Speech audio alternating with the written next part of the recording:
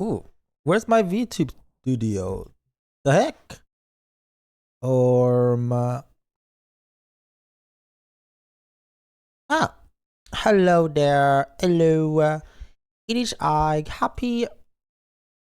Um happy Sunday. I had to think what day it is. Happy Sunday. Hello everyone. It's been it's been a while since you see my VTube model.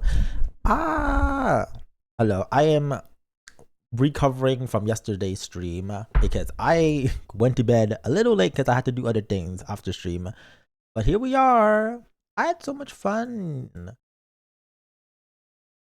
Hello, anxiety. I had a lot of fun with the baking stream. That was so fun. Hello there. Hello, Hikari. Hello, Devil, Anxiety, Draster, Kren, Blob, Crazy. Hope everyone's having a wonderful day. I had to stop for a second to breathe. Oh my god.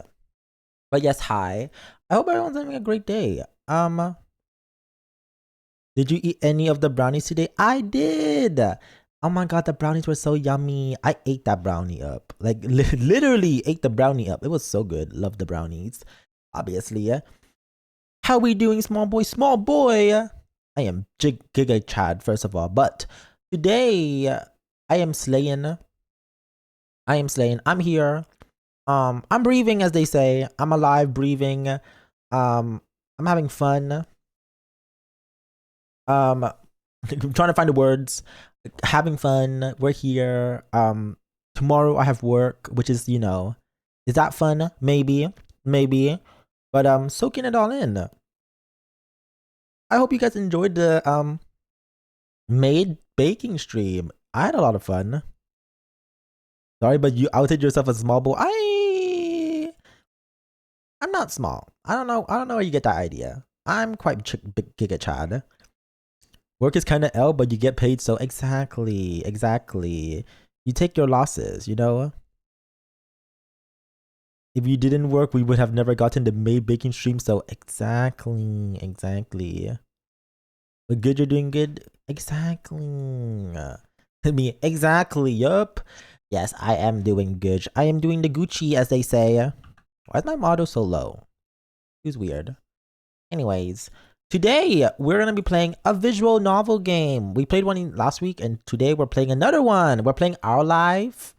Our Life or Our Lives? I think it's Our Life, if I remember correctly. Yes, Our Life. It's called The Beginnings and Always. And then there's a sequel game called Now and Forever, but that's for future reference. But yes, I've actually forgot to download the game, so I had to download it. And I got it, babes. I got it. And apparently there's a lot of DLC version of this game, which is insane. Cause I'm like, what? There's like, I think uno, dos, 1, 2, 3. Oh, here. There's a lot. There's a lot of expansions. There's a lot of different stories. So interesting indeed. We'll see how much happens in the first game, but apparently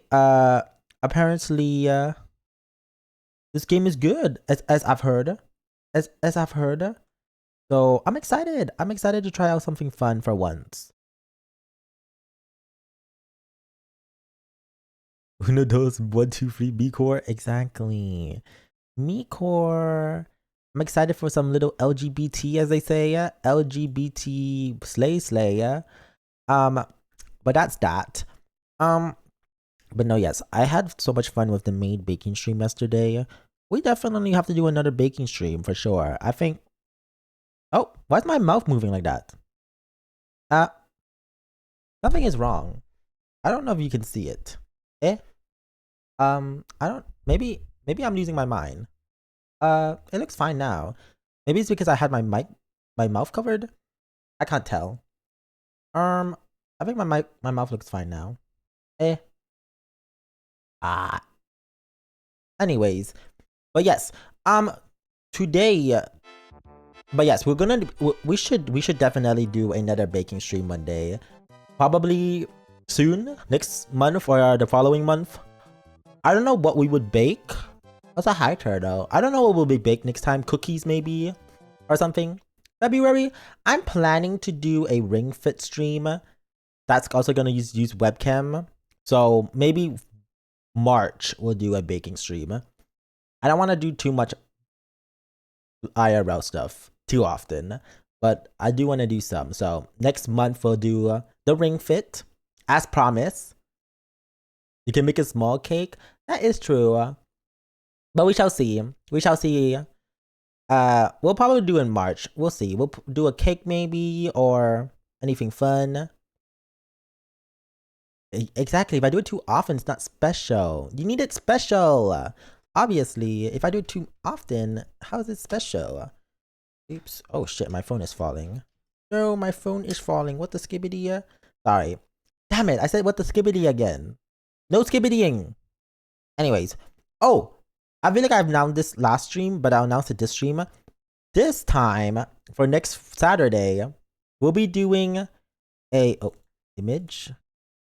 Next time, we will be doing a judging your secret stream next Saturday. So if you want to join and participate in the secrets, you can submit your secrets on the Google form. Apparently some of you guys already written some of your secrets. So I'm scared what some of you guys put on there. But if you want to participate, you can go ahead and put your secrets in the Google form, and me and chat will be judging your secrets and seeing, how, if you're guilty or not, just judging your secrets. Nothing too vulgar, nothing too bad. But I'm excited for that. I'm excited to do some little judging. Also, hi, Jacob here. Hello there. But yes, I'm excited to do that next week.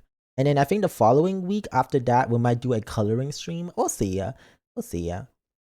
Coloring stream, and then we'll do maybe like a your hear me out, and then ring fit. Well, we shall see. No, nothing crazy. Nothing crazy. But ooh, I need to move my arms. Rockefeller Street. Rockefeller Street. Hello there, Mikhail. Hello there. Hello. Oh shit. Hope you're doing well. But God, I am so tired. I woke up late today. I went to bed around like 1 or 2. I think it was like 1:30 a.m. And I had to wake up early because I had to do like my laundry. I had to clean my room. It was a lot of work. Laundry, cleaning my room. Oh, I had to get all of that.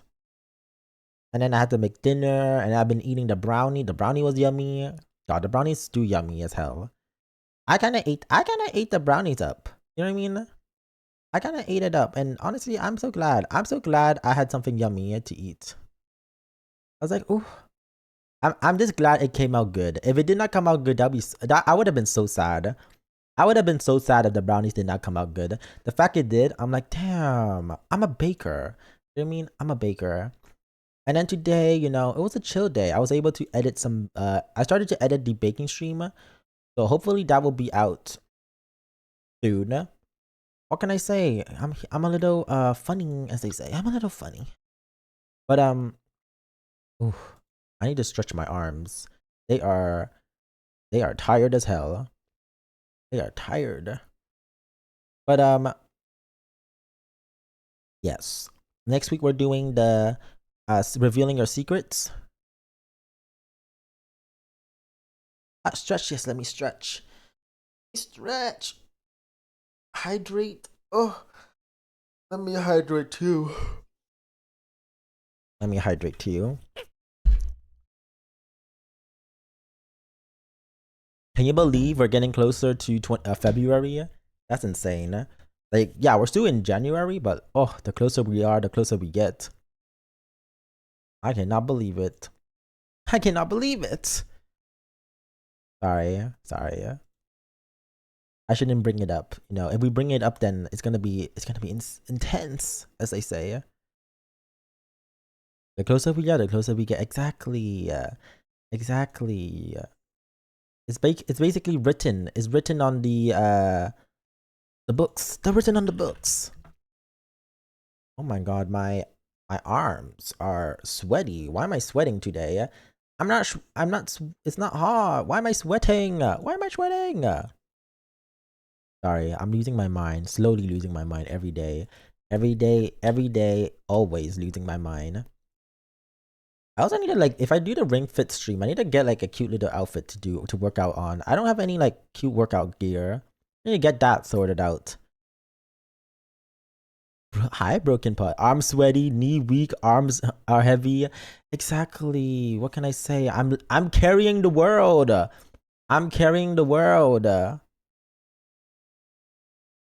can I say? I'm just so strong. So strong. Oh, I need to drink more water. Fuck. There we go. I drank all my water. Well, not all. I drank what I needed to drink. But oh, excited. Rabbit creature. Hello, Latvian. I guess I'm a creature. Oh my god, hi, are you playing what I think you're playing? Hi, Ziggy. Yeah, today we're playing Our Lives. Our Life, yeah. I also forgot there was like DLCs, but we're just gonna play the original one. And then maybe in the future we'll play the DLCs. But yeah. Yeah. Very exciting. That's what we're gonna be doing. I'm excited for that. I'm excited for that. Are they to sing Die House from Cuphead? Is it bad that I don't know what that is? What is that? I'm still waiting for Now and Forever. Hopefully it comes out. Our Life Beginnings and Always. Yes, we're playing. I've never played Our Lives before, so I want to try it out. I'm excited. I didn't even know. I knew there was DLCs, but I kind of forgot there was DLCs. So yeah, I'm excited. I want to get all of the DLCs one day. One day. I love the game. Then I'm excited. I'm excited to try it out. I'm excited. I can't wait to see Twinks. Sorry. I can't wait to see Twinks, as they say. I love the game too. Ooh, fun. But no, yeah, I'm excited. I love visual novels. I don't know about y'all, but like I love my visual novels. Visual novels are just so much fun. They're relaxing. I just like reading them. Give me good serotonin. Die House is just a deep song. Ooh, I love a good deep song. I love a song when it has like, you know, deep meanings in it. Very cutesy, very demure, as they say. I don't think anyone says this anymore, but hey. Very cutesy, very demure. I sound old. Oh, I don't want to sound old. I don't want to sound old.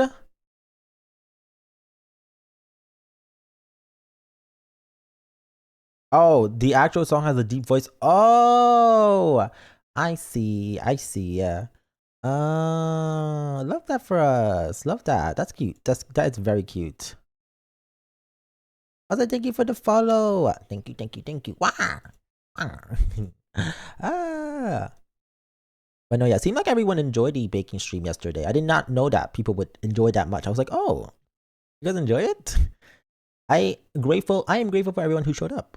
You know, very grateful for everything. You guys were slay, nice, got me blushing. But God, I missed it. Think of it a head pat. No worries, the VOD is there. I'm gonna post the YouTube highlight soon. I'm editing that one. I was like editing. I was like, damn, I'm having fun just rewatching it. So hopefully I can get it done. I get it done. Finish editing this week.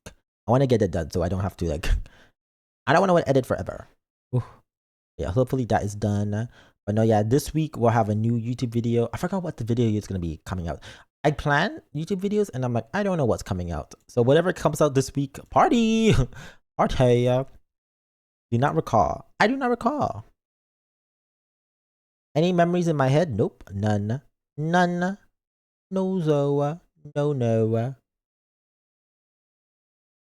And also, I post some pictures on my Twitter or my Instagram of the maid dress. So if you want to see pics, you can see it there. You can see some there. you know, trying to be as a good boy or whatever they say. I think. I try. Does it ever go well? Well, it does. It does. I'm always good. I've never done nothing. I've never done anything naughty. So if you think I've done something naughty, well, that's on you. Not me though. I'm always a good boy. And like I said yesterday and just now, we are doing the judging your secrets, revealing your secrets. So if you ever want to reveal your secrets before the 1st of February, you can do !secret or use the pinned comment on the top and use the link to the forum. It's gonna be fun. I'm excited to hear your secrets. You can make it short, you can make it long like a story. I'm interested in both. So if you want to just drop in any one of those like styles, you definitely should. And that's a hi, Shay Bunny Boy. Hi. Welcome in. Thank you for the follow. I'm Jaden and go by he him. Welcome in. Welcome in. But yes. If you want to drop in your secrets, it doesn't have to be long. Or if you want to make it long, you also can make it longer. Make it a story. I'm intrigued in story times, you know. I'm invested. If you have any like dramas going on, drop the drama. Okay, I'm invested. But yes. Well, hello there, Torhack. Hello there. But no, yeah, I'm excited for the for that. And then tomorrow we're doing Pokemon Unite. For someone who has never like know nothing about Pokemon, I'm excited. It's basically League of Legend, as I heard. It's League of Legend, but on the Nintendo Switch. And I'm excited for that. I feel like I'm gonna slay. Hi, Jaden. I'm coming on to say hi real quick because I'm getting food for my family. I'm glad to see you again. Hi, CJ. I hope you get some yummy food for you and your family. Yeah. Yeah. Yeah. Oh my god, tomorrow's Monday. Are you guys excited for Monday? Are you guys excited to go to work or go to school? If you guys are still going to college and stuff. Oh, work. Oh, hell no. I don't even want to think about work. But I have to because if I don't think about work, who's gonna pay my bills? Who's gonna pay my bills? God? Please, God would rather see me suffer. God would rather see me in hell. Working. One day. One day I would not have to work anymore. You know, that's the motivation to not have to work anymore. But we're not there yet, so gotta keep working. Gotta keep working. Ah. Hello, how are you? Hello. Hi, Love Phobia. I'm doing good. How are you? Hello there. Hello. I'm doing good. I hope you're doing good too. I hope you're doing good too. Why am I hot though? That makes no sense. Like, why am I suddenly just like sweating and stuff? Like, what goes on? It's like my body is like generating like heat or something. I mean, it should be, but like it's generating a lot of heat. Like, damn. I need someone to like, you know, blow me like down or something. Like, keep me warm. No, keep me cool, not warm. I don't want to get any more warmer. Oh, I need to buy kimchi. I keep forgetting about kimchi. I love kimchi. I don't know about y'all, but like, I want to have more kimchi. More kimchi. Oh, sounds so good. I kind of miss eating kimchi. It's been a while since I last ate kimchi. I think it's like been months now, which is like diabolical to even admit. Like, couple months now. Like, the fuck is going on? I miss my kimchi. I miss my kimchi. But hopefully I will get more kimchi soon. I need to eat more kimchi. I need to eat it down my throat. And you can make basically anything with kimchi. You can make fried rice with kimchi. You can put it in your ramen. You can put it with anything. Mm. Uh, makes me so happy. Makes me so happy, kimchi. I'm trying to figure out what I'm gonna eat tomorrow. I think tomorrow for dinner I'm gonna make like fried rice, which I'm excited. I love some yummy fried rice. Fried rice is like ooh, top tier food if you ask me. Top tier food. And you can't get me wrong. You can't get me wrong. I love some good fried rice. Fried rice just makes everything delicious. It adds so much flavor. And then like always add, you know, add sugar to your egg. Add sugar to your egg. Like oh, when you add sugar to your egg, it just like makes everything so good, so yummy, so good. And I just like it. I just love it a lot. I just love it a lot. I'm scrolling through my Twitter right now, and I'm just like looking at this. Like I just keep seeing like men titties, and I'm like, why are there men titties here? There's so much going on. There is so much going on. I need to get off Twitter. Twitter Twitter Twitter is exposing me, or is it? Or is it exposing me to things that I don't want to see? It's scary. I'm scared. Egg and sugar, yeah. Gotta add a little bit sweet flavor to your sugar. To not your sugar, to your sweet flavor to your eggs. I don't know. I don't like eating eggs on its own. Like just eating eggs. It's just like adding a little flavor to your eggs. It's just like it pops it out a little bit. It makes it so much yummier, in my opinion, at least. I could be also very wrong, but hey, I'm just saying. I'm just saying whatever comes to mind. I'm just saying whatever comes to mind. Don't you eat eggs with salt? I mean, you can also add salt, but like I'm more of a sugar kind of person with my eggs. I don't know. I like sugar a lot, so adding eggs with sugar is it's not like I pour a lot of sugars on my eggs, to be fair. It's like very little, like a very little amount. It's just like, sprinkle in some little sugar. And that's pretty much it. Nothing too crazy, yeah? Nothing too crazy at all. But I love it. I love it a lot. Love it a lot. But that's besides the point. That's besides the point. God, I wish you could cook more. Cooking is just a lot of energy and a lot of work. Sometimes I'm not in the mood. You know what I mean? Sometimes you're just a little lazy, and you're like, I could do this, but do I really want to do this? The answer most of the time is no. It's like, what the skibbity? No. What the skibbity? No. Actually, how long is our life? Beginnings and always. Is it a long game? Length. 8 hours?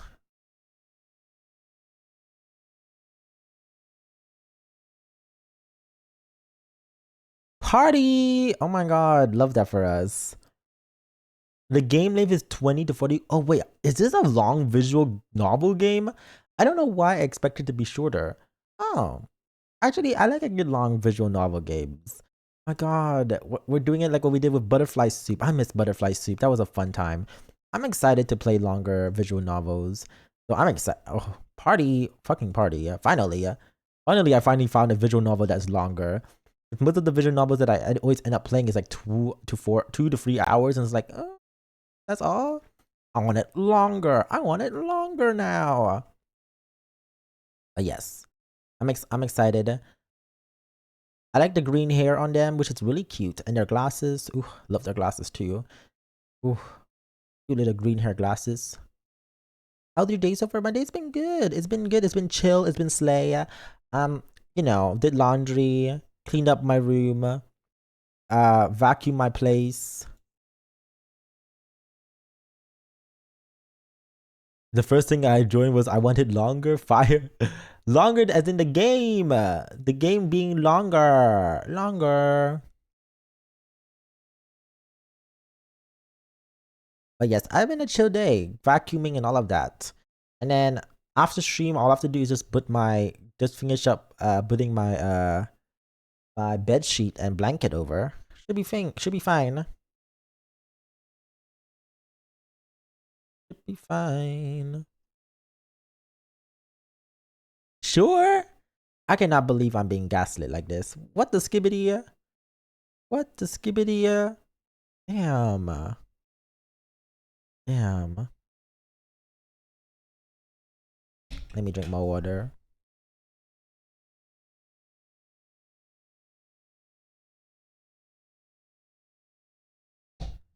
Oh my god, I just saw Yowie on my timeline. No more Yowie! Oh my god, I keep seeing Yowies on my timeline. Oh, Yowie everywhere. Suggestion on how to get a boyfriend? Um, you know, you just gotta put yourself out there, and then eventually you'll get one. You gotta find someone with similar interests with you, like likes the same games or like movies or anime, etc. And once you do, Bam! Bam! Boyfriend, they say, I think. But I wouldn't know though. But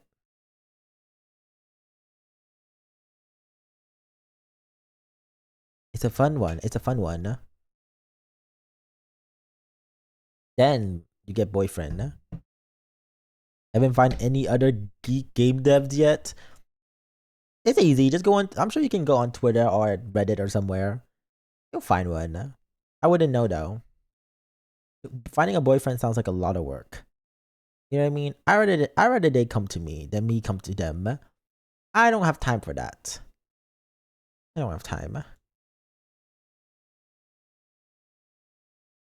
Never go to Twitter. Damn. I'm too scared to ask what goes on there. I'm too scared to ask.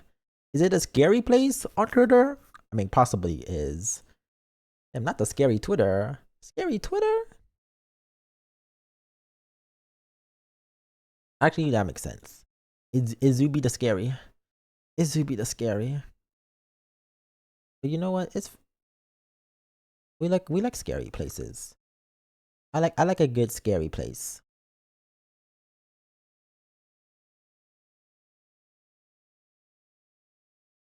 You would lose your whole soul on Twitter?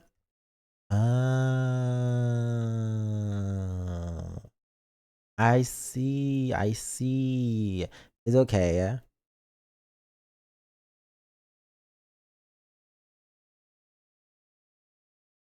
I see.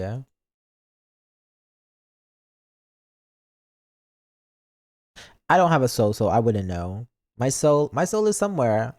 My soul is somewhere. I'm deep digging deep, and I'm finding it somewhere. Searching it real hard. Searching it real hard. And then maybe, and maybe it'll come back. Maybe. But I can't. I wouldn't know. I wouldn't know. I don't know why I keep sweating. Oh my god, is this what happened when you like lose hair? Like suddenly you start sweating more? Was my hair like protecting me from sweating? I thought like the more hair it makes me sweat more, but I feel like I'm sweating more now that I have less hair now. Oh my god. Bonjour. Bonjour the pro Aria. Bonjour. Hope you're doing well.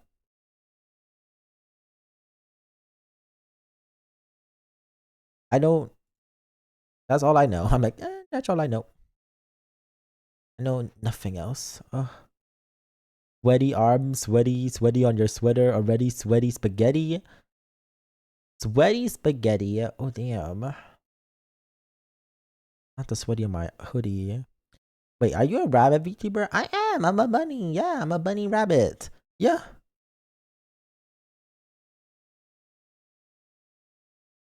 Obviously, yeah. I like being a cute little bunny. A little cute little bunny.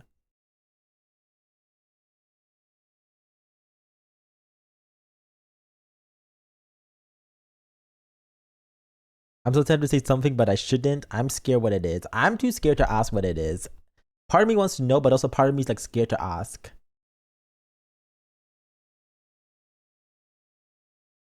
It's like I'm like questioning like how bad is it? Like is it that bad? Is it good? I know what I have to do, but I don't think I have the power to do it.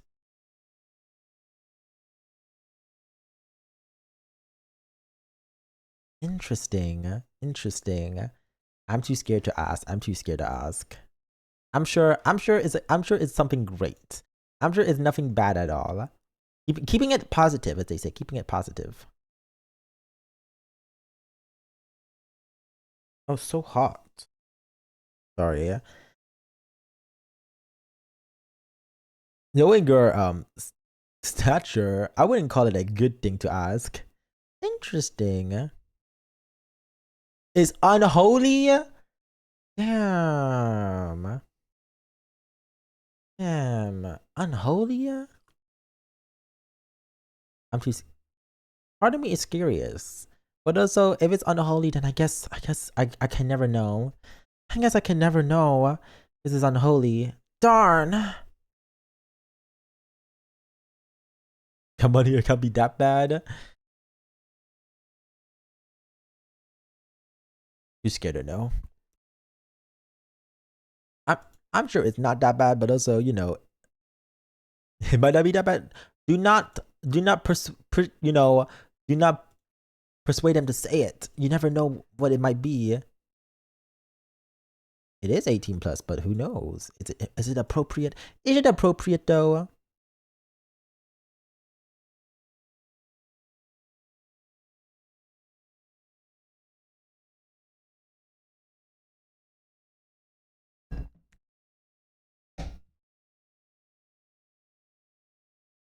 We are sinners. Sinners? I've never sinned in my life. Whoa, whoa, whoa. Sinners? I don't know about you guys, but sinning, that's kind of weird, champ. Kind of weird, champ. The only sinning I ever done is singer. Oh, you haven't? Can I infer without saying it outright? I mean, I mean, interesting. I mean, hey, if it's, we'll see how bad it is. If as long as like nothing, unwarranted, something not inappropriate, then maybe, then maybe. Listen, my chat has said crazier things, wanting to sniff anything or lick anything. I've heard it. I've heard it worse. To be honest, I've heard it worse. Well, what rabbits are known for? Breeding in heat. Always, always in heat and breeding. Good for the rabbits. Good for the rabbits. Not me though. I'm different. You know what I mean? Not me though. We're very different. I'm just, very chilled. I'm laid back. I don't do such intense thing. Why was your first response breeding? I mean, I'm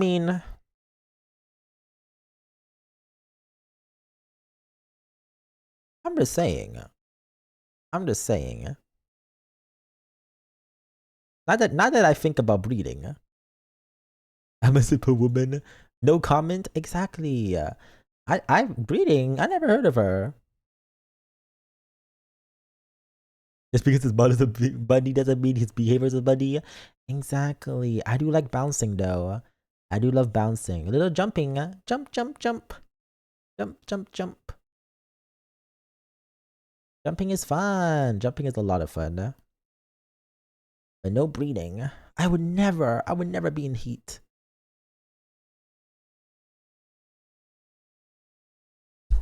Oh, I had to yawn for a second. Also, thank you for the follow. Thank you for the follow.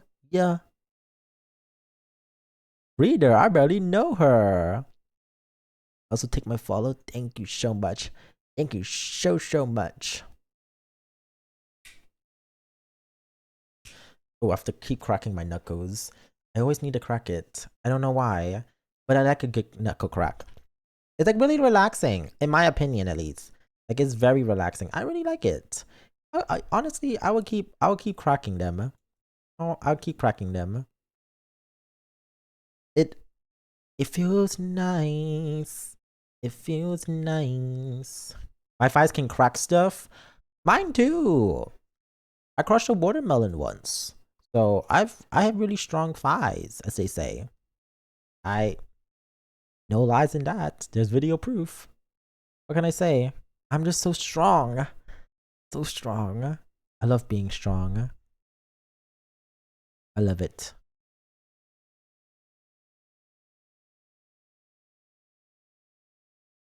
Oh, you actually see that? I have footage. Wait, let me find a video. Let me find a video. What the skibbity? Where is it? Where is this damn pie crushing? There we go.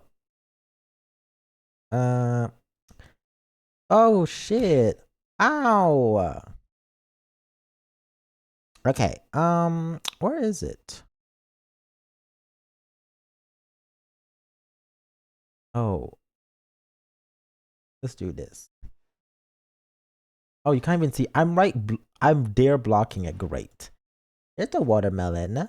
And then, bloop. Gone. Watermelon gone. What can I say? I'm just so strong. This is a nice shirt. Thank you. Thank you so much. I would eat that watermelon, to be honest. Oh, Oreo. We know that. Oh, Oreo. Hi, Oreo. Must be bun flavor? That's crazy. Yo, dude, can you call me a good boy? It's my birthday. Well, happy birthday there, Roach. I hope you're a good boy. Now you have to pay up $5. Each good boy costs us money. I will eat those fives. Excuse me? That's crazy. I've always cracked my shoulders and my back, but I rarely can do that at the moment. My body would hate me even more. My body is going through it. Low-key making me blush right now. Oh my god. What can I say? I'm just so powerful. I'm just like so Giga Chad powerful. I just can make anyone blush. Is it normal for femboys' behavior to moan every other sentence? Uh,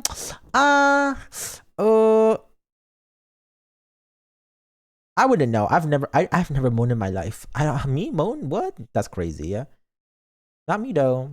I don't make any noises. What? Me no making noises? What? Listen. You literally moan after you burp. You have no proof. Like, what do you mean I moan after I burp? Like, that makes no sense. I've never moaned.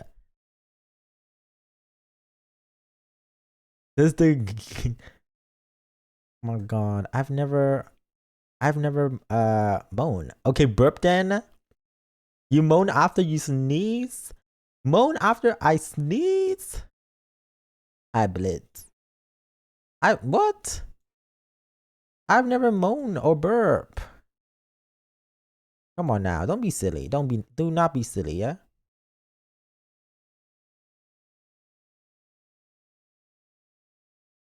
I've only made cute sounds. Like see, isn't that cute sound?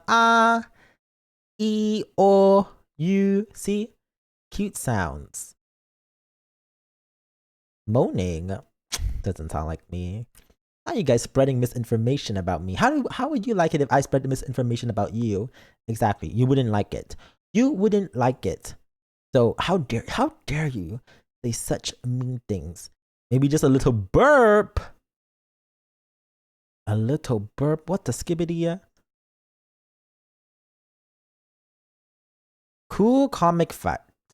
Doomsday in DC has an ability called adaptive evolution, where if he dies, oh yeah, if you keep killing Doomsday, he keeps coming back and he becomes stronger. I know this because I watched Superman and Lois. Also, hi, Fazbear Lord. I miss Superman and Lois. What a fun time. What a fun time. I love Superman and Lois. Why did they end the show? I can't believe they end the show. I wonder how this human will respond to meeting the Red King. Who is the Red King? The Red King? Who's red? Should I be scared?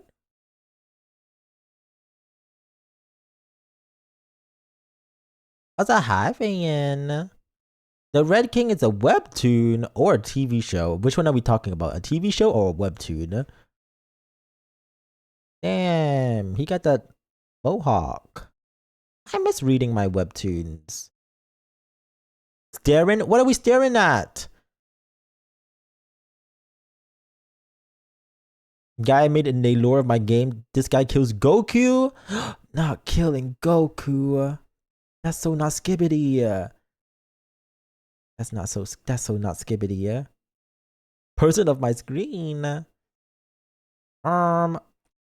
What the skibbity, yeah? What the Ohio Riz? That is crazy. That is crazy, yeah? I like staring at people. It's so fun. I need to read more webtoons. I need to get back to my webtoon reading. I keep forgetting. I keep forgetting to read my webtoons. Damn. I can't believe that. I can't believe I keep forgetting. I feel like a fake webtoon reader. You know what I mean? I feel fakey. But no one can defeat Goku. Maybe I can.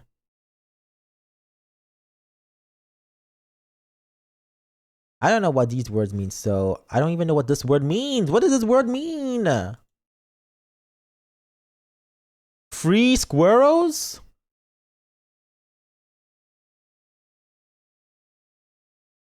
Squirrels are cute. Love that. Love squirrels.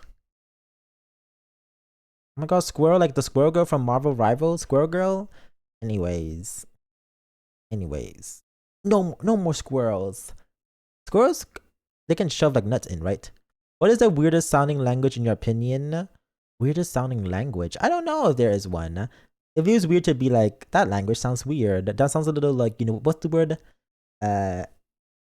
Ignorant and arrogant. Having each language has their own sounding. I would never diss a language, especially if I can't speak it. If it was wrong, very scary. I need to keep cracking my knuckles. Keep cracking my nose. I'm playing Heck Chubby Bunny. I'm playing Heck Chubby Bunny. Props can beat the Goku. You think I could beat Goku? I don't know. I don't know. Goku's like, you know, he's like cute. I've defeated him on like Fortnite. Does that count? Does that count me defeating him on Fortnite? I think that's the same thing, right? If I did it on Fortnite, it's canon. It's a canon event. Right? Right? Ah, yeah, right. It's a canon event and I did it. Yup. Yup. What can I say? I'm hashtag truthful. I'm always hashtag truthful. Oh, Goku. They need to bring back the Goku specials abilities on Fortnite. I kind of miss playing it. I miss doing the Hami Has and stuff. Like I don't remember much. You ever play any DBZ games, Bunny? That would count. DBZs. Oh, Dragon Ball Z. I played one Dragon Ball Z game on my phone. It's like a connecting ball shit or something like along those lines. That's the one I played.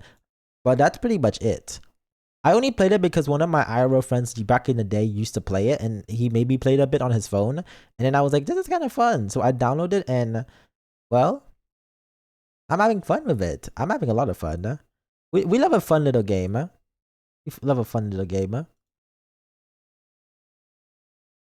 I know nothing about Dragon Ball Z. Like you can ask me like what Dragon Ball Z is, and I wouldn't know. I wouldn't know.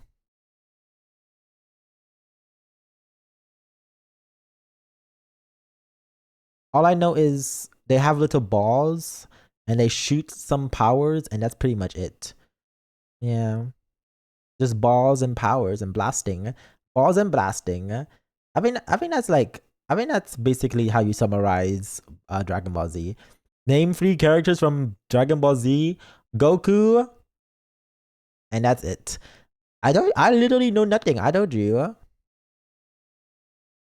But there are buffments in DBZ's eyelid. There is strong buff man. Damn, I know nothing. Eyelid. Strong buff man. We love a strong buff man. I think. I I've I'm just a boy. I'm just a boy who just, you know, mess around. Muscles, you know, they're not like my my big favorite thing, you know. If you like muscles, hey, don't let me silence you. Muscles are cute. Some of them even have long hair. I've seen pictures. I have seen pictures of their long hair. I have seen that. But no, yeah, I like know nothing about Dragon Ball Z. I've seen the anime a bit. Like I've seen like a bit, but like when I was younger. Like anything in between since then, like I have no recollection at all.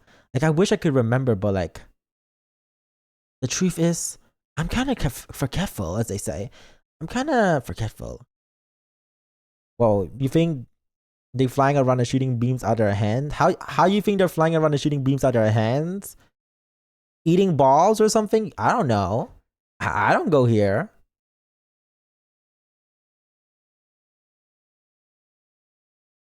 That's how I imagine. They're like eating balls or something. I like balls. Like yummy balls. Like fish balls, meatballs. Uh, mm-hmm. They work out a lot. Working out, oh, boring. Yawning, oh. Working out. Good for them. Of course, you like balls, Oreo.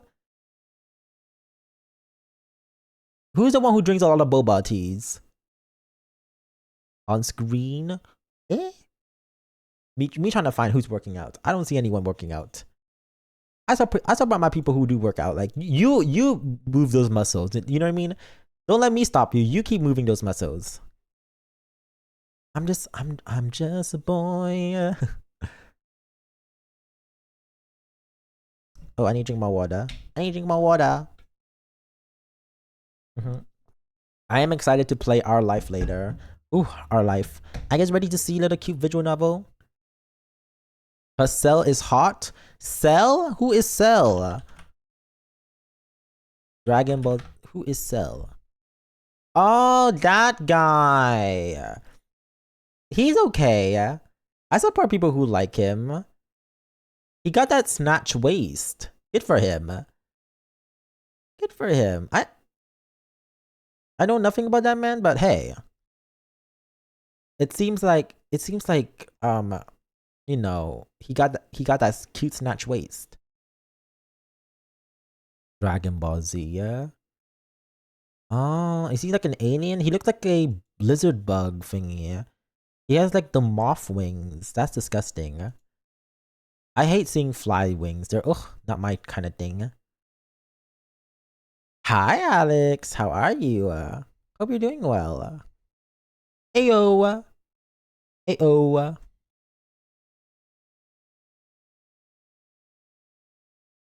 I'm so. Oh. How do you stop sweating? Does anyone have a tip? What's everyone's tip to stop sweating? It do be so much.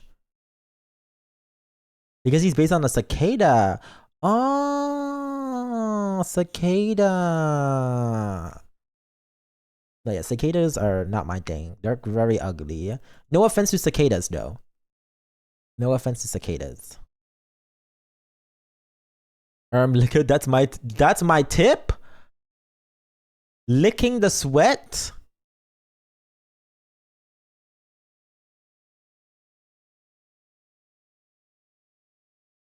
Good for you. Offense to cicadas. Hi, Shark. Listen, sometimes you gotta be mean to these cicadas. Ice cold bath. I don't have a bath. Me no bath. Me no bath. Maybe one day. One day I'll have a bath. I only have a shower. I hate them. They scare me too. They're scary. They're ugly. Everything.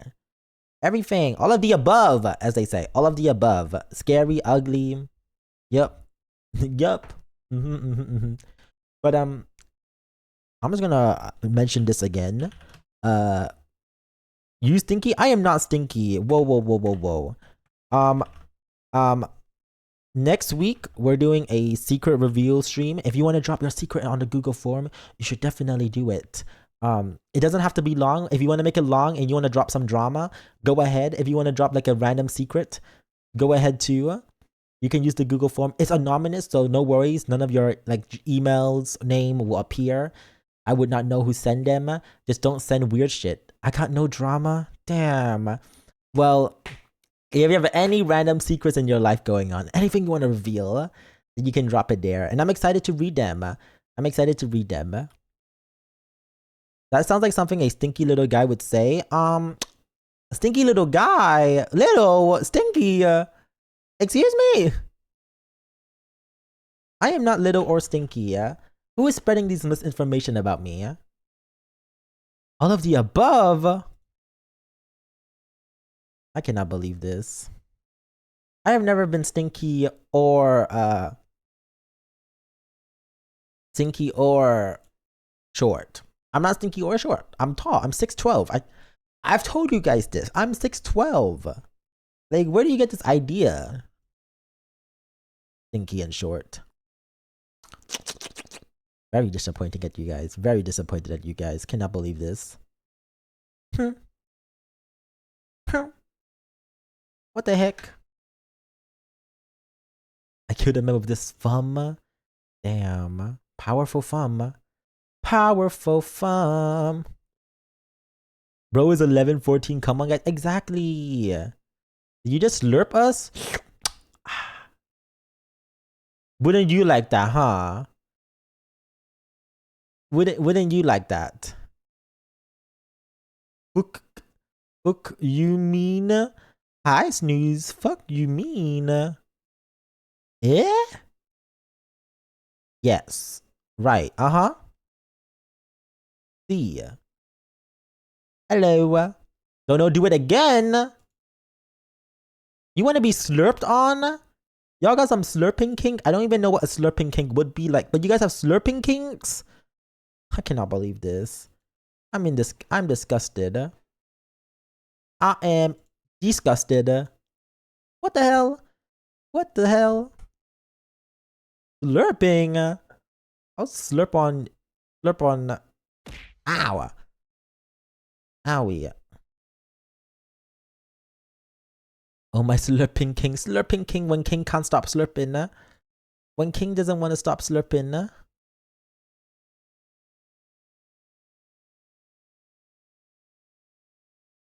I love slurping. Slurping my boba drink, slurping anything, you know what I mean?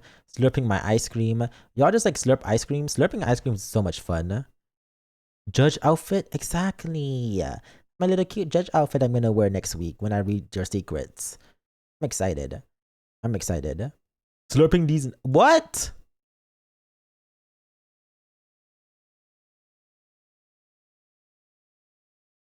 No, these nothing. Why would you just these nut me? What? That's like rude. How would you like it if I these nut you? The heck? The heck? That is so hashtag rude. I can't believe this. I would never these nut anyone. First of all, I personally wouldn't mind. That's true. That's true. Our favorite these nut slurper name Oreo. You're right. I shouldn't shame. Sorry. I shouldn't be shaming anyone. Forgive me. Maybe next time I'll learn from my mistakes.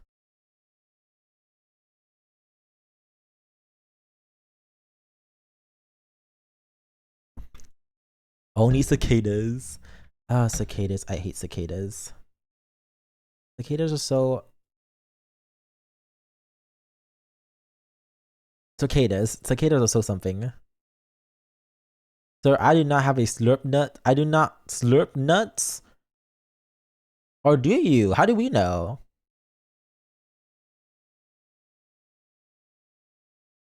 How would you know? How would I know? And how would you know?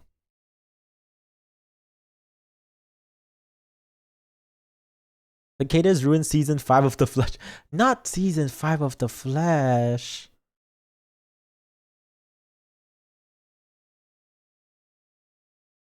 I love season 1 and 2. We don't talk about The Flash. Come on now. That's like those are like we don't talk about it. That's scary. We don't talk about The Flash. That's like ancient texts. You don't want to talk about it. Because once you start talking about it, it goes downhill, baby. The Flash. Remember Flash games? And then they removed Flash now because the internet is different now. I miss playing Flash games. What a time. What a time to be alive during those eras. Kinda miss them. We should bring them back one day. Or we shouldn't. You can only know if you're a professional. I wish I was a professional at something, but I'm not a professional, sadly. I'm just your favorite little skibbity toilet. You're talking like an old man back in my day. I'm not an old man. Whoa, whoa, whoa, whoa, whoa, whoa! Don't say that. An old man. Excuse me. That is hashtag so rude. Talking like an old man. Can't believe this. This is heartbreaking. This is heartbreaking. I am not an old man, first of all. Second of all, how dare you? How dare you? You think I'm old? I'm young and fresh. Thank you very much. Young and fresh.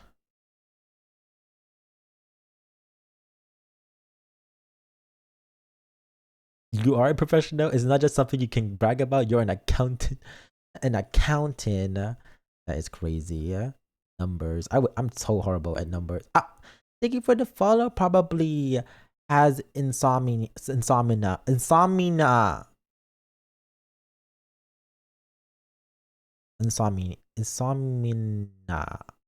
Why did I struggle to say that word? I know how to say the word, but like I struggle. Oh my god. Hello, thank you for the follow. I'm Bunny and Jaden. Go by he, him. Hello there. Today we are actually gonna play our life, and you know what? Let's get into the game. I kind of miss playing it. You're rage baiting English. You are rage baiting English speakers. You're rage baiting English speakers. How am I rage baiting? Rage baiting. How? Hi, Sky. I have never rage baited in my life.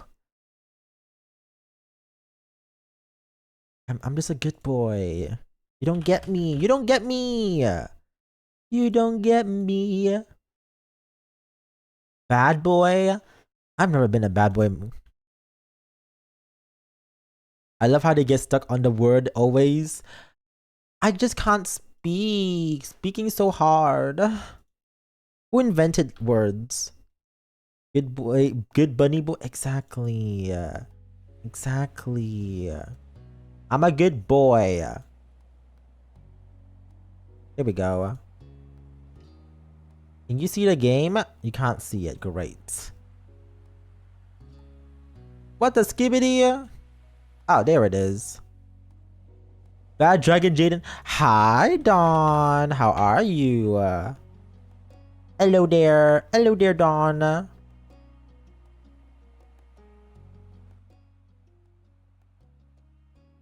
Text outline. Thick. Medium. Screen text. Animation on. I'm goodish. Thanks for the shout. No worries. What the skibbity? What the skibbity? But yes, today we're gonna be playing Our Life. This is supposed to be like a cute little visual game. So I'm excited. I've never played it before. So I'm excited to play it. Welcome to Our Life. Begin and always. Skip. Okay.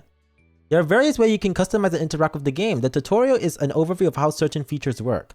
You can read the full tutorial from the main menu and learn everything in details. To start off the game is divided into 4 time periods called Step 1, childhood. Step 2, adolescence. Step 3, young adulthood. And Step 4, adulthood. Our life is further divided into a set of vignettes that takes place of specific periods of time. These are called moments. Moments can be played in any order or skip entirely. You can move on to the next step. Otherwise, whenever you want to be selecting that summer is ending. Step 1 and 3 includes 5 moments each and even can be unlocked by purchasing DLC. Some are out now and other DLCs will be released later. Step 4 is an epilogue and doesn't include moments. A lot happens over the years that goes by, especially in regards to characters you play as. You determine nearly everything about the main character's name, appearance, personality, pronouns, interests, skills, and the relationship with the major characters and so on. You can decide to change the details as time goes on, with a few exceptions. Your last name and skin tone, your color, and your eyes colors cannot be altered once set. Much of the MC basis traits are determined on the character's creation screen. As the MC grows up, more options becomes available on the screen. As mentioned, One of the decisions you will get to make for your character is selecting a name. You can type in any names you like, or you can pick a preset name. Okay, this is so many words. Can we skip this? I'm so sorry. So many words. Okay, Jesus, tutorial, blah, blah, blah. Okay, here we go. Finally. Okay. First name, let's do Jaden. Jaden. Yeah. Let's see here. What kind of face? Let's do a round face.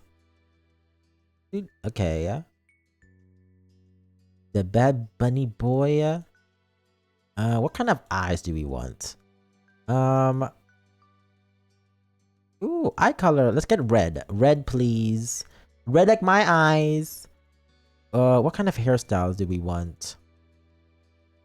We have bangs. Can I get bangs, please? Any bangs? Bangs. Bangs. Ooh.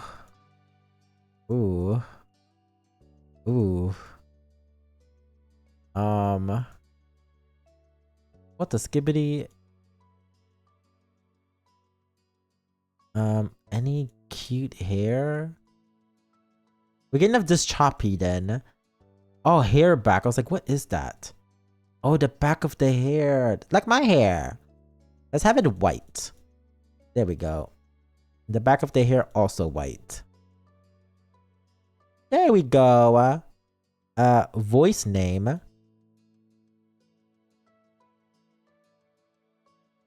Like a grandpa. Who is a grandpa? Birthmark? Rose cheeks. Hand size. Glasses. I do not want glasses. Birthmark, scarf, freckle, accessory, bracelet. A bracelet. Clothing type, pants, skirt, shirts. Pants and shirt. Okay. Change. Can I see more? Done. Summer is sunset bird was a special time of the year. You usually sleepy time began to bustle. Where's that cooking stream? Hi Marcy. What do you mean where's that cooking stream? That was yesterday. That was yesterday.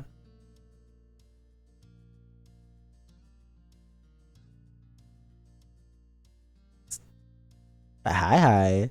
Chef is gone, yeah. We'll bring back Chef one day. Maybe soon, but not too soon. Gotta make you guys crave for it, you know? You have to beg. You have to beg for me to bring it back. It was a popular tourist destination with people coming from all over to enjoy the beach, the weather, and the relaxation that came with both.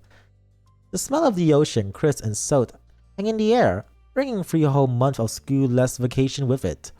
During the summer, your mom didn't like you to wander too far outside of your neighborhood, so you knew the area pretty well. That includes the people.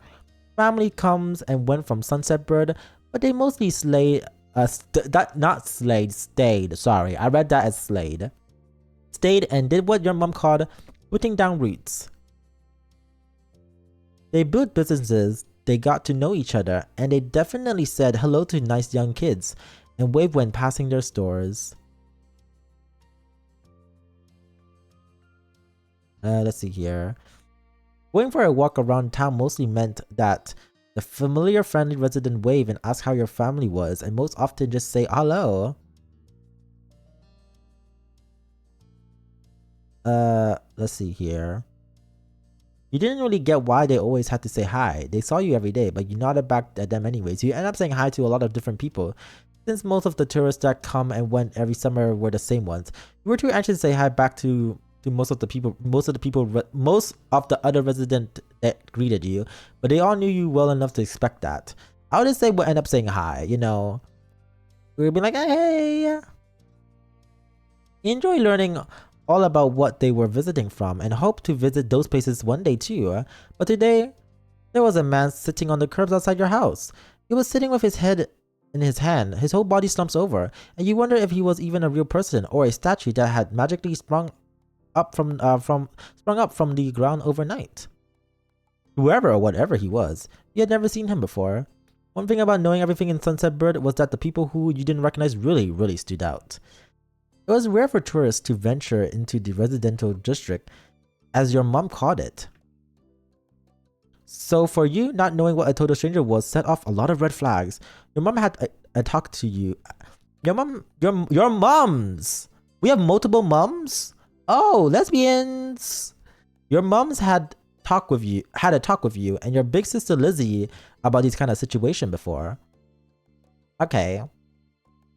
You hadn't exactly been listening at the time. You think it could be okay to talk to new people. They mentioned that some people aren't good to talk to, but other type of people can help you even if you didn't know them. You remember that it was okay to run away if you feel uncomfortable. You don't have to worry about being polite then. I did pick the second option. I feel like the second option is like more slay.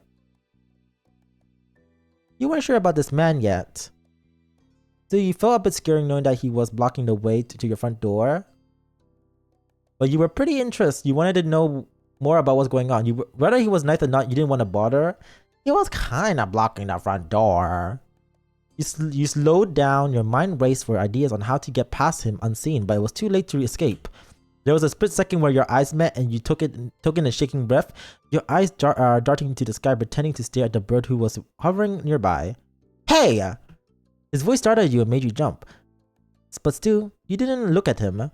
The bird landed on top of the nearby gatepost, and its black feathers ruffled against a gentle breeze. Trying to keep your eyes on it was tough, especially when the man stood up and started to make his way towards you. Okay, what are my options? So many words. You know, words are important. We need to learn. We need to learn these words. Let's see here. Not wanting to seem too approachable, you folded your arms and stared. Still unsure about him, but willing to friendly, you offer a stranger a smile. Your whole body was frozen in place as he approaches. I was just gonna smile, be like, hi. The man gave you a grin on his own back. Do you live here around? Do you live around here? What's your name? He's cute. I love his tattoo. Is that a gray? Is that like a stingray? Cute. You look at the man up and down, taking his tan skin and relaxed appearance. At least his clothes were relaxed. The way he was acting wasn't. He had sharks on his shorts and his stingray tattoo, and you wonder if he was obsessed with the ocean or something. How do you make your assessment? You look at you expectantly, waiting for you to answer his question. I'm not gonna say my name. I'm gonna be like, yeah, I live here. Yeah, I live here. That's great. You look happy to hear it, giving you a broad smile. What? A $20? He reached out in his pocket and pulled out a clean $20 bill. It's crinkled in his hand as he held it up to you. Even more confused than before, you look back at him. Why am I getting $20? Well, could you do me a favor? Nothing bad. Sorry, I should have... Let me start over. Not him blushing. Sir, why are you giving me money? What game is this? This game is called Our Life. It's a visual novel game. I am blushing. Look how cute he is. He clears his throat and stood up straighter. From where he was standing, it just made him look creepier. I have a son. His name is Cove. Who's about your age? Is he paying me to be friends with his son? That is crazy.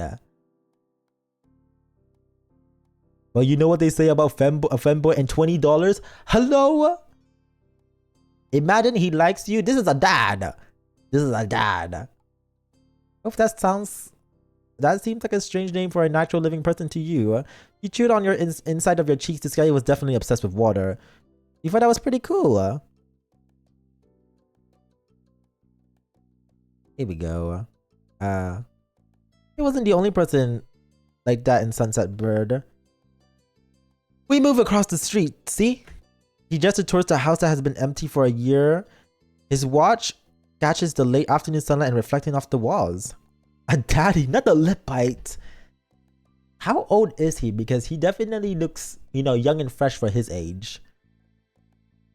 The gigantic for science cell was finally gone. Hey, Bun. Hi, Ruin.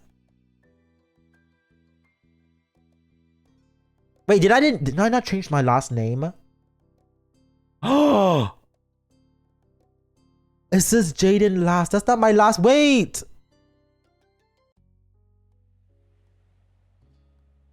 I need to redo this. I didn't change my last name. Wait. Oh my god, we have to redo this. I didn't change my last name. I'm so not smart. Jaden, I don't know. Jaden Bun. Jaden Bun. Okay. It's okay. It's okay. We just need to do this really quick. Oh my god. I can't believe I forgot to change my last name. W Bun. Listen. Bracelets. Hats and bracelets, pants and shirt. Okay. Okay, we have to skip all of this again.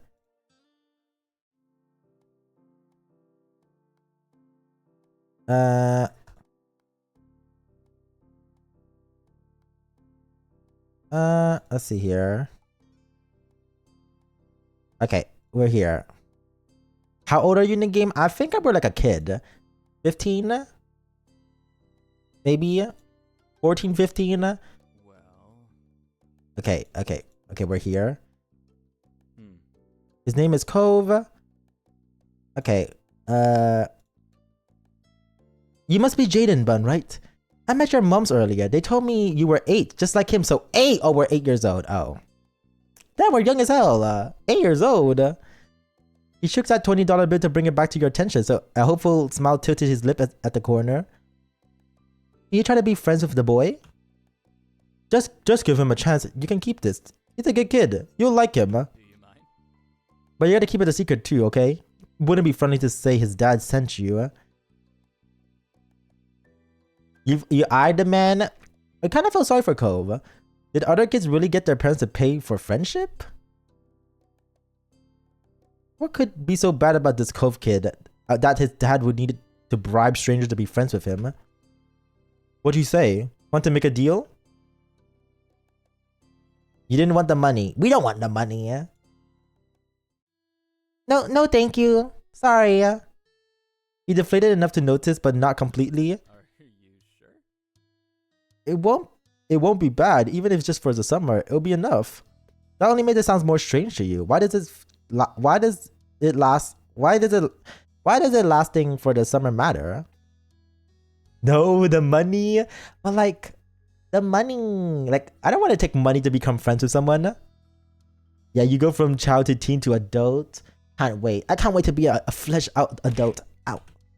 When it was clear his initial strategy wasn't going to fly, he tucked the bill into the back pocket and changed the request. I get it. You don't have to. Would be comfortable with me and with he and I coming by the normal visit? No money involved? Ow. You have to ask my mom. You didn't answer the man, I guess. Okay, you can do that. Yeah, I want to meet him. I feel like an 8-year-old would say that. Be like, yeah, I want to meet him.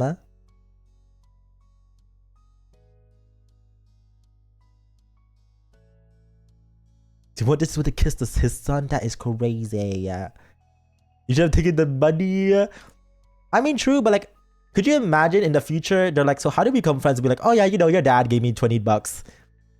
Like, I would, if I found out someone did that to me, I'll be so pissed. His mouth got bigger again, his eye crinkle at the side. I'll bring him over by tomorrow. I want him to meet and greet with the neighbors today, but... Well, I don't know where he's gotten off to. He laughed when he said that, but with the way his face looked at you though, he's actually wanted to cry. If you see him, could you tell him to come home? He got a pink cast and glasses. You can't miss it. Sure thing. How did he lose his kid? He looks like he's in his early 20s. Yeah, he looks young, yeah. I bet he's at if his son is 8, maybe he's like almost in his, like he's almost 30. Trying to think here. Almost 30. I don't know how old the dad is. This definitely wasn't the normal way kids make friends. You knew that, but you were still going to help. The man smiled and reached out to pat you in the head, paused before doing so, then pulls his hands away instead. Your mom's already checking around for me. Such a thoughtful group you are. Now I better go look too. Can't put everyone else to work while I keep sitting here. I thought he might come back. And that's not what's important. I have to go. Thank you again, Jaden. So much. He jogs off down the street without another word. You decided to check the hill behind your house. Step 1, first sight. Ooh. The chirping of crickets in the tall grass greets you, quiet and familiar. From the top of the hill, you can see the ocean. As you walk, you listen to the crash of the waves on the shore. The seagulls squawking as they settle down for the night. You always loved the ocean. It was so much fun. You love to hear stories about the seas, about the merfolks and the sea serpents. You imagine living far beneath the waves. You don't enjoy the beach at all that much, especially the sand, which got absolutely everywhere. I forget how kind of a creep Cove's dad is. A creep? He's a creep? Oh my god. Sometimes you could almost convince yourself you had seen the flash of a shiny mermaid tails in the distance. You took in a deep breath. You wanted to try to relax and couldn't. You weren't sure what, but something told you that you weren't alone, so you glanced around. Oh! There was a boy sitting on the top of one hill, almost completely hidden, and within a long grass and white flowers surrounding him. His hand was buried in his knees, staring ahead by himself. For whatever reason, probably just he wasn't paying attention, he hadn't noticed you yet. You watched him a minute longer, feeling a little bit like you would found a deer in the wild. Though deers didn't have green hair, wavy eyebrows, huge glasses, pink cast, sad frowns. A sad frown. But this new boy did. You wonder what could have upset him. Where's his mom? That's curious. No, it's just that he tried bribing a kid with money to be friends with the kid. He's sweet, but it's definitely weird behavior. Yeah. After a few more seconds, you took a step forward, then another. He then glanced your way. His aquamarine eyes reflects the light of the moon. You stop, raising a hand to acknowledge him and show you weren't scary.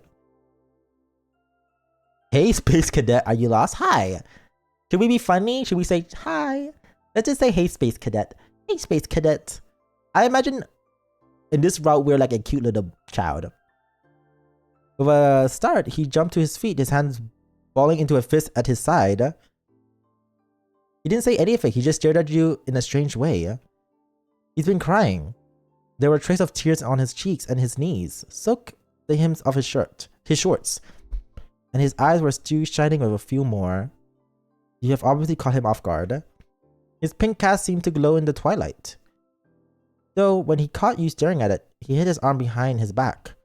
Something this man earlier had said stuck on you. Hey, bunny, cute outfit yesterday. Hi, Alex. Thank you. Thank you. What can I say? What can I say?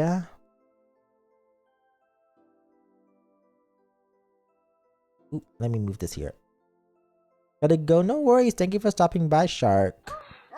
Not the Mombar far. What the skibbity? What the skibbity, Ohio, Riz?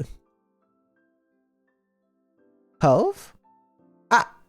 His eyes widen, he studies you. How would you know? I met your dad. I'm all-knowing. Lucky guess? Do we want to mess around with him? Do we want him to go hee hee ha ha? Or do we want him to like not want to kill us?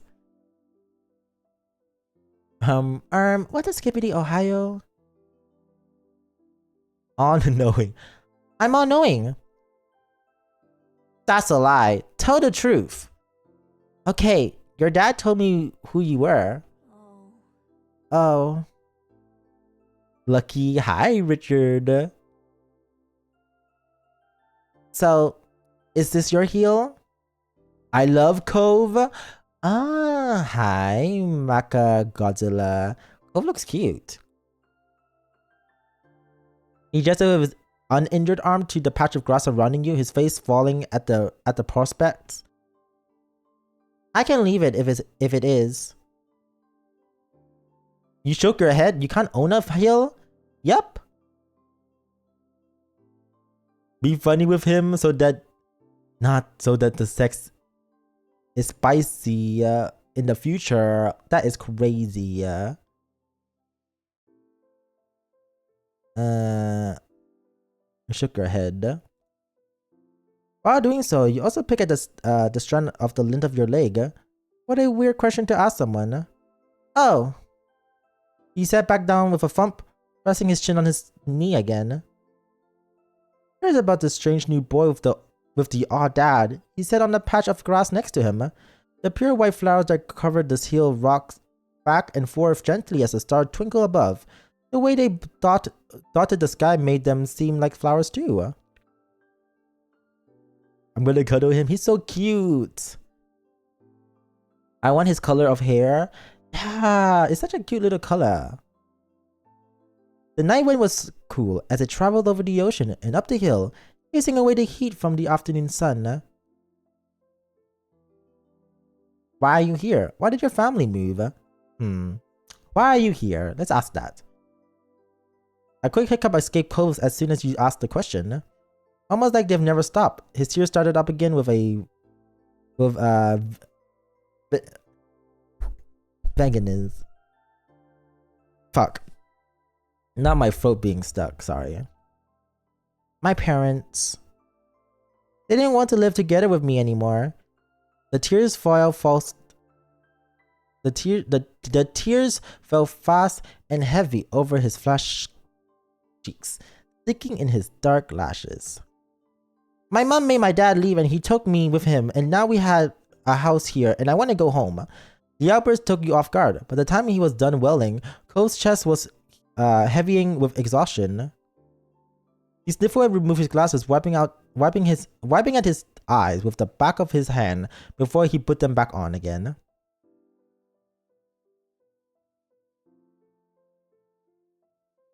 I hate this place. I want my real life back. I want my mom. Now it's being like, stop crying. Let's see here. You like it here? You just gotta get used to it? Your dad seems kinda nice. I'm sorry? What should we say? I mean, I feel like I'm sorry is like the better option to say to someone, right? Telling someone to be like, hey, stop crying. That sounds a little bit rude. I'm sorry. He slipped his hand underneath his glasses and pressed his fingers against his eyelid. Cove wounded himself up again from another long crying fit. You felt bad for him, being forced to come here with no choice. You couldn't imagine what it would feel like to live with only one of your moms, but it must be pretty hard. But from way off the distance, you heard your parents. Jaden! Kids, where did you go? Cove looked at you, tears still clinging to his cheeks. Don't tell them we're here. I want to go home. I don't want to go back to that house. You can handle it. You have to go. Don't worry so much. It will be okay. Sorry, I had to. When you asked before where his mom was, I was gonna say she's dead. Guess I had bad memory. Seems like his mom is still alive. Seems like mommy and daddy is having a divorce and mommy and daddy are fighting. It'll be okay. You were struck by a sudden need to reassure Cove. It's not gonna be all fun, but isn't he your family too? Yeah, I guess. Then you can count on him when you really need him. You shoot him a grin and pushes yourself to your feet. Slowly, Cove stood up with you, still looking a little reluctant. His dad's voice rings over again. Cove, can you hear me? He looks towards the sound of his father's voice, silent, then turn away while rubbing his not bandaged arm. Sorry. I still don't want to go. You waited silently with him. You tried to convince him. You call out yourself. Thank you for the follow. Hi, Ira. Hi. Hope you're doing well. I'm Bunny J. Go by here and welcome in. What should we do? I'm trying to think here. Stand by him. Wait silently. We could do that. Wait silently. You know, the peace, the quiet. You try to convince him. You call out yourself. We can wait silently. Yeah, I get it. You do? Before you could answer, you heard Cove's dad even closer than before. There you are, bud. You look so cute. Thank you. Thank you. What can I say? I love looking cute. It's very important for me. The trio of parents appeared over the curve of the hill. Instantly, all their eyes landed on you and they rushed over you. That's our mom slays! Oh my god! Slay! Both of your mums were at your side in a split second, face filled with worry. Jaden! You're here after all. We've been at the park to check for Cove and then heard what happened earlier when you met the new neighbor. I thought you might have gone off further away. Yeah, the mums are pretty AF. They are. Damn, the mums are pretty. I like cute things, even cute people. Oh my god, people shy. Yeah? And the mums are slay. Love that for us. We love the slay mums.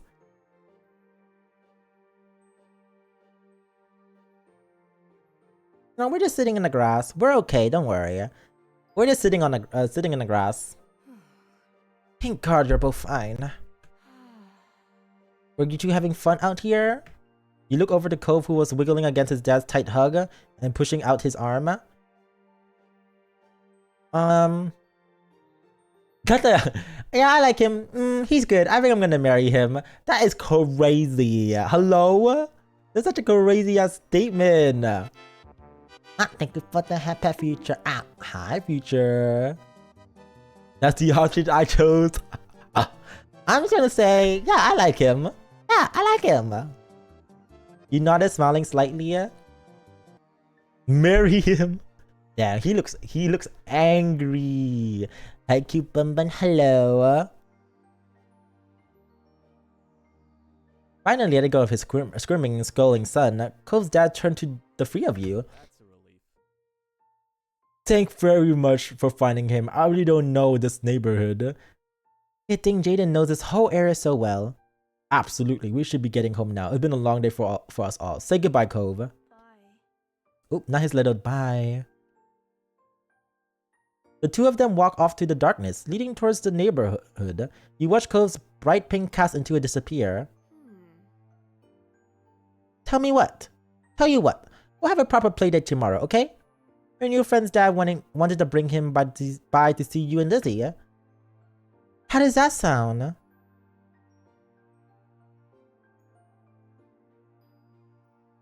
It sounds like words? Sure, I can show him my stuff. Of course. Then okay. Both of your moms laugh, they sound overlapping into a warm, familiar chorus. Mommy puts her hand around your shoulder and leads you towards the path. Satisfied and more than a little ready to go to bed after your long, exhausting day, you follow them home. Choose your feeling for Cove. This is how you feel towards Cove for this step. It can change in later steps. Oh. Crush, fawn, indifferent, direct, relaxed, nervous.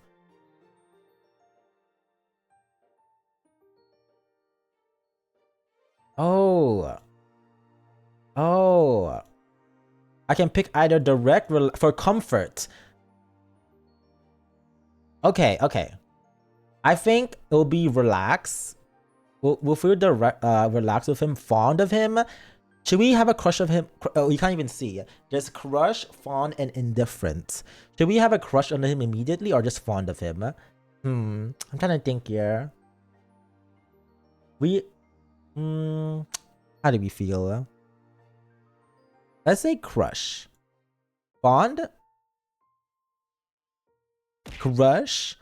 Let's do crush. Okay. You won't be able to change it again until September 2nd? Oh, step 2. I was like, September 2nd? Okay. The next morning, you finished your breakfast so fast that you practically inhaled it. Your sister Lizzie had run out earlier to go play, but you stay put. Crush, yes, crush. Today, just like your moms had promised, Cove was coming over to hang out. Oh, look how pretty they are.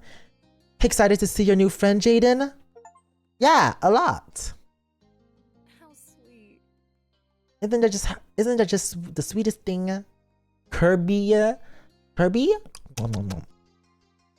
I bet the two of them are going to be great playmates. Okay. With that said, are you done with your breakfast? Haha, I don't know, am I? Yeah. Your bozo was entirely empty, so you nodded.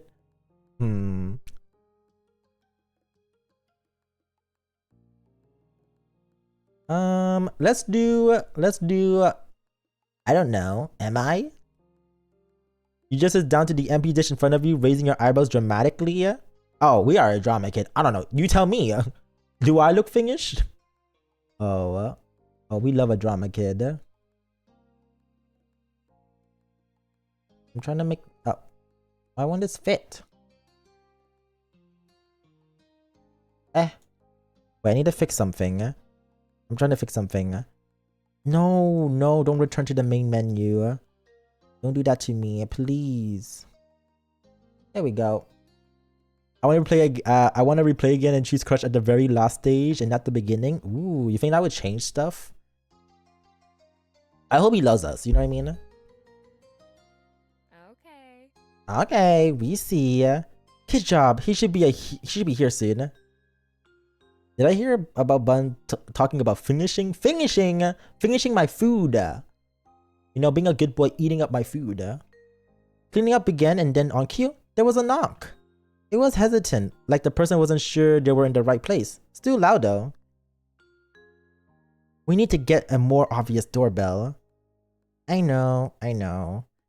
Jaden, can you get it? You practically leap out of your chair on the way to the door. Hey, Bun family. Thanks for having us. Mr. Holden, as your mums has called him, and his son were here. Both looked different in the bright lighting of your living room, and when he wasn't crying. With his dad standing in front of him and mom and mommy behind you, you and Cove looked at each other. Pleased to see the interesting new boy again, you smiled at Cove. Cove returned it shyly. You twisted the Fred bracelet on your wrist. You twist the crystal bead bracelet on your wrist. You twisted the flower bead bracelets on your wrist. You twisted the shell bracelet on your wrist. Let's do crystal. Of course, you're eating your food. Why wouldn't I be eating food? I love food. I know they live in a small town, but the adults are very questionable. My parents would never let me open the door without them. Hey, I mean, who knows? I had to cough for a second. I never opened any of the doors. I had too much anxiety as a child. Let's go play in my room. Okay. Nice little okay. Take care. Let us know if you need anything, you two. Have fun, kids. See you later, son. Play nice. You lead him to your room, puffing out your chest a little bit at the sight of your treasures. There were lots of stuffed animals, a cool bed, a window to look out. It was a great room. You haven't had anyone to show it in a while, but you were ready to pour it. You were really proud of it. You leaned a little closer in one of your drawings on the wall. I like this. Me too. I drew that. Thank you. I don't. I drew that. Cool. Damn, he's giving us one word response? Oh, it's gonna be so hard to talk to people with one word response. It's like, please feed into the conversation. I'm begging. Oh my god, one word?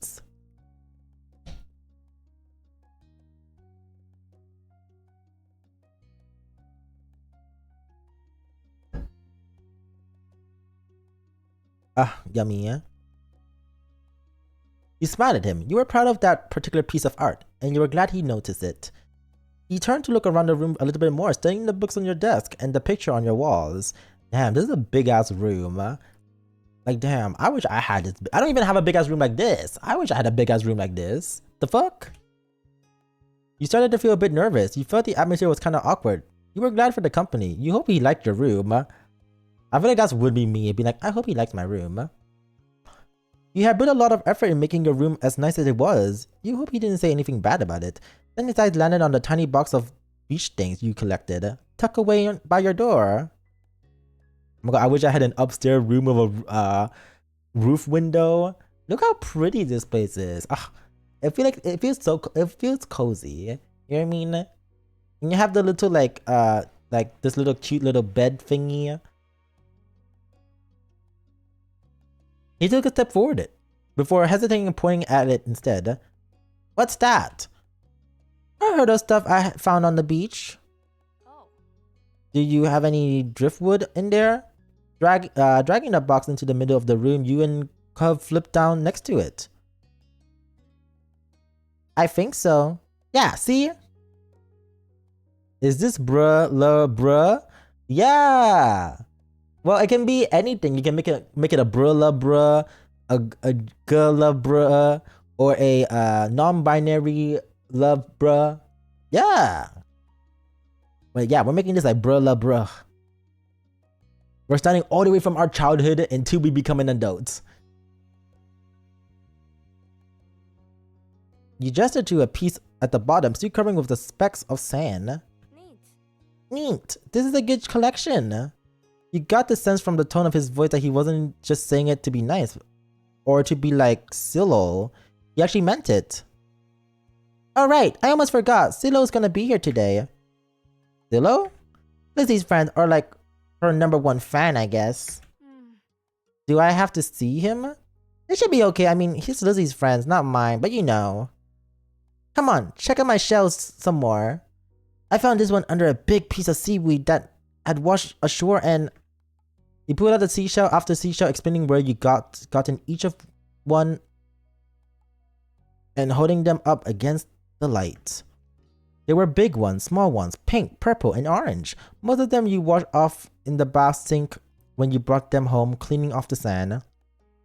Let's see here. Over the past few years, you even learned some of their scientific names. The collection was so huge at the very that you had a lot of fun stories to tell them of them. Your voice flattened a little bit, but you kept going as best as you could. Which one should we do? Scientific names? I'm gonna say we're a nerd. Ugh, I don't wanna be a nerd. I'm sure the stories part is fun. Let's tell stories. Apparently fascinated either by the stories or by the shells themselves, Cove listened with what looks like a full force of his attention. Like when you almost got punched by a hermit crab while searching for shells. And after watching him scatter back into the sea, you found another empty shell that was almost a twin to his home. What's wrong with nerds? There's nothing wrong being nerds. Hey, listen. If you guys are nerds, I support my nerds, okay? You guys be my little nerdy wordy squirty, yeah, you know what I mean? My nerdy wordy squirtles. Okay, I love that for you. Beans. Hi, Golden. Did I say how do you know me? Hi, know me. Hello, gamers. It was a new experience. It was a new experience to be the center of such dedicated focus. For some reason, it was making your cheeks feel warm. You have never felt like this around someone before. It was kind of weird. Kids, come down to the living room. You could tell the idea was making him unhappy, but mommy wasn't giving you much of a chance to hang around. Cove hadn't been like this meeting you. You guess it was because he'd think you found each other by accident. Not that the parents made it happen. Mr. Holden might be right that telling Cove his dad was part of that would be a bad idea. Not me skipping words in between as I'm reading. Before you knew it, you both been escorted downstairs and deposited in the living room, ready for Shiloh's visit. Two of you sat there side by side on the floor on your home entryway. I brought the box of seashell. I want to keep looking at them. Great! Okay, but be careful. You should have asked. Great! Bust it open. We can keep looking while we wait for Shiloh. Cove reached in and pulled out a big orange shell. Oh! Like he haven't spoken aloud yet, he turned to you and held it up, His eyes shining. I think this is one of the best of them. You can take it? That's my favorite too. I like a different one best. I can show it to you. You can take it. Cove looked at you in surprise, his eyes going wide. Really? Sure, you like it a lot, right? Uh-huh, but I don't want to take it from you. It's okay. Wait, is this the first time he smiled? I think so. I think so. You got the impression he was hesitant to accept something because he didn't know you very well. You insist you let it go? No, it's okay. It's okay for you. You pushed his shell against Cove's chest, willing him to receive the present, but Cove firmly shook his head, kept his arm tightly at the side. It was a battle you couldn't win, at least not today. Cove was your neighbor now. Maybe you could give it to him in another time. The two of you were still sitting on the floor looking through your collection of beach findings, where the doorbell finally rang. Cove jumped, startled by the sound. Since the person hasn't knocked, you figure it was probably Shiloh. He knew where to look for that. Lizzie's friend? You know, but it didn't seem to make Cove feel better. It was already obvious that Cove didn't hide his feeling well. You could tell what he was thinking right away. This isn't a good idea. You'll be alright. He's here. We can't tell him to leave. He's at our only door, and if you go upstairs, he'll find you. Cove glanced around the room, his eyes widened. He finally paused with his gaze locked onto the back of the house. I can go to the window. He was already walking towards it. Scrambling to think of something to say, you step forward, then pause. Let's see here. Do you want to break your other arm? Shiloh is the least scary person alive. Cheer up, Shiloh's gonna like you. Please don't get hurt. I'll come with you. Good idea, let's go. Okay, let's see here. Do we want to go away from Shiloh? I mean, we said we didn't really like Shiloh. Shiloh's kind of like, you know, like a little bitch. Allegedly. You know, not really caring about what we say. And again, also like, she was like not our friend. Like, we don't really give a fuck about him. So, you know what? I'll come with you. Hurry, they'll see where we're going. The two of you made of your way to the window together. Ooh, it wasn't much of a distance to clamber out, but this time you landed gently into the bushes. You look up to see that Cloves was already taking away from the house. Okay, let's see here. He was fast, but you knew you could outrun him if you had to. He was not that fast. You knew you could outrun him if you had to. He was not the fastest, but neither were you. At the speed, you weren't sure if you could go as fast enough to reach him. You know what? He was fast. Cove! You ran as fast as your legs would take you, grass whipping around your ankles as you did. Wiping, not weeping. Wiping. Cove slowed to a halt and looked back at you. Where are you going? I don't know. Somewhere else. I just don't want to see. Jaden! You look back and saw Shiloh huffing down the hill after you. The backpack he clutched bounces all around along the way. Where are you going? Can I come? He must have seen you leave out the window and follow behind. Oh, it's a cutie. We can't be that mean to a cutie. Are you Cove? Yeah. Yeah. I'm Shiloh. Okay. Oh, how cute Shiloh is. So many freckles. Look at that freckles. Yep. Are we going back or are we gonna play outside? Shiloh's eyes moved between you and Clove. The smile remained strong on his face. I feel bad. I don't want to be mean now. He got a tiny frown from Clove in response. You were just grateful he hadn't asked why you had been running away. Inside, we left the box on the floor. Right, my shell and stuff. We have to make sure they're okay. With Shiloh trailing behind, you and Cove head back towards the house. Is Lizzie younger than us? The plan for the afternoon, at least as far as you were concerned, was to sit and look at the beach things some more. You weren't really in the mood to do more than anything else, especially if Cove was having fun. Having Lizzie's older? Okay. Hey, check this out. Scalloped shell I found. Cool, right? Yeah, it's pretty cool. It's a pretty color, kind of like my class. The beautiful glittering pink did look a little bit like the wrap around his arms. Pink is a nice color. Okay. Okay, Cove. I know that you're going through something, but damn, don't shut him down like that. Poor baby. Baby trying to have a conversation. I feel bad. Oh? Is this your favorite? Not really. What is? Maybe green or blue. It might be yellow. Oh, they're all cool. I guess. I guess.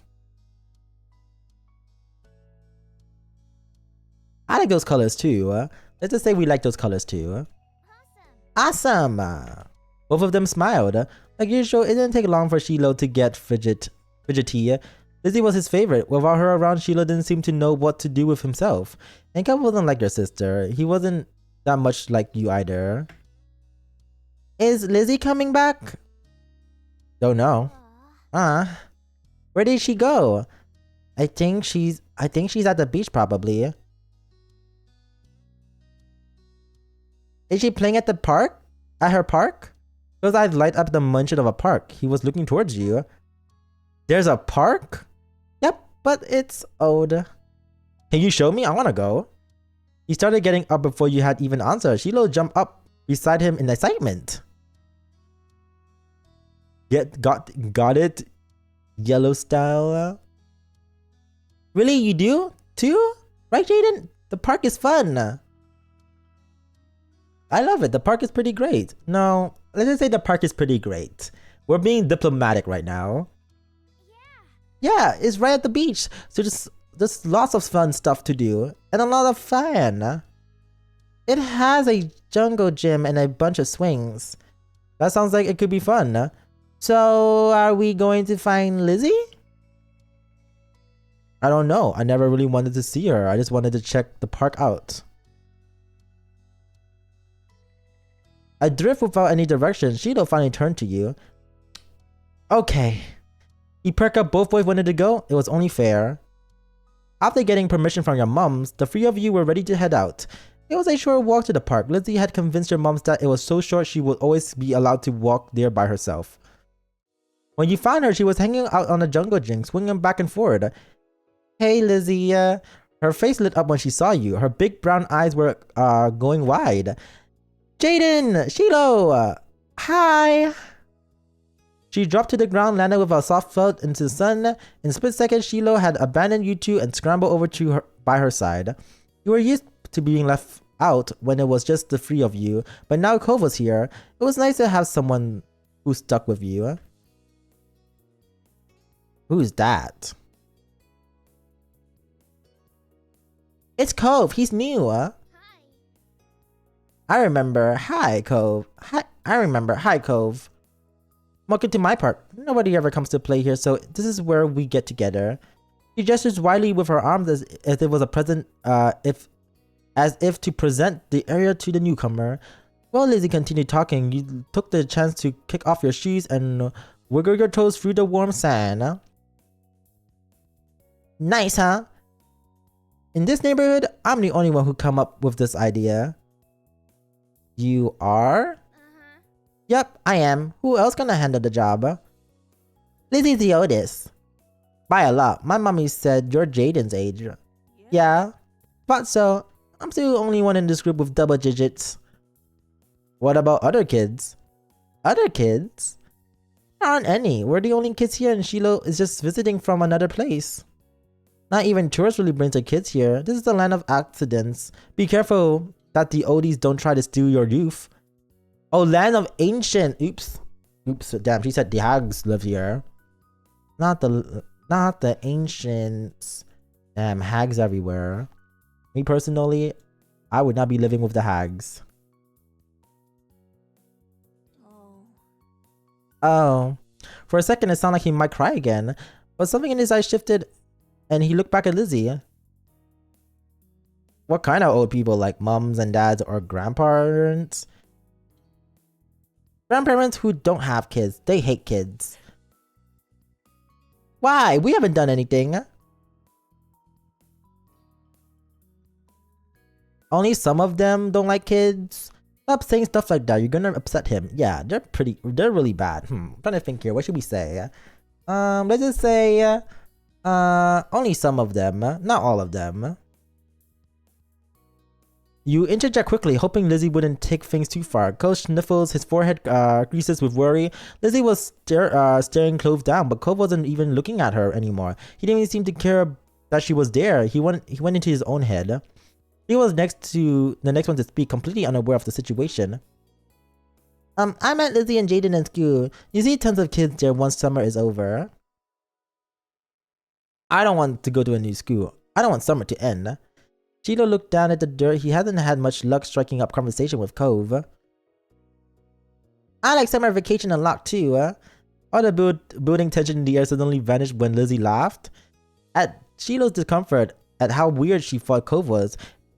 At something else entirely you didn't even really know, but she laughed, face crunching up. Okay. Welcome to Sunsized Bird, Cove. Take a seat. Put up your feet and get used to it. Ugh. Damn, she really said like, stop being a crybaby and just get used to this, okay? Life is never gonna be the same, okay? It's never ever going to be the same, and you need to move on. Thank you very much.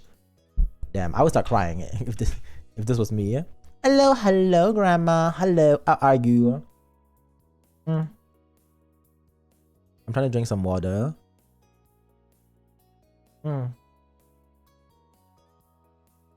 Hello there.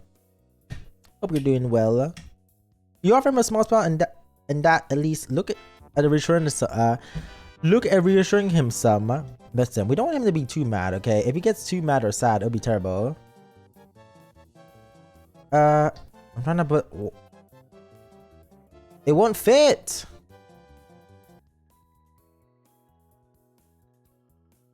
Trying to fit here. My little cup is not closing properly.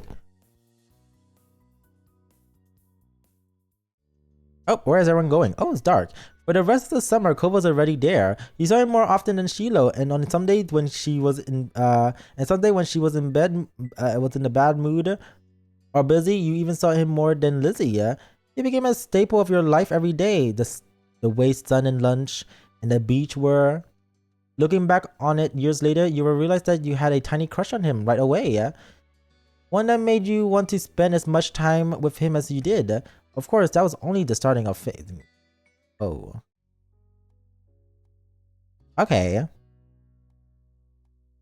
Shopping, grow up, long days, sandcastle, fireflies. And then summer ends. What's shopping? Oh, are these like different elements? Today's my birthday. Happy birthday! Happy birthday to you. Come back before it gets dark. Alright, sport. The familiar voice drifted across the street, drawing your attention away from the snail you've been watching inch slowly across the pavement. Cove waited in front of his dad, pushing his green hair back off his face from where the breeze was blowing it over his glasses. He looked to be paying on a mild amount of attention as he was being handed a few slip of green papers. It reminded you when you first met Mr. Holden, although he's probably not paying Cove to be friends with himself. Cove's dad seemed to feel your gaze somewhere, and maybe you made a noise because a second later his eyebrows were on you. He waved you over with a smile. He looked happy to see you, but you still felt a little weird from getting caught. You have gotten to learn how to be more sneaky. You brush your hands together to free them of Snail, then jog over to join the two, smiling at Cove first, then his dad. In turn, Cove shuffles his feet in place as you get closer. Jaden, hi. How's it going? Good to see you again. What assignment are you up to today, Jaden? Taking a walk. I found a pretty cool snail across the road. There's a lot of snails around here. Mr. Holden grinned at you kindly. After you finished answering the question, Mr. Holden's attention returned to Cove, who was preoccupied with folding the bills he held into tiny rectangles. Sounds fun, you know. Cove was about to hit the stores by the beach. Why don't you go with him? Yeah. Yeah, you can come. You made a grin at the idea. You haven't been sure if you would see Cove today. Now he was inviting you to somewhere. Fun. Oh my god, we're going shopping. The day couldn't get much better. Great. I'm sure you guys will have a lot of fun. Mr. Holden reached into his pocket to pull out a leather wallet filled with money. You find it odd since your mom only ever seemed to have cards in theirs. Here. He's into a pace of Crips tend to Cove, giving him a wink and a whisper. Get something for your friend, too. Sure. That's my boy. Cove's dad ruffles his son's hair as he was straightened back up, the bills in his hand still held out towards the green-haired boy. Cove's dad has all the money. Damn, can he like give me some of it? Can he drop a lot?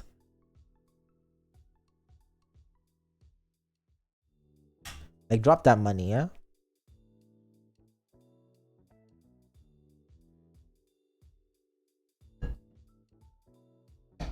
Sorry, I need to keep cracking my knuckles.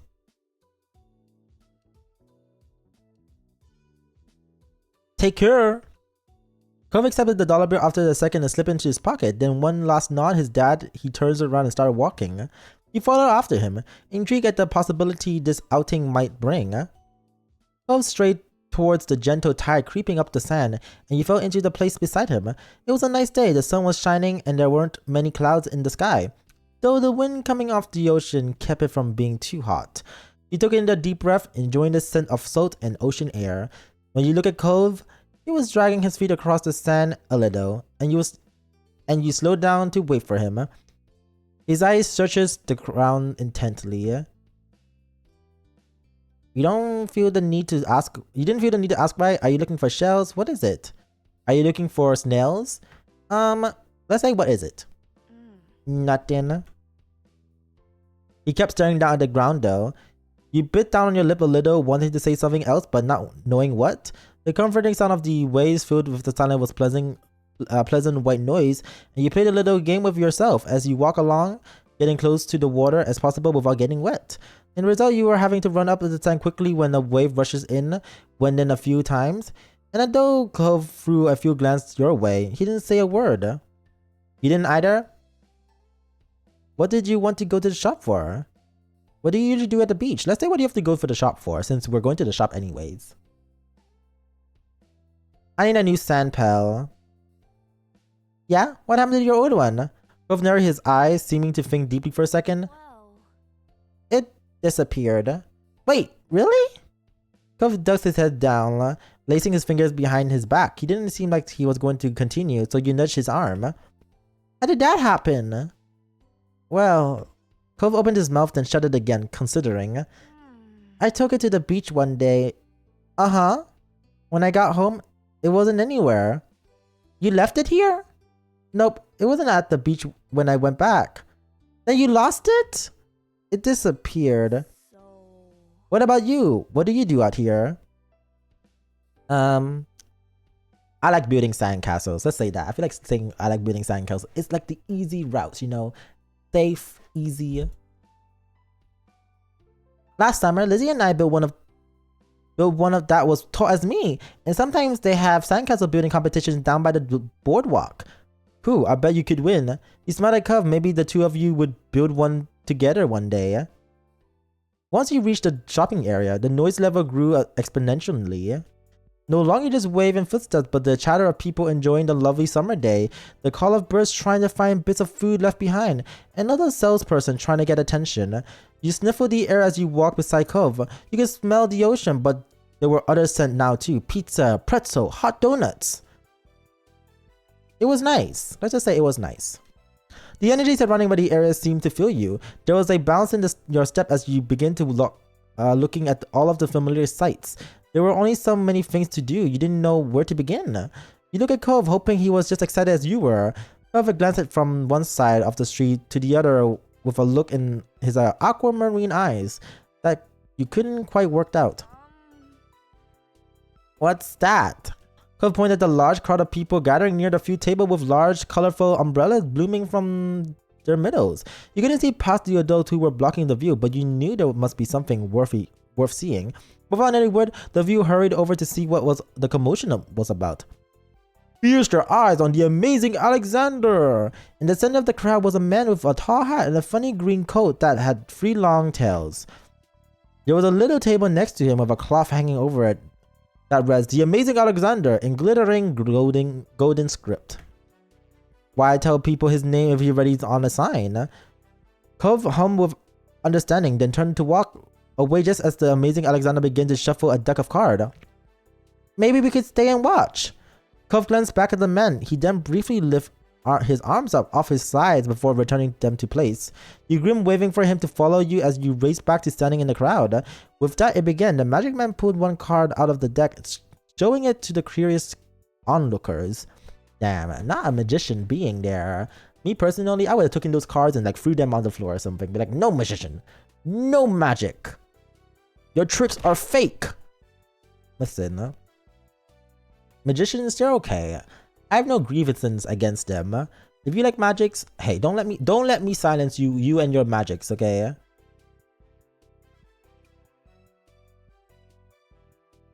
It was a 4 diamonds. Watch closely. You did, squeezing through a few of the adult outlookers to get a better view. Suddenly, the man snapped his finger and the card just disappeared. Wow!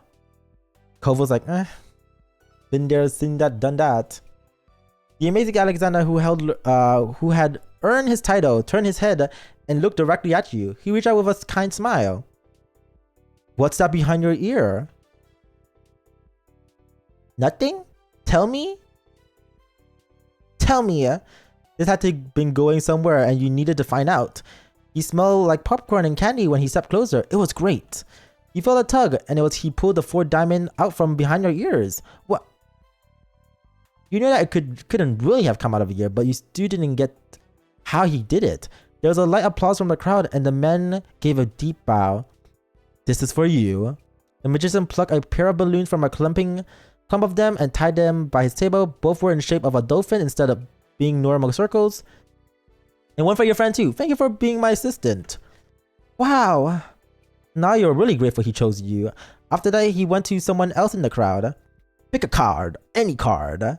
Damn, he's just giving people cards. Can you give me money? No offense, Mr. Alexander, but like, a balloon is like nice, but like, you know, can you give me like other things that's like a more like, you know, important?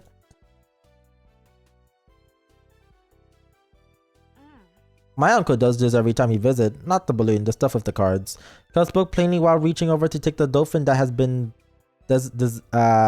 designated for him. Maybe it wasn't so special. Cub was just ruining the fun. At least you had fun. You wonder if Cub's host family was magic. If so, he was lucky, yeah? The car started to clear some, and you noticed the side of there was a whole rack of bright, colorful kaleidoscope on display, yeah? You pick up a kaleidoscope, you pick up a Rubik's Cube, you pick up a magic 8-ball, you walk past the toys, you pick up the kaleidoscope. Ooh, these are so cool. You shift your balloon string to your other hand so you can bring the mysterious tunnel to your eyes. A whole palette of colors appeared right in front of you, spinning into all kind of different shapes as you twist at the end of the tube. Go pick up one and look through it, twisting the tube at the end. After a second, he set it back down on the rack, moving to the other side of the shell. He went under the A-wing, carefully on his own floating dolphin, and you joined him. Did you have a place like this in your old town? Are you having fun? Yeah. He returned his smile, happy to hear it. Damn, what's happening here? When Cub moved towards some stalls nearby, you follow beside him. Ooh, look at the cute little dolphin, turtles, shark, and crabs. Look how cute they are. Little keychains. Keychains are cute. I used to have some. Now I don't really use keychains a lot. Because I don't even use keys. Like, who even use keys? Keys, I barely use her. I barely even know what she looks like. Oh, fuck. Okay. While Cave looked at the sand pile, you were drawn at the table with colorful keychains laid onto it. They were swollen in shapes of sea creatures. There were small plaques that read "Handmade" standing proudly in front. There were a lot of different types. You saw a dolphin, a shark, a crab, a turtle. You pick up the dolphin. Your hand stopped at the dolphin, so similar to your balloon animal. It was made of a bright material that caught the sunlight where you pick it up. You remember once seeing a pod of dolphins swimming out in the distance of the beach, jumping out of the water and splashing as they dive back in again. That was a great day. You were instantly enamored. Checking the price though, your heart felt. Your heart fell. $6. We don't know how much about money, but you thought that was a lot to spend on one thing. You already had more than $5 billed to your name. Is this what you want? Huh? Oh, it's $6. I didn't bring any money. Alright. It's fine. You don't have to. Cove didn't mind that. He took the keychain from your hand and that was that. He was holding a small yellow bucket for himself too. It's cool, you should have it. You smile, pleased to have things worked out. It was nice of Cole's dad to let Cole buy something for you too. You had to remember to thank him next time you see him. After Cole paid, the two of you step out of the store side by side, your balloon dolphin knocking together, sprawling around the air. You watch Cove hold up the new pal to his face, examining it though. Hey, Cove. Yeah? I really like the keychain. Never mind. I like this keychain. Let's say never mind. Let's be ambiguous. Okay. Cove looks further down the street where different food and carts were lined up. He rested his non-casting arm over his stomach just as he did. Yours let out a little growl. You haven't eaten since breakfast, and after all that wandering around, you were definitely ready for some lunch. Let's get some food. Yeah. You two wander around a short while, looking at the delicious that were available. Everything looked delicious as the different smell, both sweet and salty, whiffed over to you. Your stomach growled even louder. I hate that. I hate it when you're hungry and then you smell food and your stomach just has to growl like, okay, we get it, we're hungry, but please do not make it worse. Like, I am trying to get the food. Please do not make this even harder than it has to be. Please, please.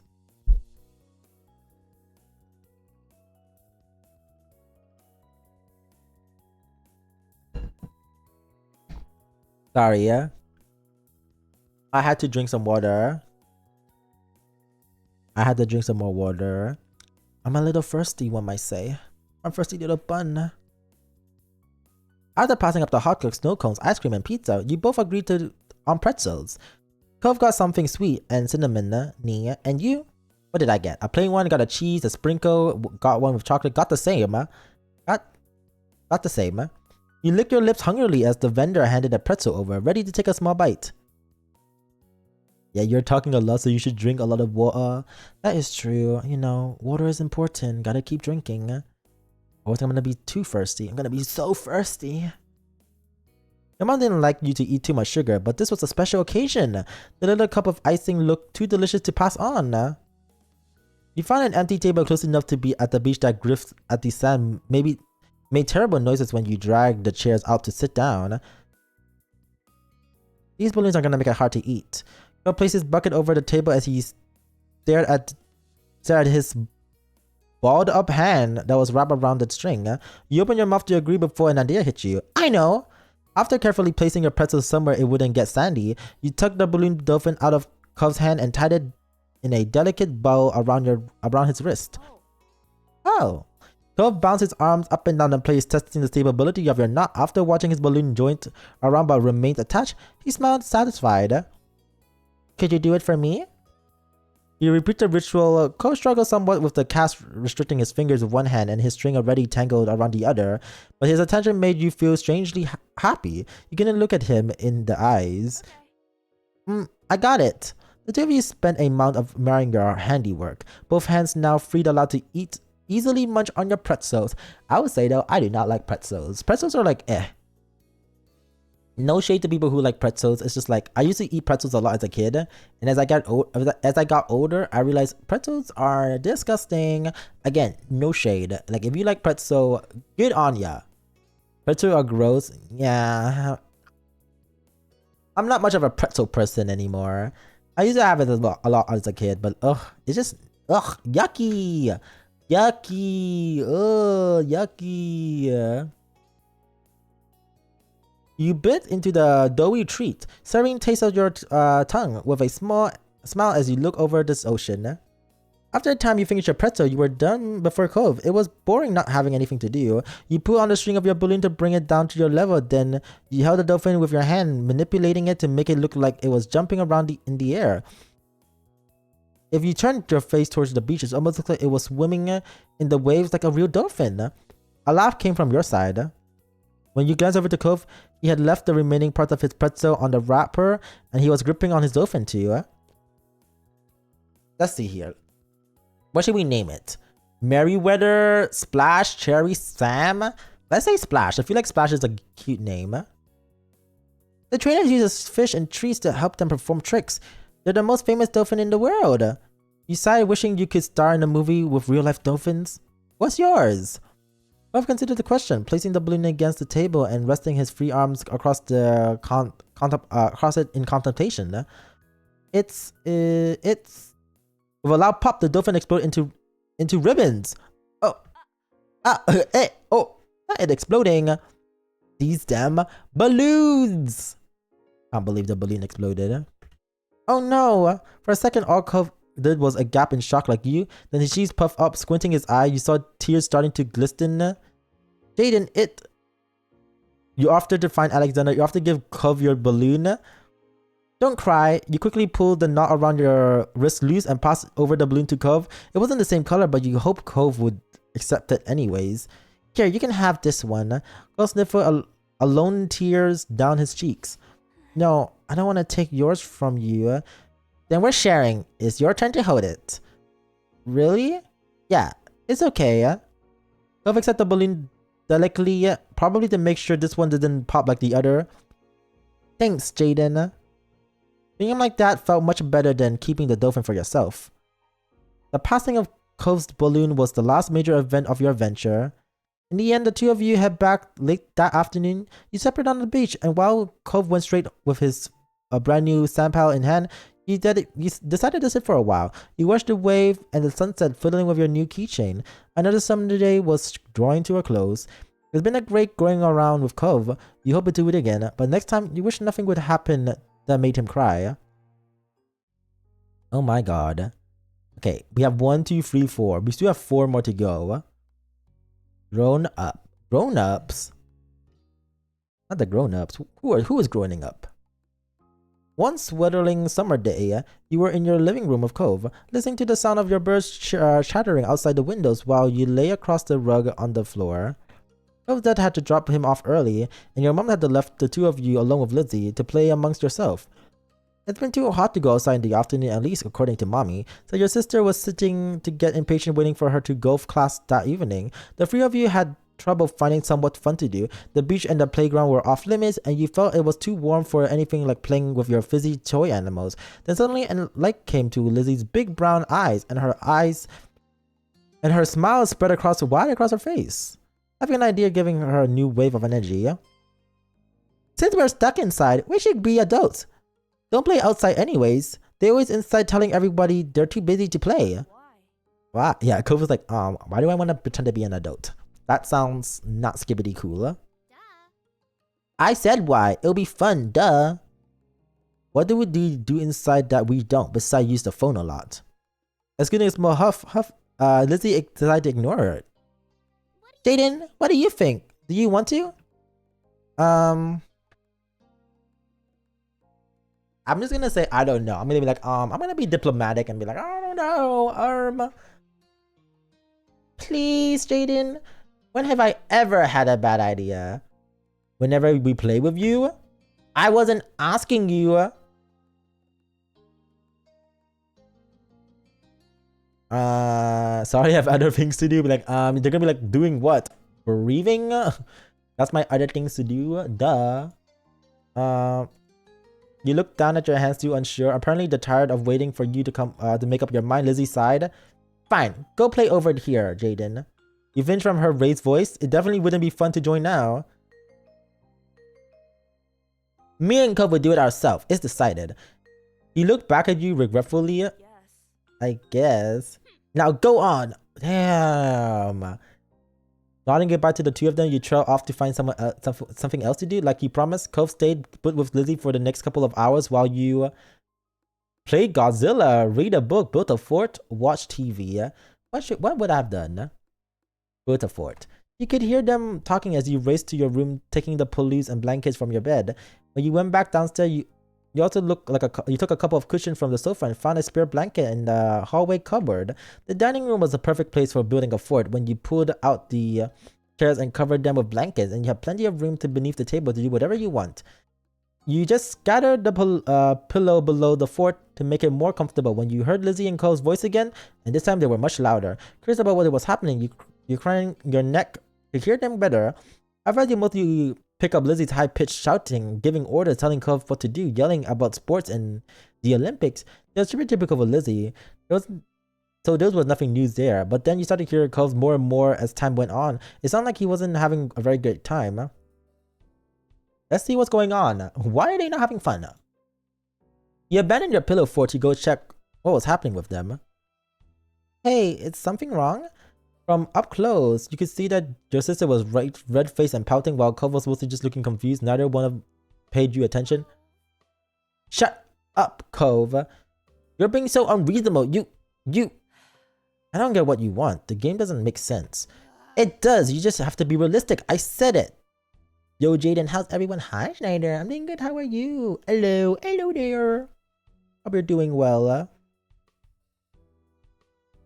But you're not.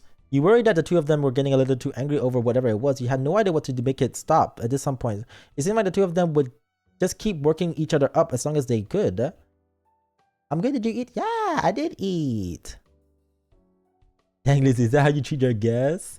It be like that sometimes. Sometimes you're just angry. Angry at the world. Just so angry, yeah? Wait, I need to drink more water. Water.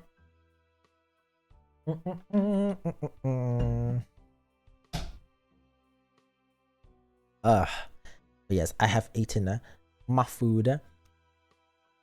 Hi, W Ty. How long are you into the game? I just joined. We're still in the first half. We're still in the first part, the first step. We're just doing the different things. This is the grown-up game. Yeah. Had the two of them been arguing like this whole time? Thankfully, like a greeting card angel, Mom walks into the room. Lizzie rushed to over her, hugging out the hem of her skirt and poked out her tongue at Cove. Lizzie, Jaden, it's time to get ready to go. Sorry you have to leave already, Cove. Their mommy said she would walk you home so you won't be left in the cold. Cove was still glaring at Lizzie, his face flushes red with anger. I can go by myself. But bye, Jaden. There was still a harsh edge with his brief farewell. You knew it wasn't you he was mad at.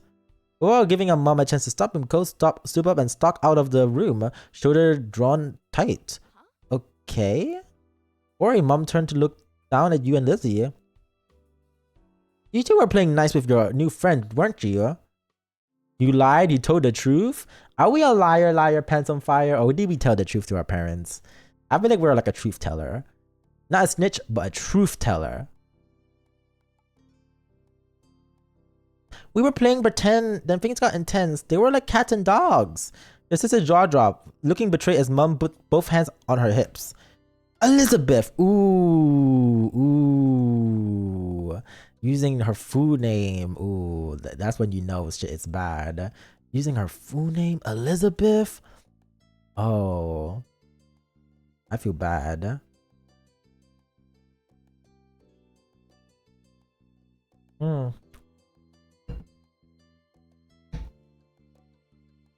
Damn, I would start crying. I told you to be kind to him. He's having a hard time right now. Lizzie's mouth closed back up, replaced with a tiny frown. I know I tried, but he was... That's enough. No buts. We both know you could show someone a great time when you put your mind to it. We're going to apologize to Cove and his dad over the phone when he gets home from work tonight. Lizzie hangs her head low, dragging her feet across the floor in front of her. Okay, Mom. Good girl. You got a piece of Lizzie stoking herself about how it was his fault too, but it wasn't over. Alright, we better get a move on. Let's go, kids. Noelian, where did you leave your keys again? Mom hustled you over to the door, and you noticed during the car ride, the golf process, that Lizzie was quieter than usual. She was usually the first one to request which music to listen to in the car, but she didn't say a thing. Your parents noticed she wasn't in the mood to be bothered. They gave her space, and Mommy just asked you, what would you like to listen to? You picked your favorite song. It was made the car ride much more fun. You chose the soundtrack to the cool movie you saw a couple months ago. You chose a song you knew Lizzie liked. Maybe that would cheer her up. Are we gonna be like a good brother? Do I want to be a good brother? Or do I want to be an asshole? Or be a good brother, you know, be nice. We're happy to see that brighten her up right away, and she starts singing along with you. Soon enough, her babble was a thing of the past. When the car ride was over, you spent the twilight hours watching Lizzie hit things with other girls her age. So we just sat? Nah, we really just like went out and we just sat and watched. I mean, that makes sense. Our parents wouldn't want us to be alone by ourselves. That would have been a nightmare. That would have been a nightmare. It was nice sitting outside after being cooped up in the house all day, and you stretched out your legs to let the last few minutes of sun warm your skin. When the sun was finally out of sight, dipping behind the horizon, you all got ready to leave. Instead of going straight home, your mom took the family out to dinner. You went to the restaurant you had all been going ever since you could remember. Earlier, you only caught the trail end of your sister's argument with Cove, but you could kind of tell this helped Lizzie be less angry, yeah? The car ride home was quiet, with only the radio providing escape from silence. Lizzie had been in a better spirit now, but the closer you got to your neighborhood, the more she wiggled in her seat, frowned out the window. Uh-oh. This is where you have to apologize. She knew what was coming when they all got back home. Clearly, she was dreading it. Soon enough, Mommy was turning onto your street, then reversing into the driveway. Once she cut the ignition, it was dead silence. No one spoke, only unbuckled the seatbelt, opened the door. Lizzie was the last one out. Once everyone's inside done taking off the shoes, she propped her hands on her hips. Now then, Mr. Holden's car is in the driveway, so he should be back from work. That's good, isn't it? A little bit. You and Cove can hush things out before the day ends. Lizzie didn't complain or put up a fight. Her head ducked so she didn't have to meet anyone's eyes. She nodded once. Good, let's move to the kitchen. Mom went over to the house phone. The rest of you followed behind her. Mommy put a gentle hand on Lizzie's shoulder as she walked side by side. You watched them from the back. It was only happening because you told on Lizzie. Oh. You felt a little guilty, like you have betrayed your sister. You didn't like doing it, but you had to. But it was her fault for doing it in the first place. You didn't regret it. I didn't like doing it, okay? I didn't like doing it, but listen. It was the truth. The truth hurts, okay? The truth hurts. Being a tattletale didn't feel good, but you wouldn't want someone else to tell your moms everything you did. Still, your mom had asked directly, and you didn't want to be a liar even less.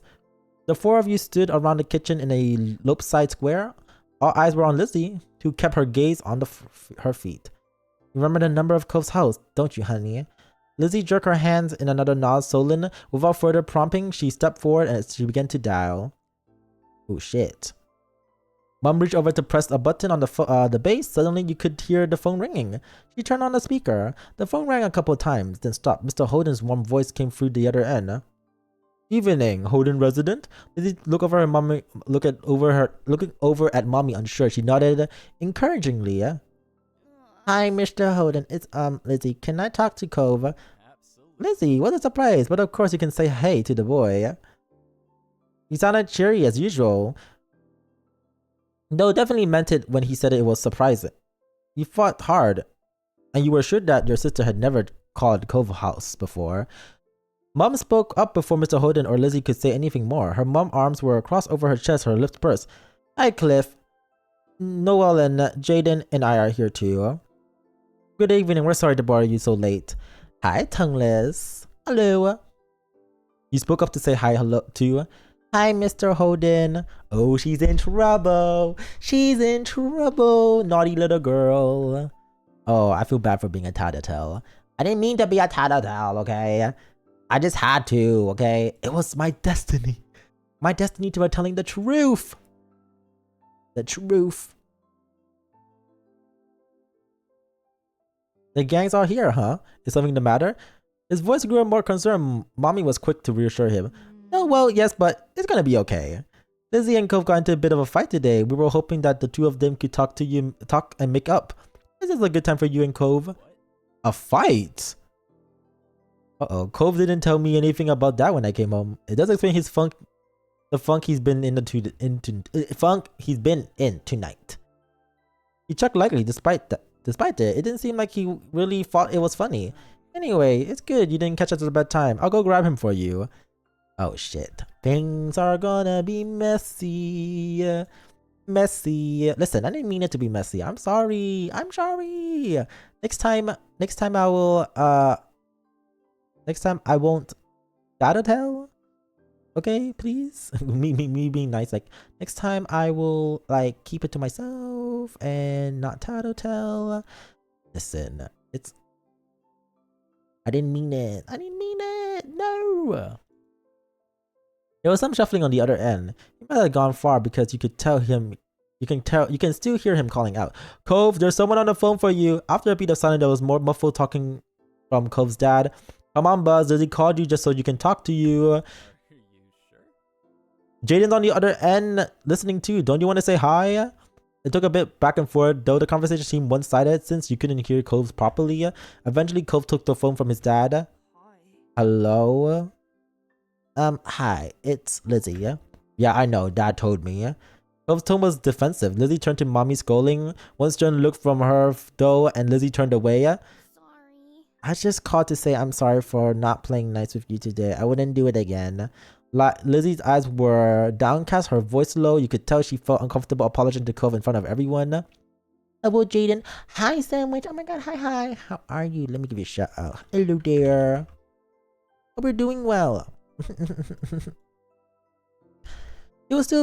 She was still being genuine about feeling bad. Cove must have realized that too, because he sighed quietly. "Okay, I guess. I'm sorry too." A sense of relief washed over everyone at the acceptance of the apology. Mom uncrossed her arms, while Mommy's shoulder relaxed. Lizzie's eyebrows raised up. You wonder if she thought that he would refuse her apology. Dad, can I get off the phone now?" You couldn't see him, but it was obvious that Cole felt awkward about the situation. He had come off uncomfortable the entire time, really. Yeah. "Yeah, you can go back to your room if you want. Be sure to say goodbye first, though." Bye, Lizzie." "Bye. Bye. Bye, Jaden." Not him smiling. His eyebrows are so interesting when he like have it when it pushes up. Like it's like a wave. Interesting. You perk up at the mention of your name. You smile even if you couldn't see it. "Bye, Cove." "Did you eat the brownies yet, by the way?" "I've been eating the brownies all day. I still have some left. I made so much. That's so good, bro. I couldn't stop eating it. It actually tastes like, good baked goods." Oh my god, it was so good. It was so good. It's been so long since I've had a brownie, bro. Same. Oh my god. It actually been a long time. But the fact that it tastes like brownies, oh, so good. So good. I was worried it was gonna taste disgusting yesterday, but it came out amazing and I've been snacking on them. I think I only have a couple left. I think I have I think I have half a portion left. I already ate the other half today. Listen, it's not my fault for being a baker. Brownies disgusting? Never. Exactly. Brownies are never disgusting. I used to eat brownies a lot during uni. At least once a week I had brownies. I would go to like Tesco's or something and buy like those like 20-pack brownies and just munch them all up. But now recently I stopped because I was like, I shouldn't spend so much money on little baked goods. They cost so much money. They cost like $3-4 and I'm like, okay, let me just calm down. With that said, Cove must have handed the phone to his dad and left since Mr. Holden spoke up. That's a relief. I used to be super overweight. Brownies were a factor. Oh my god. I used to snack a lot when I was little. As you do it now, give me anything chocolate and stuff, I'll just munch on it a lot. They're so good. They are. I love sugar too much. It's bad. It's bad. Me and sugar we're like tight, but like a toxic type of relationship. It's like I shouldn't have you, but you just keep coming back. You just keep coming back. I try to not eat too much sugary things. Does it ever work? Sure, let's say that. Let's say that. It definitely works. Oh well, the end well. Oh well, the end well, as they say. Thanks for arranging this. I'm sure he appreciated. As Mom replied, Lizzie tugged on Mommy's hand to catch her attention. Can I go now too? Good job. Sure, sweetie. Thank you very much for apologizing to Cove. Mom flashed a brief smile at Lizzie and nodded her agreement. During reaching to leave, Lizzie scurried off towards the stairs. She seemed to be feeling much better with the incident behind her. She's like, thank God. Now I don't have to talk about this. Mom and Mommy returned to the phone. Taking off the speaker, they continued to talk to Mr. Holden. You couldn't tell what they were talking about. You were glad this was at the end of it all. Lizzie and Cove might not get along, and probably still won't, but they weren't mad at each other anymore. Mom and Mommy weren't upset either. Everyone was finally back to normal. With that thought, you retreated to your own room with a spring in your step. Uh-oh. Okay, I thought Lizzie was later gonna break into our room and be like, you little bitch, why did you tell Mommy? And I'm gonna be like, whoa, wait a minute. I didn't mean to tell Mommy. Please. Long day, sandcastle, and fireflies. Let's do long day. Long day. It was another scorching summer day. The kind where no sooner had you finished one cup of water, you were already filling it up again. Everyone else had something on, so the afternoon was just you and CeeLo. This didn't happen much, especially since Cove had arrived. Without Lizzie around, CeeLo looked at you for all of the answer. It made you feel pleased, frustrated, nothing really. It's like this little kids keep talking to me. How old is CeeLo? Is CeeLo like 6 or 7? CeeLo went along with whatever you wanted, so he wasn't a bother, but he also wasn't much fun. You drained yet another drink and frowned at the empty vessel. Your thirst was gone, but you still craved something icy cold and refreshing. Something sweet. Something like a popsicle, an ice cream cone, an ice cream sandwich. Oh, I love a good ice cream Oreo sandwich. Let's do an ice cream cone though. Like a little classic cone. Nothing beat a classic creamy scoop of ice cream on a day like this. There was nothing like that to be found at home. You knew that without needing to look. Your mom didn't keep sweets in the house. Outside, there were plenty of places where such good could be obtained, but there were shops and demand payments in exchange for their products. You sighed, you voiced your petulant aloud, you asked CeeLo for help. I just sighed. As much as you really wanted the treat, it wasn't going to happen. What's wrong? I wanted an ice cream cone. CeeLo, who had been draped over the sofa, perked up. Yeah. That sounds good. CeeLo, we don't have money. You're cute, but like we don't have money. How are we gonna get ice cream? CeeLo, we don't have any here, and I don't have any money. Oh, let me check if I have any. What? CeeLo has money? CeeLo rummaged his backpack and proudly produced an assortment of coins. Just one stray button. He set the button aside and counted the coins in neat piles. There's over $1. You announced it to CeeLo. He had almost certain came with the same conclusion, but he's been watching you exponentially. It's not enough, it's a start. I mean, we probably can search the whole house for money, allegedly. Also, are those like, oh, I was like, I'm seeing like little dots flying around my screen and I realized it's on the fucking game. I was like, what is happening? Am I losing my mind? CeeLo beamed at you. We need to find more. Okay. The two of you lift the couch cushion, stuck tiny hands down deep crevices in the sofa, under the furniture, and scorched to the back of the drawers. Most of what you found were uses of gross, bent paperclip, fluffy wisps of dust, or sandy crumbs. And even so often, one of you would strike silver or browns and add it to the growing pile of coins. Dust and mischievous from the checking of every room and squinting into every tiny nook, the two of you finished pulling your founds, and CeeLo held his hand as you counted the coins once again. $2.53 and 2 buttons. You didn't know whether 2 Button had decided to join the party, but you were too pleased with your successful haul to throw it out. Is that enough? You figured he knew the answer without looking at you for confirmation, but the thrill of your success and the reward that would follow cancel out anything feeling you might had about that. Yeah! You could now afford something at the shop, just one thing, but that was definitely better than none. CeeLo clapped his hand together. Yay! I guess we can share the ice cream. Like, that's not that hard, just, you know. So ice cream is $5 from the ice cream truck now. Now ice cream's getting expensive. Everything is getting expensive. Remember back in the day when things were cheap? Like a $2 ice cream? Ugh. Bring me back to those days when things were so much cheaper. Now everything is all expensive. Oh, I'm gonna start crying.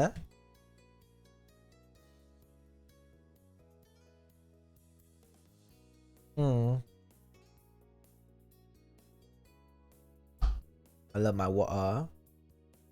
Bring back cheap things. Bring back cheap things. Please. You knew what you wanted, but it wasn't just what you had to contribute the fountains to get the treat. He seemed to notice your pause. Aren't you gonna get an ice cream cone? Little asked as though he was entirely separate from the decision rather than someone who was a stake in the outcome. Do you mind? Lilo shook crooked his head to the side. It was your idea. You should choose. You went ahead and get what you originally wanted. Are you really sure it's okay? You tried to get something you both wanted anyway. Let's just say, are you sure? You know what? I don't want to be mean to CeeLo, okay? CeeLo is a little annoying little brat, but like, he's too cute, okay? I feel bad. Yeah. Really? Really?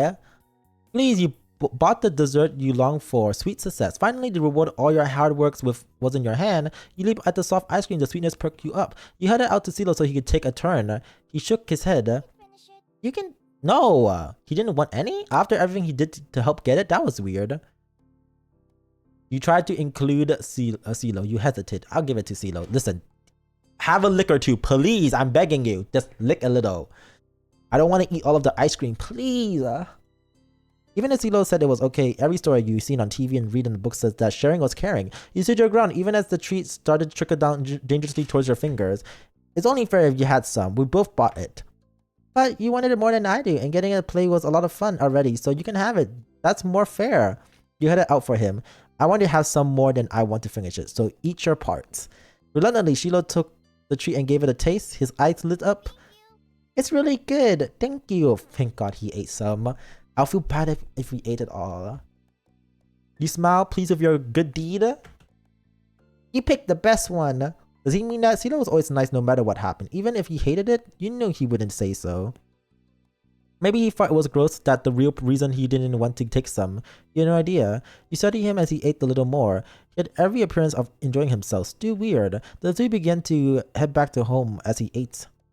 You walked side by side on the shore in silence, and you thought kept drifting to the boy beside you.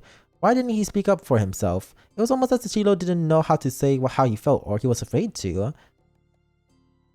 Are you scared of me? You thought that was kind of sad. You figured that was his problem and he didn't care. Are we friends? Are we at the age of 8 gonna be talking about philosophical stuff? Why is CeeLo like this? How can such a young kid already be a proper people pleaser? Let's say, are we friends? CeeLo opened his eyes wide, seemingly caught off guard by the blunt question. Yeah, I think so.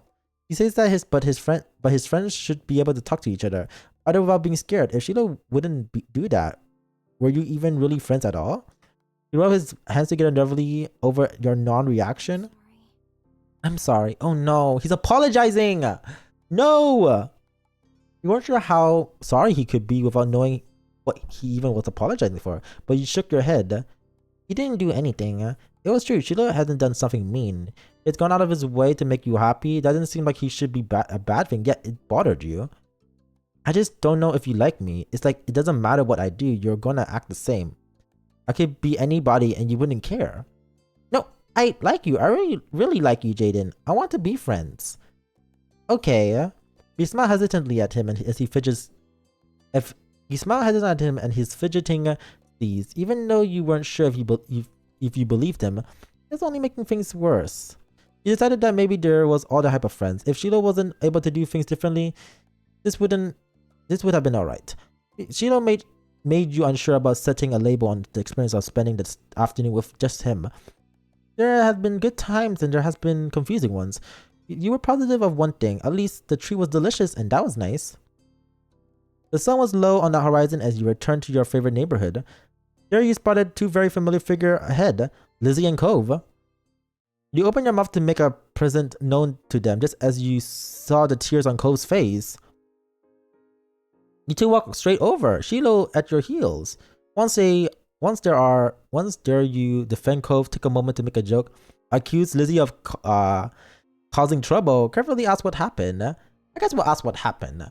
Like, I'm not gonna accuse her of anything. It doesn't look like something bad. Like, without a time machine, the only way you were gonna find out was by asking the witnesses. Lizzie might have done something, but she could have been in the wrong place at the wrong time, or even come Cove's aid. You want to hear the story? Cove, what happened? Jaden, I got yelled at. He took a deep, steady breath. Some grandparents got mad at me. Oh, sorry. Lizzie jerked her head in the direction of the nearby houses. Your heart sank. You knew exactly what had happened. Every year, the same mean old couple rent out the condo for the summer. You, Lizzie, and Sheila knew to stay away from them, but Cove couldn't have. They're like that with everyone. Even your parents struggled to find anything nice to say about them. The elder pair particularly took offense to kids. It doesn't matter if they were really nice to Cove. Yeah, Lizzie said. Lizzie drew herself up that. She looked pointedly at their direction. Uh-huh. I was helping. That's cool. Is there anything else I can do? No, I'm just gonna stay away. Or you could teach them a lesson. There was a devilish glint in her eyes. Oh no, are we gonna TP their house? Can we please TP the elderly house? Make their house a hell. Please, please. Please.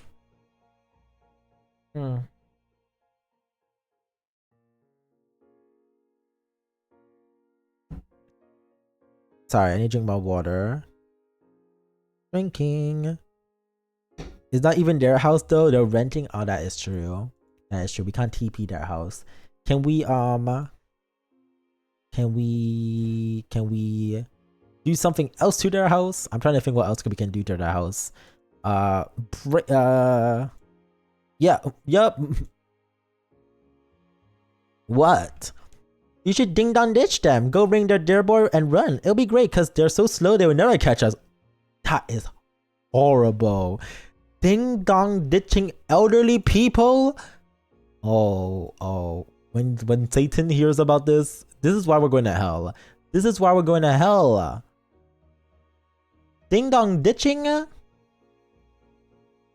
That is crazy. Oh, hell no. I don't believe we're gonna. I mean, should we ding dong ditch? I mean, we could, but like, damn. You know what? Fuck it. Let's do it. Let's do it. What can possibly go wrong? Hey, what can possibly go wrong?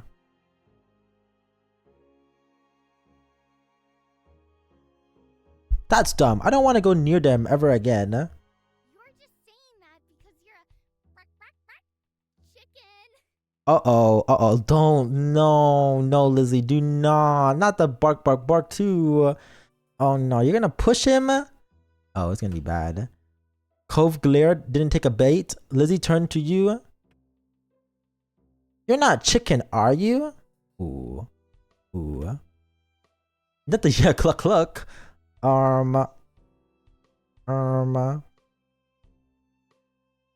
Let's see here.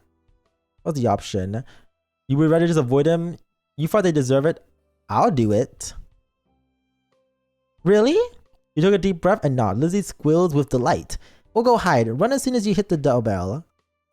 Good luck! Lizzie and Sheila ran across the road to take shelter in the bush. Even once they settled down, you can make out the two child-sized shapes staring from between the leaves.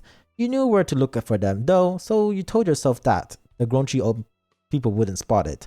Outside, he gazes flickering to the house and back to you. Don't let them catch you, okay? Be careful. Nah, those old people are not gonna catch me. I'll be as quick as the Flash. Oh my god, the Flash? Flash reference? Cuff glances back before he even reached to the other side of the stumble, his feet out on the sideway. He straightened up and looked back to smile nervously at you before joining Lizzie and Shiloh in the hideaway. The weight of the three pairs' eyes on your back was heavier than anything you would carry before as you approached the door. You hesitated as you reached for the doorbell, then you rang it. You know what? We're gonna do it. We're gonna be a little bitch.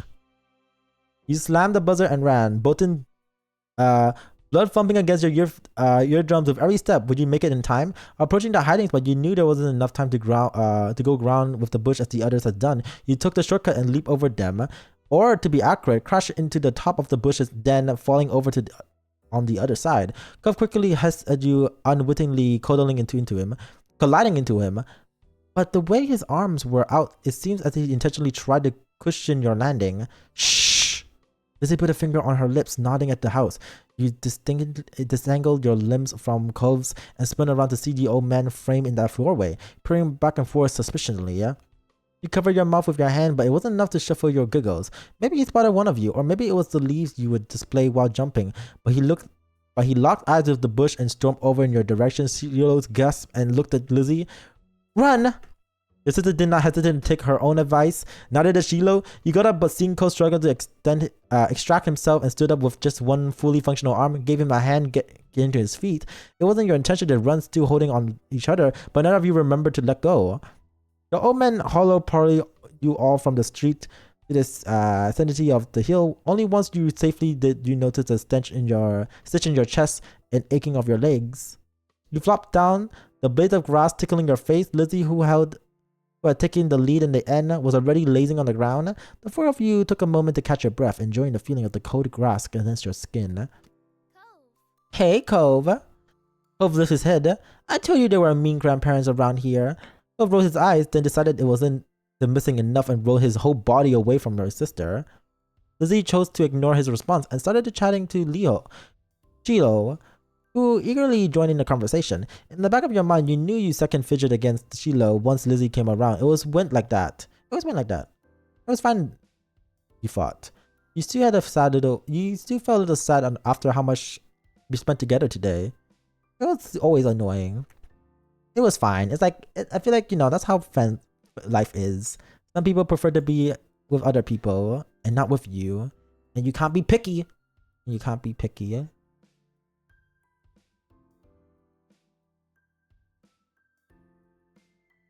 Shiloh preferred Lizzie as much as he wanted to. Ow!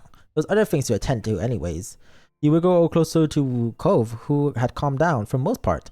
He was inspecting the flower. His finger pinches the stem, with the white petals towards him. That's a poppy, yeah? Cove glanced at you at acknowledgement, then back to the flowers. And that type of poppies on the seal has the name of white lian poppies. Mom told me, yeah? He quirked a smile. That's funny, yeah? He ran a finger across the edge of the petals. It doesn't feel like cloth. You would need a lot of them to make anything, eh? He now then released the delicious plant. Release a delicate plant, not delicious plant. Evaluation complete. This is my favorite kind of flower. I don't know what's called. Thanks. Oh, there is so many. Type out your answer. There's so much going on here. Like, how many options? Peonies are beautiful. Snapdragons, buttercups. We can type our answers. Let's just say we like. I'm trying to think. What flowers do we like? We can go to the same route and say that we like. We can say we like it too. It's probably important. Chloe will probably get to you the flower later, and maybe not. Cove could probably get the flower for us. He better get us flowers. The fuck? I just say we'll like it too, because we can be like, oh my god, blah blah blah. This flower was so important to us because so and so. Something along those lines. That's nice. Oh, we're lying down. You move into your back with a small smile, looking at the darkened sky. The blanket of the cloud reminds you of a thick fro you crawl under on cold, rainy days. You wonder if the clouds would be soft.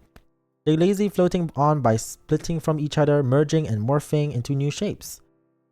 You saw a dolphin, a car, an alpaca. You saw a smiley face. You saw a cloud shape. You saw a smiley face. You saw a smiley face looking back at you. You nudged Cove and pointed at it. Look, it's a smiley face. Cove joined you by looking at the sky. The cloud twisted, turned one of the dots, making it an eyes into a line. It's winking at us. He chuckled at the silly face. Cute. All the sun's light faded from the sky and the moon rose higher. Lizzie got to her feet, dusting the strands of grass from her bare legs. surveyed her surroundings. The ocean visible from the crest of the hill beckoned with every sweep of the tide. Let's go to the beach!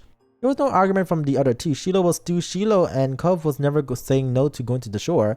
He was a child of the sea. You wanted to go there too. Objected the idea. We're happy to do with what the other wants. We're too tired to argue. Let's just say we wanted to go too. So you eagerly joined the others in descending the hills down to the water.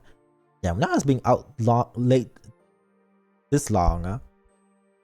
You step onto the sand for the second time today, but it felt different at night. The beach was nearly quiet at this hour. Abandoned sandcastles and footsteps in the sand, too big to belong to any one of you, were the only indication of how busy it was only hours earlier.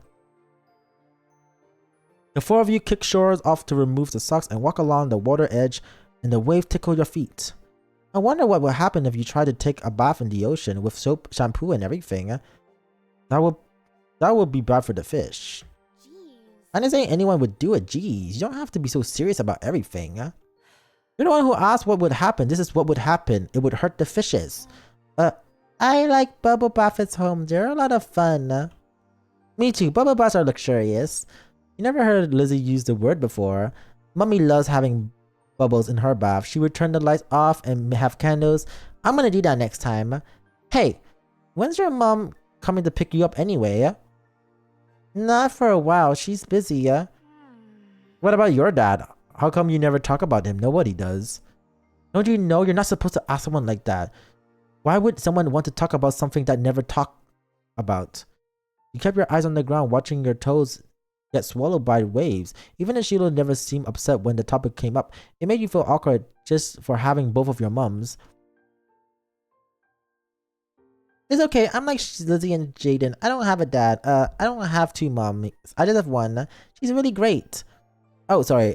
I only got one now too. My mom isn't here. She's back home. It's just my dad with me. Sorry. I never had a dad or anything, so I don't feel bad. It's really sad that your mom is gone. Cove nodded. Did you talk about Shiloh's mom getting together with Cove's dad? Ooh, that'd be crazy. We should not be suggesting that. Even if they're all different, our parents are good in their own way. You didn't say anything. You know what? I feel like saying nothing will be a better options.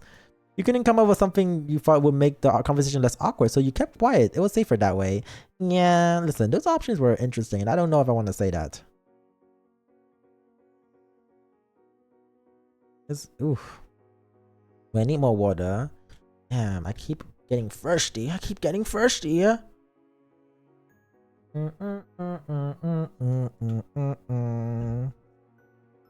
There we go. Oh, something stuck in my throat. What's down my throat?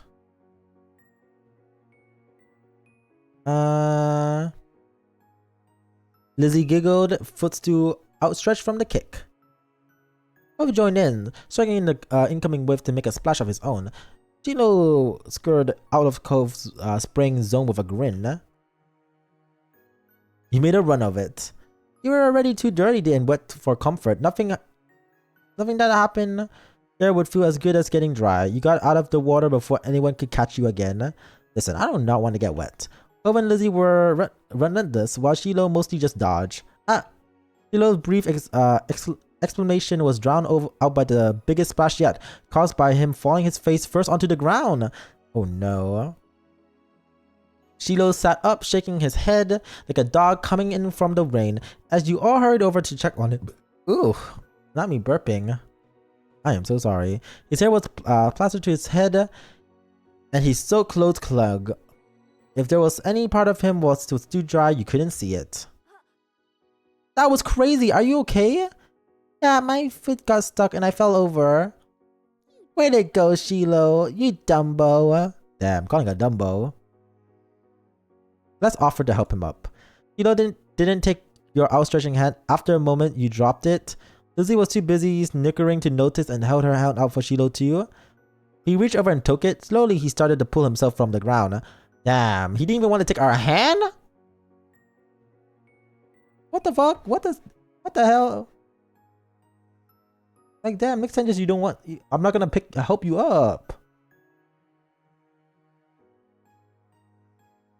Then he spilled on the... She literally called you a Dumbo, Sheila. I know, right? Like, what the hell? You still take his hand? Like, damn. Huh? Sorry. With where the odds that happened twice in a row, you thought they must be low, but there's no way Sheila would do something like that on purpose to pretend that was an accident, especially not to Lizzie. Even if your relationship with Sheila felt unclear, he did at least like her a lot. Lizzie was his favorite, right? Smiling boldly, Lizzie extracted herself from the ground and wiped a streak of sand from her cheek. She didn't intend to let this embarrass her. Sheila got up again as well, this time without incident. He still looked like a drowned puppy, but didn't stop laughing at the both of them. With that, it was time to call it a day. The four of you made the journey back home, leaving a trail of wet footsteps, stands in your wake. Now we be walking. Damp clothes may have weighted down some of your group, but your spirit were high. Your arms swing side to side as your cool breeze flowed past. Your moms were outside chatting to Cove's dad. We're back! Your mom fell as they look at the state as you all were in, raging from messy to soak. Elizabeth, is that all you have to say for yourself? You brought half of the beach back with you. Yeah, he certainly did. With what's Mary God gonna do when she comes to get Shiloh? Is that how you want him to be for the long drive home? Cold and filthy? Lizzie's expression turned sulky over the scolding. Being the oldest could be fun, but it also meant she was the first to get in trouble when something was wrong. Mr. Holden, on the other hand, chuckled as he ruffled Cole's muttered hair. You've been out making memories, Bucko. Glad you had a good time with your friends. Cove used his slightly moist cast arm to push his dad off. He's like, Dad, stop it! Stop it!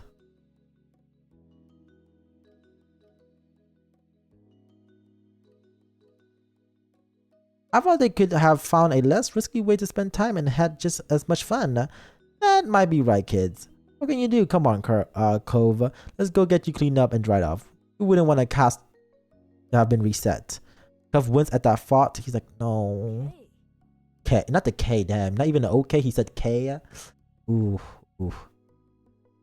It be like that sometime. That boy. That boy. Mr. Odin casually bent down and puckled Cove up off the ground, ultimately holding Cove against his chest. Not already transferring from Cove onto him, but it didn't seem to bother Mr. Holden. Cove protests being carried, but only got reassuring pats on the back of his troubles. Take care. Good night, Cove. Thank you for the talk, Cliff. Night, Bun, and Shiloh too. Resigning to his fate, Cove twists his body in his dad's arm in order to turn around and wave goodbye. Smiling, he waved back. Good night! Fine. Well, we better do what we can do to fix you guys up. Come on, everybody inside. I want you to march straight to the downstairs bathroom. Yes, Mom. Okay, Lizzie's mama. Don't worry about stopping to wipe your feet on the mat this time. That won't do much good tonight. She's really said, oh, you guys, the mud, the sand, the muds, everything is still gonna come in. Nah, she really said, I give up. Here we go. Sitting on the old beach towel your mom had found, you waited in the hall until you were less sandy. You weren't allowed to go to your room or walk around the house. But you did get a sandwich for dinner though. It felt like an indoor picnic. It had been decided that Shiloh would wash first and borrow some of your clothes. It was already finished and packed away in his mom's car. Miss Fields had come to collect him a while ago. It was a bit of a funny experience experiencing him without that hat on him for once. Not much longer it would be your turn. When the bath was done, you would have to go right back to bed. No, seriously though, once you go to the beach and come back home, you find sand everywhere. That is very true. It's just sands everywhere. Like, damn. I don't want to be sandy. I hate being sandy. That is not my favorite thing. That's why I don't like going to the beach. Like, if I go to the beach, I don't even stand on the sand. I go to, like, the outshore. Like, going to, like, the rocks part. It's, oh. Hate the beach. No, not hate the beach, but, like, you know, I'm not a beach lover. After a day like this, though, you were glad you weren't going to be any further, gonna have it be any further events. Drifting off to sleep sounding like a great idea. Oh, sleeping. What a fun time. Let's see. Sandcastle. Cove wasn't able to do many things that summer. When you, him, and Shiloh sat out on the shoreline one bright morning, you could tell he wanted to be in the water. But there was no way he would swim anytime soon, not with this cast. There was waves washing a single shell to shore, glittering and blue. And then it reminds you of the place he couldn't go. From what you heard about Clove's old life as so far, in tiny pieces and fragments, you could tell he would do anything to be able to get out of the cast. Like maybe a pact with a witch or something, just to get it off of him. He thought about his summer last year must have been totally different from this, with his old home and his mom and dad. But now he was here, with you, and Shiloh, and Lizzie, and everyone else. You can even go into the ocean. This town wasn't bad, and all of your favorite things in it. But sitting here on the same beach you grown up on, you could understand that not everyone else felt the same way about Sunset Bird as you did. You watched him from the corner of your eyes quietly as he finally said aloud what you have been pandering. I wish I could go in. The water? Shiloh, I would think it's the water.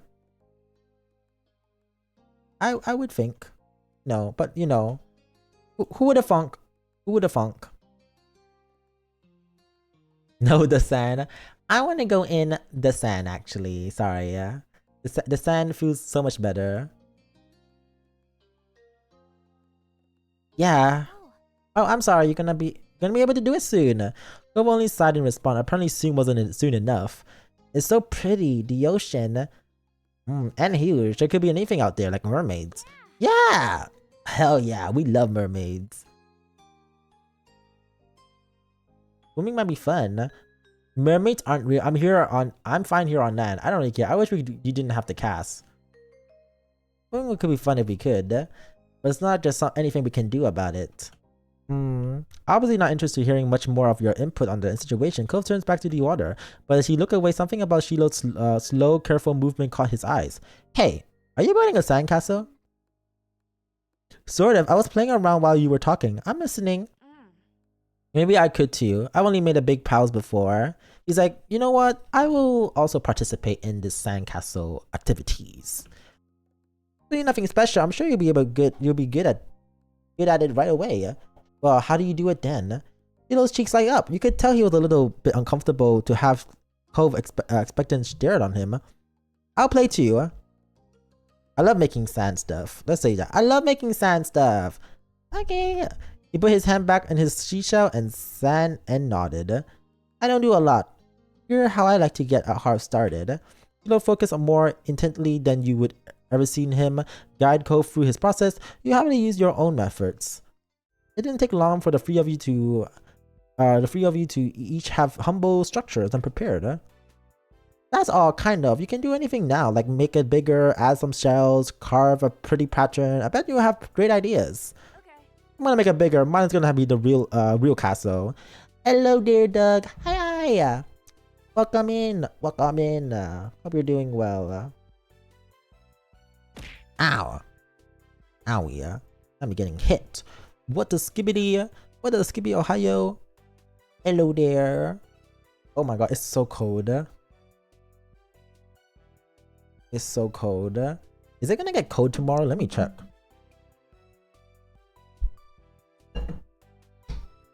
Let me check here. How cold is it gonna be tomorrow? I'm scared. I'm scared to know. It's gonna be negative. What the ligma? Ligma balls. Ow. It's gonna be 7 to 4 degrees. That's not that cold. Oh my god. Please be warm tomorrow. I'm begging. I'll just sit next to my heater tomorrow then, I guess. I guess that's what I have to do. Liquor. Not the liquor-ing. Liquor. I like a good liquor. Liquor. Okay, cool. That's gonna be a house. Looking at the base of your sandcastle, you decided to make a house, a castle, a mansion. I can hit you up tomorrow, baby girl. Baby girl. Damn. Damn.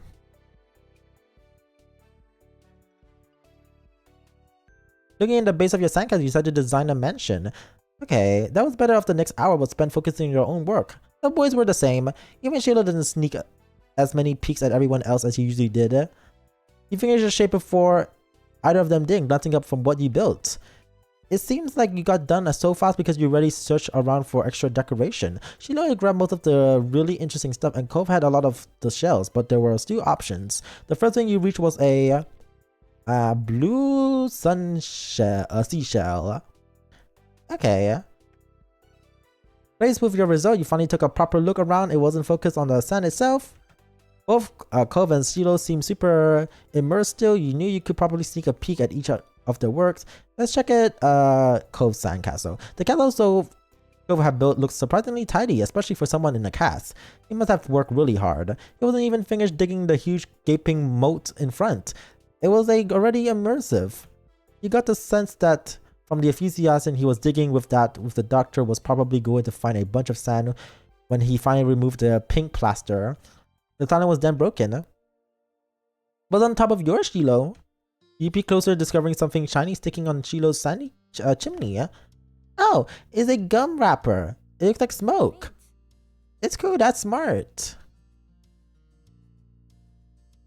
You should be an architect. You'll be good at it, Shilo. Shilo smiled without a word, and with that was that for the current topic. Then and that's how you end the conversation. You just say nothing. It's like, okay, no thank you, no nothing. He really said, like, oh, okay, fine. Let's not say anything then. Eden, can I see what you did? Sure. He's good, just a bit nearer and beginning to survey your work. As you really knew whatever the dimension was, there was supposed to be big, so you gone really big. It was the size of your country club that Lizzie played golf at. Compared to Cove's and Sheila's building, probably even bigger. Sheila quickly decided to jump in the new conversation. Hey Jaden, what did you do? That's my mansion. It looks great, your house is so big. I guess mansions are just really big houses. Huh? Is being a house bad? No, but we each made our own place. Nobody's the same. I think we are. Cove raises an eyebrow at that. If something is only one of that thing, it makes that makes it special. Yeah, for sandcastle and stuff. People too. My dad always say how everyone is their own man, a real individual. I don't think I'm very special. Why not? Nobody else is you. Hello there, different boy. Hello there. How you doing? Welcome in. Hilo simply shook his head. I'm not different. A beat passes between the two of you. Cove then looks down at his own work again. Bro, Shilo needs some hugs in his life. Poor Shilo. Shilo doesn't have any confidence. I feel bad. Like, baby, where is the confidence at? Don't be like that. Don't be like that. Be who you are. For your pride. Okay. Now it's shutting the conversation. We're like, okay, goodbye. He didn't seem to be bothered leaving the disagreement hanging there. Cove had other things on his mind. My dad tried to get me to make sandcastles the first time we came to this beach. I didn't want to. Cove trailed off again. There was another moment of silence. Shilo shifted and opened his mouth to say something, but Cove spoke up before he could. He didn't think he noticed Shilo was going to talk. I'm amazing. How are you? I'm doing good. We're playing a fun little visual novel. We're playing Our Life. We're still on the first half of this game. I did not know this game was long. I was like, damn. So we're getting there. We're getting there. Hey, do you know what happened with your mums? What happened when your mums meet my dad, Jaden? You waited to see if Shilo would say what he wanted to say. When he didn't, you considered Cove's question. I wasn't there. They didn't tell me. I just remember what happened when I met your dad. Mr. Hoda had been a weird stranger then. Well, he was still kind of strange. No other parents act like him. But you knew better at this point. Now that you thought about it, it made a lot of sense. Cove's dad talked to him about people being unique. You were pulling from your thoughts when Cove continued. Oh, well, I was there. I don't think my mom has met your dad.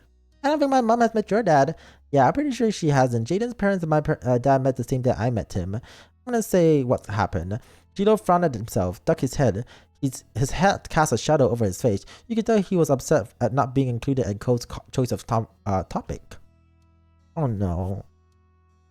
It was kind of boring to him, though giving people their own turn to say the things they want to say is important too. I think Sheila wants to talk to you. Let's see what Sheila wanted to say. Huh? We were talking, just not right now. I'm talking to you. He can listen.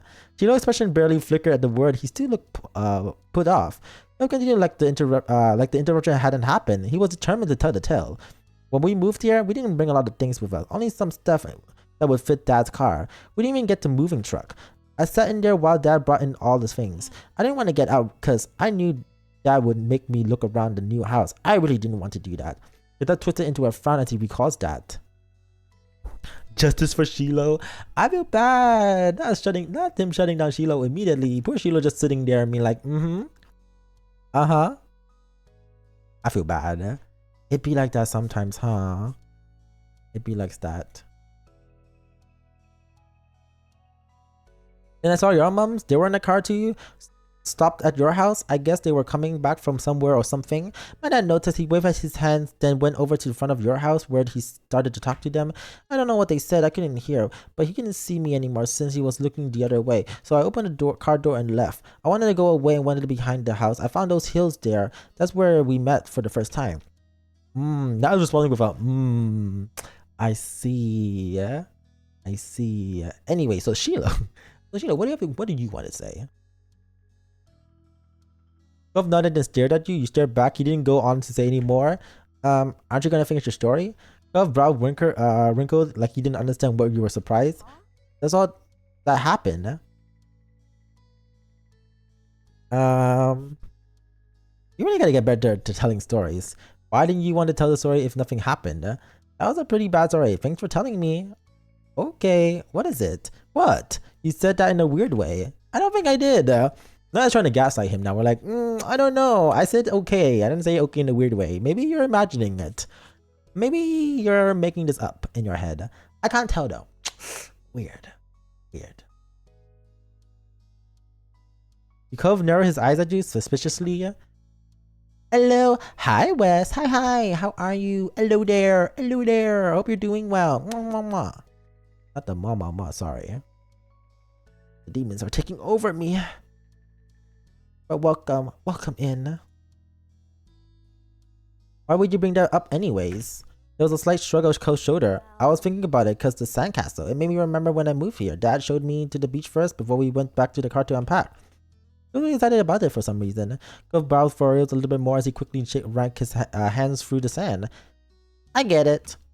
He thought maybe Mr. Holden wasn't that excited about the beach and was instead of hoping Cove might be. But the line of conversation had come to the end. Even Cove was done with it. Some other topic had popped into his head. Fidget's uncomfortable in the sand he had made Cove aware of his presence again. They looked at each other. You could only wonder what this might be about. Hey, Shiloh. Yeah? I hope this doesn't become too uncomfortable. Like me praying, I'm like, please be comfortable. Because if it's uncomfortable... gonna start crying, huh? We're always turning so red, even when nothing is happening. Ooh! Gary Stardo, he jerked back. Neither of you or Shiloh had expected that, but how he would get included in the conversation again. I don't know, I guess? Okay, it's kind of weird. Shiloh's eyes were wide with embarrassment and his lip twitched, and he was blushing even harder than before. Maybe it wasn't this. Perhaps it was simply the last straw. It was a big deal to Shiloh. A huge one. He didn't just look sad. He seemed almost panicked. Are you planning on finishing the game in one session? If not, don't forget to save. Oh, no worries. I will make sure that I save. Oh yeah, we're gonna continue playing this game for sure. You weren't sure if he was about to cry or run away or what, but you soon got an answer. Why do you wear glasses? Most kids don't wear glasses and nobody named Cove. Oh, they're fighting. Who asked you to come? It was probably just your dad bugging Jaden family some more because you don't have anyone else who will play with you. Ooh, they're crashing out, y'all. They're crashing out. The beefing! The kids are fighting! Cove blinked. The tension on the beach was suddenly uncomfortable in a way you didn't know how to laugh it off. It didn't seem like that kind of thing he would get upset about, though he hadn't ever known what kind of things would bother Shiloh. I'm sorry. Me too. I was just wondering. Let's see here. You try to play on your own. You nervously mess with the sand. Hey, let's build another sandcastle. Yeah, let's do that. Another sandcastle for the team. The day's gonna be over soon. Jaden, you're right. The sun's going down so fast. You all went back to making more sand buildings. The whole mood had changed. That is crazy, yeah? I got scared for a second. I was like, damn, are we gonna start beefing again? Like, damn, we're trying to build sandcastles, not fights. It's all about love in this place, I think. Kids, they scare me. They bloody scare me, yeah?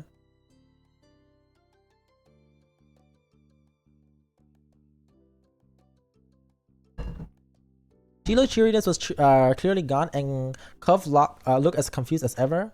What the other boy had blown up. Hey, it was bound to happen. The earth stayed uncomfortable for the rest of the afternoon, right to the moment Shiloh's mom appeared on the beach to take him home. At least he tried to do something to resolve it, though it seemed like it did happen. Even though Shiloh smiled when he said goodbye to Cove wavered, it stayed as bright as ever for you. They had to count for something. But while Shiloh's gone, the sun going down, you knew it was time for you and Cove to head to your own houses. The few you trailed out of the park together towards the neighborhood. The walk home was quiet. You passed the family landmark, shoes thumping against the sidewalks in a near-perfect unison.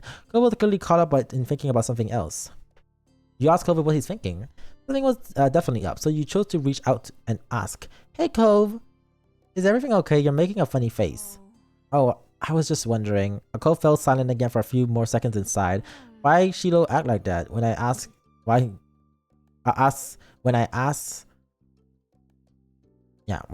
you were being rude to him. He was just being a baby. You shouldn't make fun of him. I don't know. It's just Shiloh. He got embarrassed.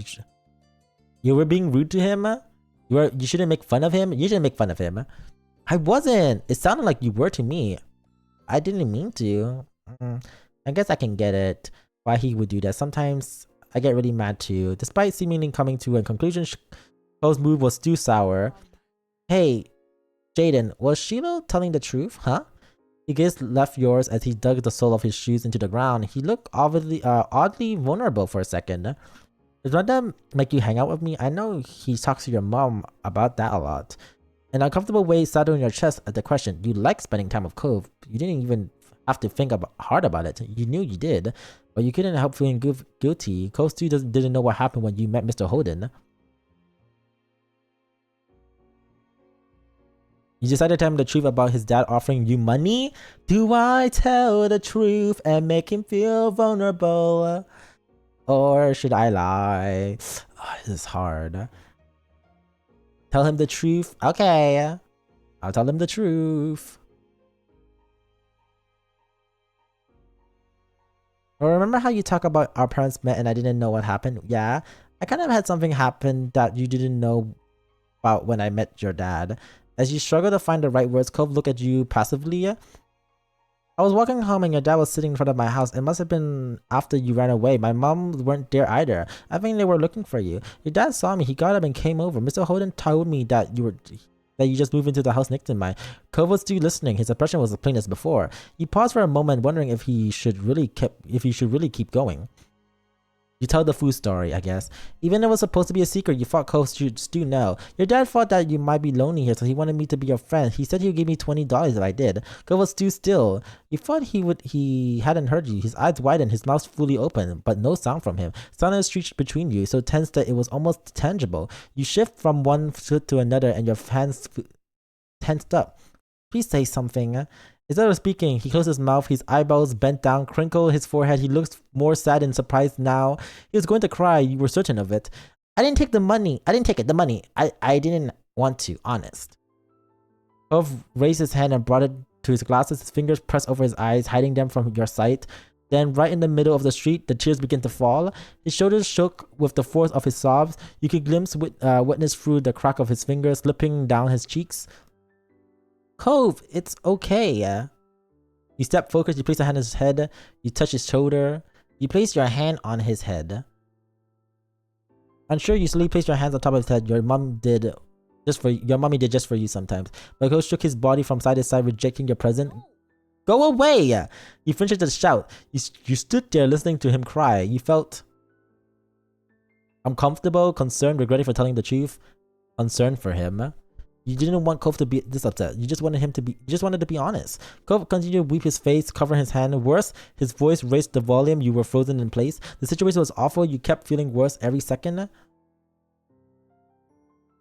You hugged him. You started to cry too. You stopped being so loud. Please don't cry. I'm sorry, Cove. Did we hug him? You stood up and tried to wrap an arm around him to hug. Cove squirmed away from you again, though ducking his head. It was a full rejection. You heard a door opening and you flinched, expecting to see one of the... Wait. Oops. At this hour, most people weren't around, either because they were working or down this town. But the parents rarely left the house, expecting to complain the children making noises in the street. You didn't want Cove to deal with that right now. You tried to come up with something you could do for him, for a situation, for anything. But the door that's to open now didn't belong to the grandparent. To utter the surprise and the release, it was Cove's own. His dad was already home. As he peeked out the window, Mr. Holden momentarily looked unsure. Perhaps he had suspicion of the noise outside, but wasn't entirely positive. Though a kid crying is pretty distinct, and there aren't a lot of kids. Maybe he didn't want to believe something might be wrong with his kid. Mr. Holden didn't go down the steps in front of his house. He just jumped right over them, doubled into a run. He skipped to a stop before Cove bent down on one knee, then stolidly cupped Cove's teary face with his hand. What's wrong? Are you hurt anywhere? Cove continued to cry, unwilling to cough out an explanation. Not taking his hand from Cove. Mr. Holden turned to for explanation, his eyes widened in imploring. He was asking if you made me hang out with him. You did, so I told Cove how you wanted to give me money to be his friend. As he spoke, Mr. Holden's chest rose while he inhaled deep, shaking breath, culminating in a grip at your final word. What? Why would you? The truth is the truth, old man. God. Like what, now I have to lie to your son? That is the truth. Ugh, sick. He clamped his mouth shut, shaking his head. His face is crying. He faces crying son again. No, it's my fault. I shouldn't have done something like that in the first place. Why would you pay us to do that? Exactly. This is not my fault, okay? Wah, wah, wah, wah, wah, wah. Listen here. You're the one who gave me the money, okay? And I didn't take it.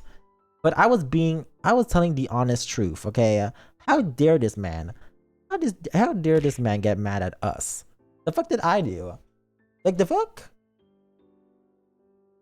He cast his eyes down, sighing. When he spoke again, it wasn't part of the conversation anymore. It was barely loud enough for you to catch his word. Jaden's only a kid. Tears were streaming down Cole's face, smiling sadly. Mr. Holden wiped Cole's cheeks with a thumb. He furrowed his eyebrows and looked at the ground. When he next glanced up, his mouth was set with determination. Mr. Holden finally took his hand off the cuff. He reached for his wallet. Confused, he stared at the rectangle that all adults seemed to carry in some form or shape. He had been source of all of these problems. You were sure that Cove wouldn't want to be remembered of this right now. Mr. Holden was clearly on a different mind to you. His inexplicable retrieved another $20, rolled it up and raised it to Cove's face. Cove's eyes were hidden behind tightly clenched fingers, so Mr. Holden poked Cove's nose with a bill. Cove peeked between his hand, grunted as he saw what he held been poured with. Even though it was surrounded by sobs, you were glad that something else had finally left Cove's mouth. Hey Cove, you can stop crying if I give you this cash if you do. Not the money. You stop crying if I give you money?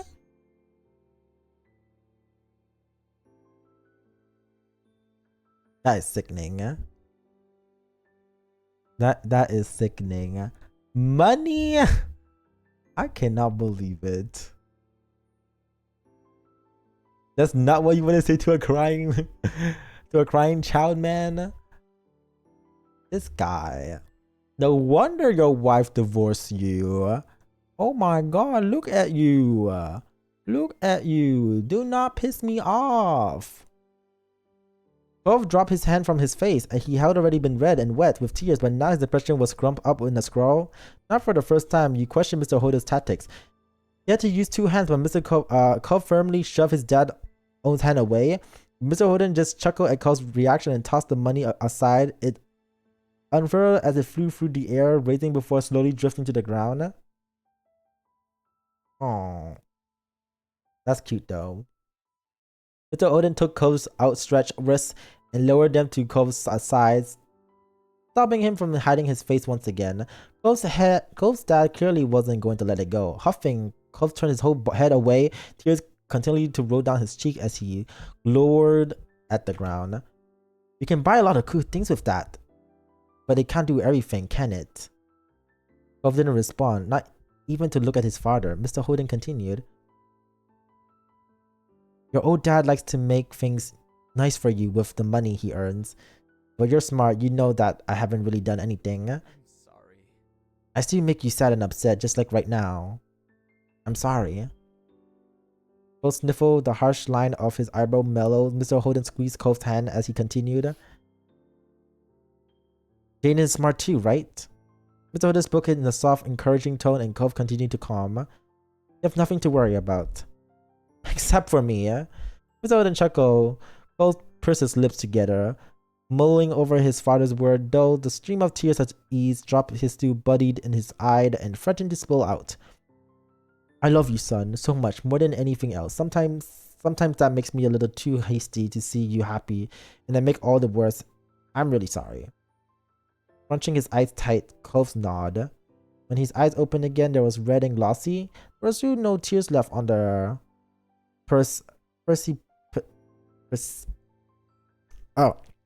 on the piercy side of his lower lashes. I feel like I'm reading like AO3 Wattpad shits and words that I never understood. This is showing right now. Aside from the occasional sniff, he was mostly back to his usual self. He swallowed. Okay. Though Cove had refused to echo Mr. Holden's exact word, the sentiment seemed to be enough for his dad.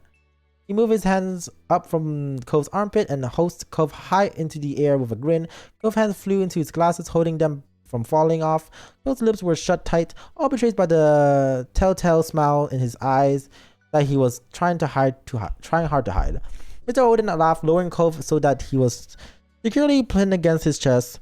Cove looked away, his face angled to the ground. Now that his dad could no longer see him, he was allowing himself to smile. Mr. Holden might have missed it, but you didn't. Cove wiggled, pushed a hand against his dad's shoulders. Can I go back down now? Yeah. Mr. Holden set Cove gently on the ground, waiting until his feet found their footing before releasing him entirely. I have to do something. Wait here. As Cove wandered away, Mr. Holden's gaze stuck to him like glue. You sighed, eyes downcast. You felt weird that you only been able to stand there while the event unfolded. You weren't able to fix it.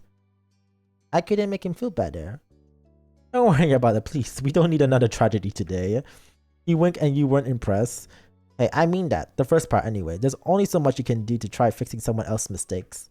He smiled sincerely at you. You have done plenty for Cove, just for the fact that you were honest with him when his old dad wasn't. Proves it. Thanks for being such a good friend. I hope you'll keep spending time with the boy. Though the sound of his name summoned him, Cove returned, clenching the bill as his dad cast aside earlier. You cocked your head, and Cove's dad raised an eyebrow. Cove looked at the crumpled note that walked away and held it out to you. I stopped crying, but I don't want this. You can have it. He gave you a small smile behind him. Mr. Holden was still watching Cove closely, clearly relieved. He shared the feeling. Cove was making peace with the deal that happened behind his... Fine, I'll take the money this time, since he's giving me the money. Generally, you pinched the slip of the paper between your finger and slowly took it from Cove. He continued to smile at you, gripping the note tightly. You smiled back at him, though you struggled to find a word from the moment. You knew that this is a gift was more than the number of pennies that was worth at the bank. It was a sign of Cove's trust. He believed in you. Thanks for this, and for feeling better now. Cove continued to look at you softly, his eyes widened in earnest. Yeah, you consider using the money to secretly buy something nice for Cove. You still treasure the keychain Cove had once bought for you. It would be nice to give him a little gift as a token of your friendship in return. Mr. Hooden stood and stretched his arm out casually, yeah? During step 1, telling Cove the deal, his dad. Yeah, gotta tell the deal. Well, then it's about time for dinner. Me and the rugrat needs to go in. You probably should, too. I bet your mom wants to see you. Alright, bye. Thanks very much. Have a good night. Thanks, Jaden. Father and son wave at you as you turn and dash back home. The note clenches tightly in your hand. You felt lighter. Oh, thank God, no more secrets. Jesus. Secrets are terrible. Secrets are terrible. Tonight we're going to catch fireflies. At this blunt declaration from your sister, you look up from your macaroni and cheese dinner. Fireflies was a familiar sight over summer, coming out of the warm nights to dance through the sky. Tonight was particularly brimming. You knew there was bound to be a ton of them around. Oh, you are you? You started eating faster. You look over at your mom. You push your food around your plate. Yeah, you started to eat faster. A grin curved your lips as you started to eat a bit faster, excited for what was to come. It seemed like you were too excited, however, as you started to choke and cough on your food from swallowing it down so quickly. Mommy reached over to pat you on the back, firmly helping you to dislodge the noodles and enable your breathing again. You took a big gulp of water from your glass, giving your mommy a sheepish look. Oops. Damn, that him starting to choke. Poor baby. Sometimes you gotta make sure you swallow everything and make sure you chew up all the food properly. If you don't, you're gonna start choking. And it's really annoying when you start choking. Because down the wrong pipe is hell. That's a good idea, Lizzie. Can we, Mrs. Bun? Shiloh tapped his fork against the table excitingly. His face lightens up as he looked at Lizzie. It was unusual for Shiloh to still be here. Like always, his mom had to bring him over really early in the morning before her job started, but normally she would have picked him up by now. She called before dinner to let moms know that she'd be late. You didn't hear why, probably more work things. Before maybe getting to hang out with Shiloh for longer is what made Lizzie wanted to keep running around outside.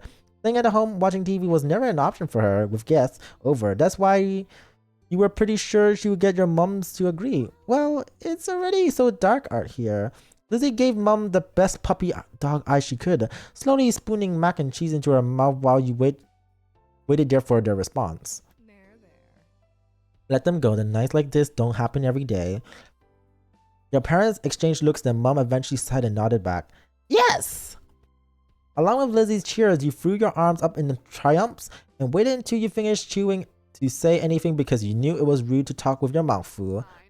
Fine. Just make sure you stay on the hill behind our house with all of the poppies, alright? Yeah, Mom.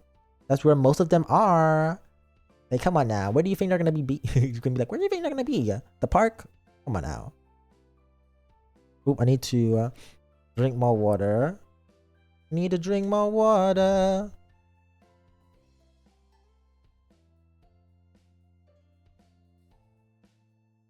Sorry, I love that.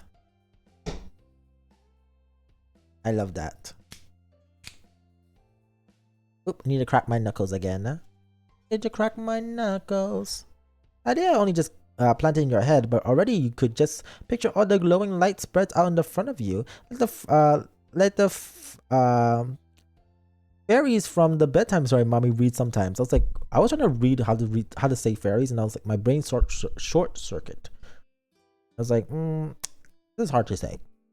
All too quickly to become a race to see who could finish their food first. Blub blub blub blub bloop bloop. No choking at the dinner table now. That is crazy, yeah? Please no choking. That's right. If someone dies, we have to cancel the Firefly trip. After all, that is crazy. Not that if someone dies, that is a crazy thing to say, yeah? We do not want that. We do not want that. Said it like a joke, but you knew they were both telling your kids to slow down. Philo did immediately. When you got to Lizzie, you saw her still eating faster than she should. Elizabeth! Jeez. No one's gonna die. Sheesh. I'm not gonna interrupt Mom before she could no doubt scold your sister. I'll get it. Your big sister jumped out of her seat and ran over to the door, pulling it open without even looking at the window to see who it was. Huh? You shift your seat to try to get a glimpse of the unexpected guest. Hi. Good evening, Cove. Your mommy had already walked to the door by the time you managed to see past Shiloh's floppy hat. Oh, Cove, you're here. Hi. There were a million things you thought of what you want to tell him about. Lizzie's homer in the baseball game earlier in the day, your first successful cartwheel, and most importantly, you wanted to ask if he could come firefight and catch with you all. You saw him directly smile at you and return with an eager wave. My dad told me to drop it off because I guess he borrowed it from you. Cove took a familiar screwdriver from out of the large side pocket. Eyes now dropped to the floor. We left ours back home when we moved. Great, thanks, bye! Thank you. Thank you. Here, why don't you come inside for a bit? Lizzie crossed her arms and lifted her chin. Cove shrugs and Mum stood from the table too. I'll give your dad a call to let him know you're here, alright? Cove shuffled fully inside. Damn, Lizzie was like, why is this nerd here? Ugh. Can you just not be here right now? Gosh, like go away. Go away. Thank you for the hat pat, weird nerd. Thank you. Lizzie was like, great, now leave. Like, Lizzie was like, you can go now. You don't have to be here. Like, bye. Oh, Lizzie. Lizzie, you diva. Lizzie, you so funny. Posture check. Let me fix my posture.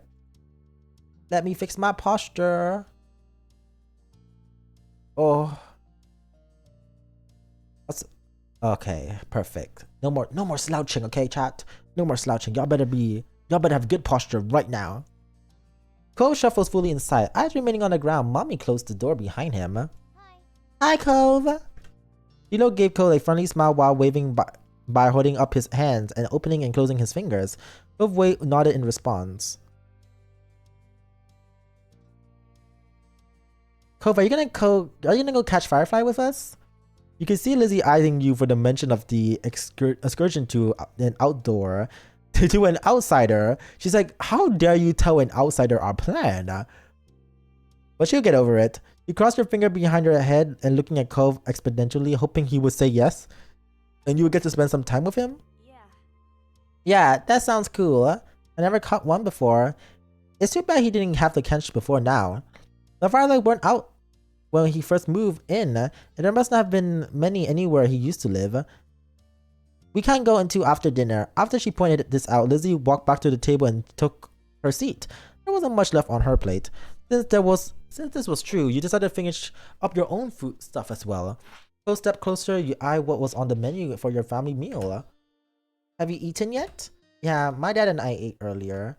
What did you have? Eggs? Eggs? That's it? You just ate eggs? That's so... The clip one-word answer seemed to discourage Shiloh from asking any more questions. His eyes slowly wandered back to the last scrap of food on his plate. Your phone call with Cole's dad must have ended because your mom came back into the room. Okay. Oh, if your dad said you could stay for a little while if you like, but he's going to come to get you before it gets much later. Sure. Fine. Oh, fun. That'd be so nice.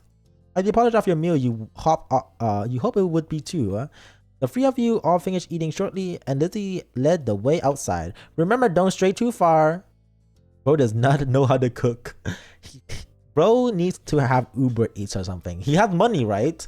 So why is he not like Uber eating food? It's fine, mom. Hilo trailed so close after Lizzie. He was nearly stepping on her tail. Cove hesitated at the door. And he get take out over with all his money. Exactly, that's what I'm saying. You have money. You said you have money, so you should just take out. Coming? After a minute, he did. Bye. Bye, children. The two of you were a good 10 or 15 feet behind Lizzie and Shiloh. By the time you walk outside, you push the door shut behind you, watching their figures get further and further away. You're so slow, Jaden. We don't have all night. You start to run when you heard Lizzie's voice calling you, but paused when you saw Cove still walking at a relaxed pace. You walked with him. You fell behind, tossing him a smile. Don't worry, you're gonna love it. Cove glanced over to you, giving you a slow nod with a strange look in his face. What is it? Nothing. By the time you two reached the hill, Lizzie had already climbed the top of the On the top, Shiloh was spinning in circles somewhere around the middle. Bright winkling lights floating like bales on a wave. One drift close enough for you to see the firefly at the center of the glow, and you look at Cove, excited to see his reaction. He looked just as entertained. Wow, I've never seen fireflies before. I'm trying to think. I've seen dragonflies. I hate dragonflies. No shade to them. They're just sometimes so annoying. Like, sometimes I'll be waiting at the bus and they just come at my face and I'm like, move it! Please. Respectfully, please move away. Hilo took a moment to come over and welcome the both of you to the hill. Hi guys, it's really great, huh? See how many there are. Yeah. A firefly danced through the air, landing on Cove's sea green head. You and Shilo couldn't help but giggle. You quietly looked on. Covering your mouth with a hand, a sound escaped you, and Cove looked at you in confusion. What? I've seen fireflies before. They're so pretty IRL. Ooh, maybe one day. Maybe one day I'll get to see a firefly. Who knows though? Who knows? You gestured on his head. He reached out and made the firefly dart away. Cove jumped and then followed after the glow. Oh look, Lizzie has one. That's amazing. Hilo ran to the highest point of the hill, making sure not to lose his hat or backpack along the way. You hum as the group divided in the concord, shifting your gaze to the dozen of the fireflies sailing around. The game was on. You had a bandage on your thumb and you tried to be cautious on that. You had a bandage on your palm and you tried to be cautious of that. You had 2 bandages on your hand and you tried to be cautious about it. You were good at not getting cuts or scratches, so you weren't too worried about that. Let's say I'm slay at that. I never get cuts. Spotting one close by, you approach it with assassin-like step, crouching down to make yourself seem like less of a threat. Slowly dragging one foot in front of the other, you creep us towards it, arms outstretched. You close your arms. You close your hands around the little glowing orb, carefully not to crush it. The firefly lands on your palm, almost do silly, and you stare down at your prize in delight. The tiny legs tickle your skin, and you giggle at the sensation. Cove kept up with his own target, but when he tried to grab its pink cast, waved awkwardly towards the air, flowing his effort to clap his hand around the firefly. Ugh. Cove watched it vanish into the thin air with a dissatisfaction expression on his face. You told him about the firefly you had. You make a joke about what happened. You did your own thing. You encouraged him to try again. You get the next one. Did you catch one? You nodded and Cove gave up his hunt for a moment, coming closer and peering in his insect stew crawling across your hand. You held out your hand. He leaned closer, his eyes widened at the tad behind his glasses. Cove remained hypnotized by the little bug as he inched his hand closer to yours. Immediately, he startled his fingers slightly over the top of yours. You were holding open. It tingled. You stayed very still. The last thing you wanted to do was accidentally scaring the shiny treasure off. Ooh, now our hands touching. Party! Damn, those nails. The firefly noticed the new connection crawl onto Cove's hand. He quietly gasped. It worked! Yeah, you got one! Cove's lips turned up into a small smile and his eyes shined brighter than the bug. Thanks, Jaden. Your eyes and his locked together while still holding hands. Ooh, not the holding hand. Arm. He suddenly put away. Startled by the extreme movement, the tiny little disappeared before you could even blink. The firefly was gone. Sorry. Oops. Sorry. That's okay. I couldn't keep it forever. You're right. Right, bugs have to stay outside. Let's go. Let's get another one. Having a look at everything instead. That's fun too. Okay. He pokes the tip of his shoes into the soft dirt. I try to get some for you. Then we can be even. With that, he made a run for it. You quietly took a seat amongst the flowers. The others were jumping around and dashing all about. You saw how many times they successful and failed, and how Shiloh almost tripped a couple of times. It was a dramatic show, though around you it was calm. The lights of the stars and fireflies surrounded you peacefully. It was a beautiful night. You laughed quietly to yourself as you watched the others, and Shiloh finally managed to catch a firefly between his small hands. His eyes light up, and when you spread his fingers to take a peek of it, the bug escaped and flew off the air. Oh! You watch as he pounce around once more, but your eyes soon land on Cove, who had failed to catch a firefly yet. You watch as he creeps up into an unsuspecting bud, so slowly that for a moment you wonder if he was still moving at all. Then he raised his hand towards one of the little blobbing balls of light, filling it with it ever so slowly. No! The craft little creature had escaped his clutch at the last moment, drifting too high up for Cove to reach. While Cove returned to hunting firefly, you settled for a lay back against the soft grass, watching the poppies sway around you and the fireflies hovering against the vast sky. Jaden? You lift your eyes to see Cove return with your side. His fist was carefully closed. He stretched it out for the front of your face. You notice a small glowing coming from in between his fingers. I got one for you. Whoa, what? Now? His hand disappeared up and over you. This.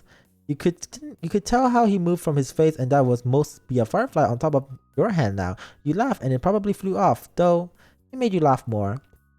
Thanks, Cove. Jaden, Cove, get up here. We're going to have a race. The shout caught you off guard. It's been quite a while since you heard from Lizzie or Shiloh. You glanced over to see them both standing on top of the hill again, Lizzie beckoning to you with a quick hand gesture. If she was like that, you knew it wasn't much room for a disagreement. Up to an incline you went. From the corner of your eyes, you saw Cove coming up as well. He didn't care for Lizzie a lot, so you thought he might be intrigued just by the idea of a race. Hi! Hi, Cove. You're gonna roll down the hill. You could hurt your arms again. You be the referee for the rest of us. As he pointed this out, Cove froze in place. Oh, it was kind of a race. He frowned down in his cast. It was the second time he got in the way tonight. What? Yeah, you watch and see who gets to the bottom first. That's important, got it? Yes. Ooh. The cast is being a little poo-poo. Really? Why would you have to? It's okay, I want to watch. You move up beside him on the top of the hill, even though Lizzie eyed you and made a face. That's not how race work. We only have one referee. Shrugging your shoulder, you refuse to budge, and Lizzie let out a huff before throwing her hands up in the air. Fine, I'll be the winner, whether you join or not. Lizzie moved to lay down. Shiloh did the same. Cole stood slightly to the side and get a better vantage point, and you sit next to him. Countdown! Cole stand up a little straighter. Seems like he was taking his newfound referee duty seriously. 3, 2, 1, go. Damn, rolling down a hill, that I would have hated as a child. Just knowing, I'm like thinking about it as a child right now, I would have not liked that. I would not want to have to get dirty. Oh, getting dirty is not my thing. You and Cove landed forward to watch them go. His eye peeled for which of the two would reach the bottom first. We're both neck to neck, and halfway down the hill, Lizzie started to veer off the side and giving Shiloh a huge advantage. Rolling down the hill is fun though. It's just, I can see how it can be fun. But oh, I just do not like to get dirty as a child. Even as a child, I was like very particular with like being like, I don't want to be too dirty.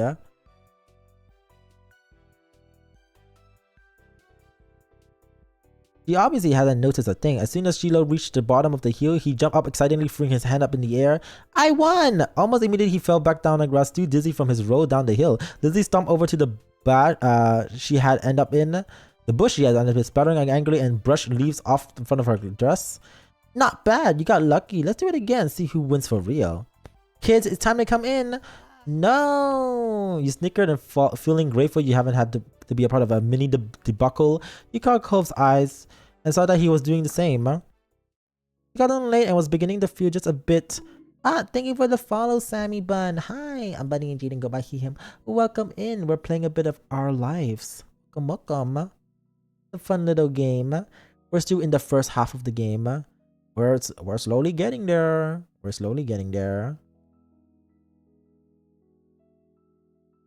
The four of you walk back home together, side by side, down your neighborhood street, discussing the evening with each other's person trying to prove that they were the one who caught the most fireflies. Okay, I guess that's it because the rest of them are DLCs and I don't have the DLCs. Thank you for the headband. Wow. Next. Are you sure the next step? Well, I have to be sure. I'll never get tired of that view. You sit beside your moms, Lizzie and Coves, as the five of you watch the sun dip the ocean somewhere far and far away. You keep us in the basement. I have been seeing your clips, but getting into just you're having live stream in the background around. Oh, no worries. Welcome in. Yeah, the basement. This one. Where else would you guys think you guys gonna be? Duh. The fun, cute basement. Duh. This is where you guys stay. Party. Oopsies. I mean, what? Weird. Basement. Yeah. Yeah. Basement or the summoning room. We have this too.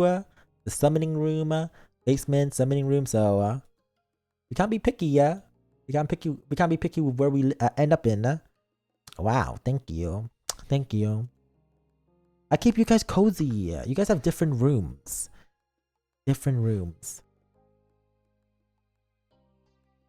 Pickles. I want pickles. Pickles are yummy. Pickle. I like pickles on my sandwich. Pickles in my sandwich. Pickles in my sandwich. You stood beside your mom's. Okay, we already read that. You like to imagine it cooling off in the water, resting itself before getting ready to shine brighter again tomorrow. That was fun today.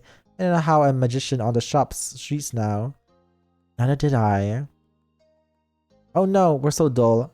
Get it out here more. He didn't do real magic, Mom. How do you figure that one out? Because I know that's not what real magic looks like. Oh, Lizzie dear, there's all kind of magic in the world. Lizzie gave Mommy a suspicious look but didn't dispute the claim. You look over the cove. Who haven't said a word since you started home? He didn't look upset though, just content. You're where he still hasn't gone quite warm up with your parents.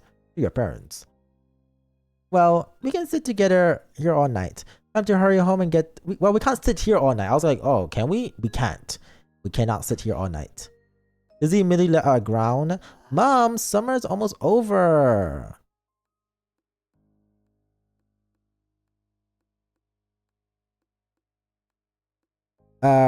Protest was obvious. You could practically see school on the horizon.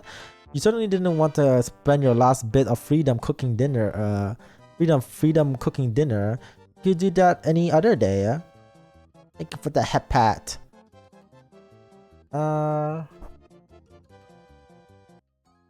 You put your best puppy dog eye? Oh, don't look at me like that. Like what? Lizzie made her case and then stomped her foot into the ground. You mimic her, feeling that would add something to the argument. Let us all stomping our foot on the ground. No, I don't want to go home. Ugh. Summertime. I remember summertime. What a time. Summertime, what a time. I don't think about... I miss the times. Maybe one day I'll get to experience my own summertime again. But also, like, it can't be like, you know, university and stuff like that where you can have like weeks, like months off. Can't do that. They won't let me. They're gonna be like, actually, you need to go back to school. And I'm gonna be like, what the skibbity? Well, oh, come on, Pam. I can help you with dinner. Mommy leaned in for a hug. You knew that we're very close to victory. Okay. Alright. But as soon as dinner's ready, you lots are coming inside. Understood? Yes, Mom. Yes, Mom. Cove dear, you're welcome to join us as well. You grin at Cove and nudges his shoulder with his elbow. Cove gave in a non-committal shrug to your mom, which you took as an agreement. As much to do, so little time? Maybe I could get that seashell bracelet, tins, and trinkles. Oh, or maybe the playground. Oh, the fireflies will probably be coming out too. Coming out, right? You suddenly made your own plans. Lizzie had her own ideas of what she wanted to do, but what were you gonna do? You glance over the cove, considering a strong gust of wind made you shiver. Lizzie huffled as she wraps her arms around herself. Doesn't the wind know that summer's not over yet? Ooh, not the breeze. Summer, breeze, go away. No winter. Ugh, winter. If I could strangle winter, I would. If winter was a person, I would strangle winter. I need more water, wait. I need more water.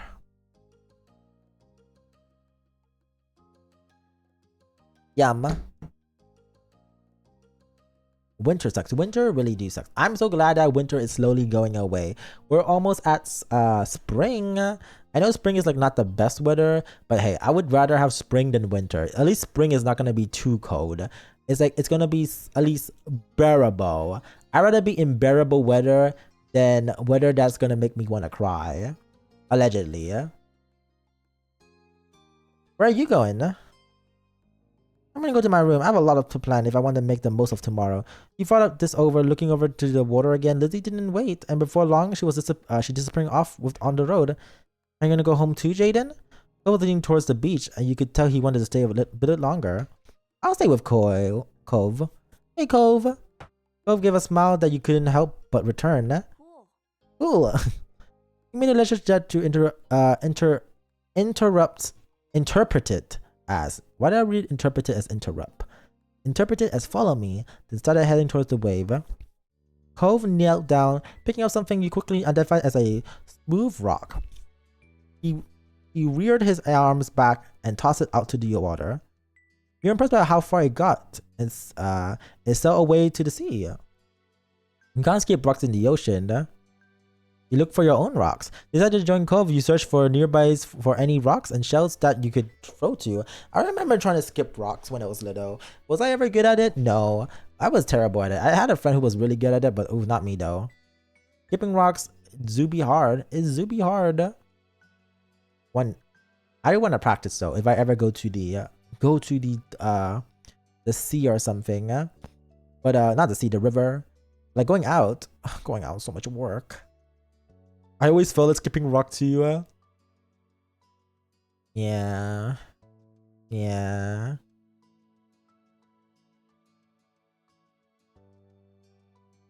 You found a shell that would suit your purpose. A smile growing as you tossed it as hard as you could.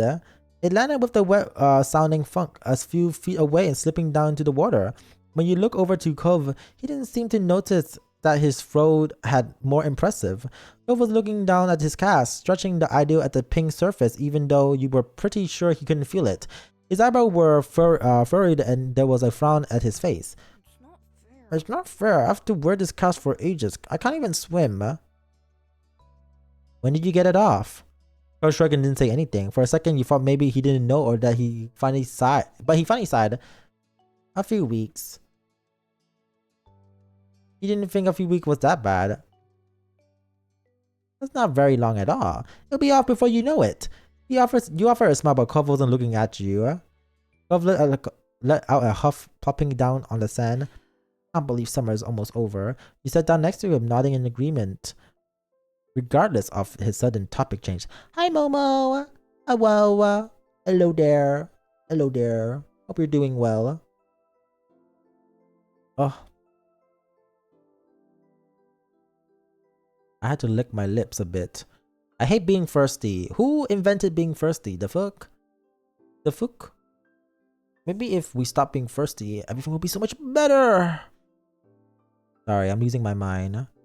I'm losing my mind. Or am I losing my mind? I can't tell these days. It's been a long day. I need to crack my knuckles again. Fuck. Oopsies. Okay, knuckles crack. Knuckles crack. Let's see here. I don't want to go to school. I mean, I would. I don't want to go to a new school. I think it'll be the same school as you and Lizzie. My dad said something about that. That's great. We can sit together during lunch. You only ever been to one school, but you were sure that his old school couldn't be been much better. Then again, he didn't make Then he wouldn't make new friends, meet new teachers. It could be kind of scary. Joe shook his head, then wrapped his head, good arm around his knee as he drew them to his chest. You heard a sniffle sound. When you took a good look at his face, you realized his eyes were wet. Damn, Cove has been crying a lot. Poor kid. Poor baby. I want to go home. The sudden sadness caught you off guard. You were so excited that Cove would be going to the same school that it made you feel bad he was so upset about it. Well, I can walk back with you. Cove shook his head at that offer. No, I want to go back home. Right, Cove wanted to go back to his old home, the one that sat waiting someplace far from here. It's been a while since he had moved in, but he didn't seem to feel any better being around here. He settled back down into the sand trying to consider what to do. Do you hate being here? Cove's brow furrows even more, then he shook his head. You felt a rash relief filled you. You like having Cove here. It would be sad if he'd been miserable the whole time. You're not going to leave, right? You'll still be around. The question was still a little surprising. Your parents would mention if you were gonna move or something, right? After a second, Cove gave a little nod. Once I get my cast off, we could go swimming. We were fine with him changing the topic again. Yeah, that would be fun. Cove smiled and looked back at the waves. My dad keeps saying, oh, I'll get used to everything eventually. That would feel better then. It used to make me angry. I didn't want to get used to everything. Spirit glanced over Cove and saw the anger he slipped off his face in favor of something else puzzled. But maybe that will be okay after all, as long as I really do feel better. I can't see it. You could remember a long time ago when you first started going to school. You had absolutely not been okay with the idea of being away from your parents for most of the day, to listen to strangers tell you what to do and sit with kids you never met before. Things changing is hard. You held his hand. You're not quite sure what to say, so instead you reach out to take hold of Cove's hand, the one closest to you, which is in his cast, so you make sure you were very gentle. As you watched, Cove's eyes got a little misty once more. You got that feeling that you were different tears than ones from before, though. I hope next summer I'll surf and go explore everything while feeling like it's supposed to again. You will. It will. Oh my god, I love this game. Hi, Misty. Yeah, I like this game. It's so fun. It's so fun. Our life. Yahoo. Hello there. Hope you're doing well.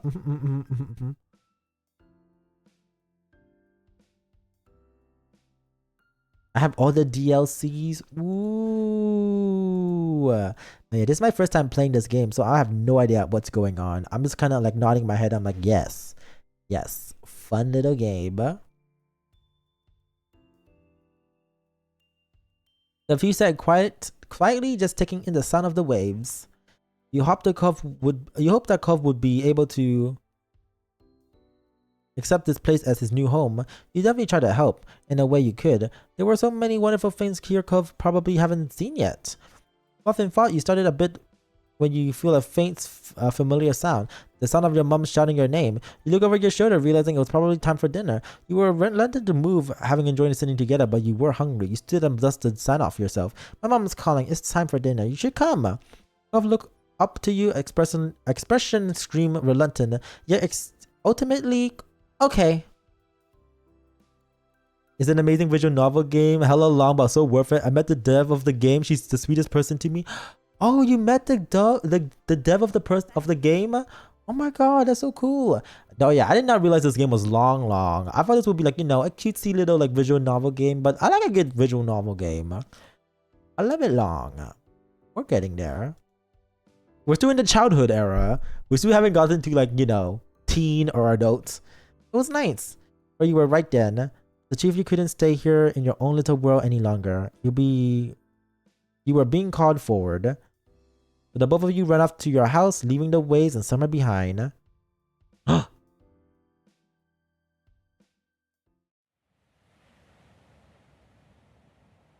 In between?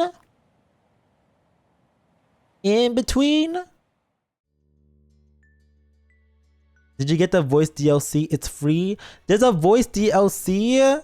No. No. Not me not using it.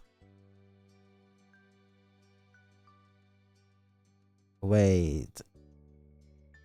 He says your name? Your game is ready to play? Wait. Jamie. Wait.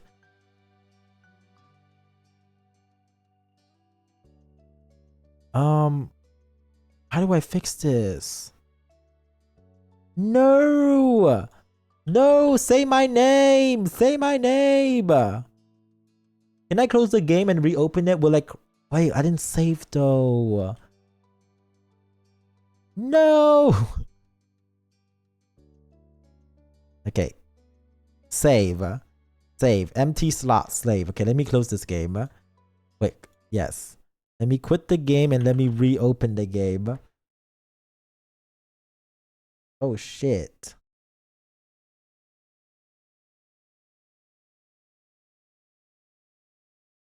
Okay. Hello, hi Golden. Hello. Hope you're doing well. Okay, I have the voice now. I've downloaded the voice. So I hope this works out. Perhaps the VAs sing. Perhaps the VA saying over 100 names. Damn.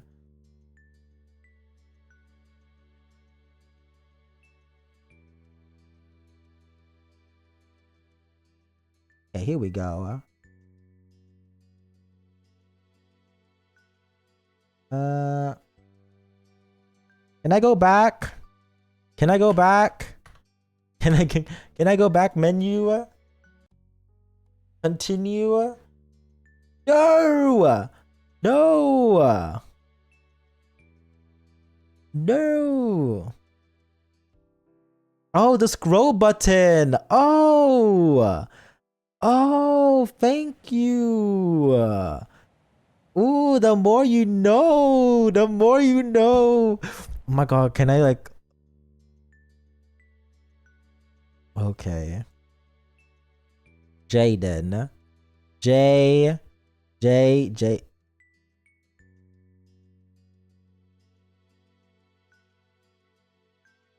Oh, wait. I think I saw it. Oh, there it is. Yeah. Bonjour. Hi, Cotton. Okay. Okay. Let's make it direct. Are you sure you weren't able to change it into the step free? Yes. Ooh, appearance. Ooh. Wait. Oh, he has 2 hairstyles. Ooh. Ooh. Oh, you little. Ooh. Ooh.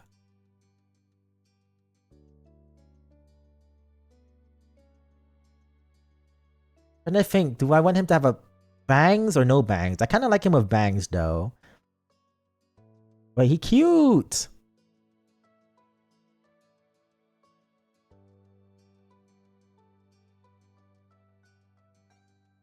Ooh. Wait. Wait, no, go back. Personality. Okay. Can I? Oh, I can change his personality.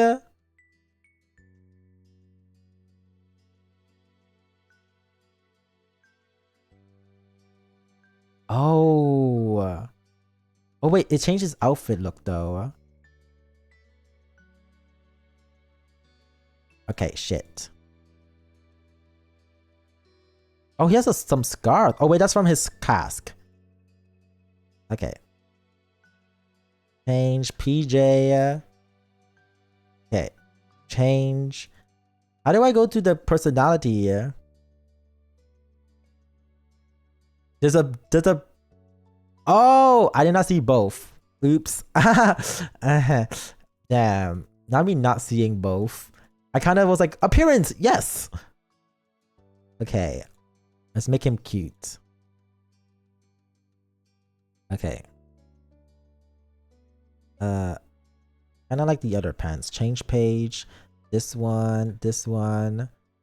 Okay. Ah, okay. Sporty, studious. I'll make him mix. Cold, warm. I don't think he's cold. I will give him a solid like in between. Moderate? Here. Moderate? Yeah, let's do moderate. Having moderate should be good. August ended. September began. It was time to go back to school. Lizzie groaned and complained the entire first week. She hated going to classes. Still, there was interesting things to do couldn't be done anywhere else. You weren't sure how Cove felt about it. He was enrolled that year. Do you love the game months? I do love the game months. I do. They're so cool. There was a little sign of Cove would be staying at the Sunset Bird for a while. After school, he was alright, but he kept his distance from the other kids, from what you saw anyways. Whenever he could, Cove stuck to you like glue. He didn't even mind that much what you did to pass the time, as long as it was together. And that was fine. You felt for him the same way you always had. Nothing changed.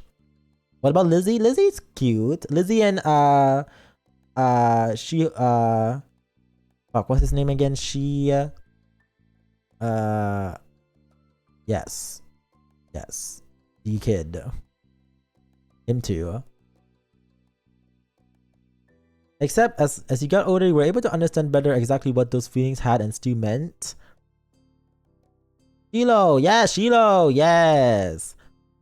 That year, the divorce of Cove's parents were finalized, and you overheard your parents talking about it, saying Cove's dad got full custody. At first, you worried about that meant bad news, but it had made Mr. Holden cry apparently.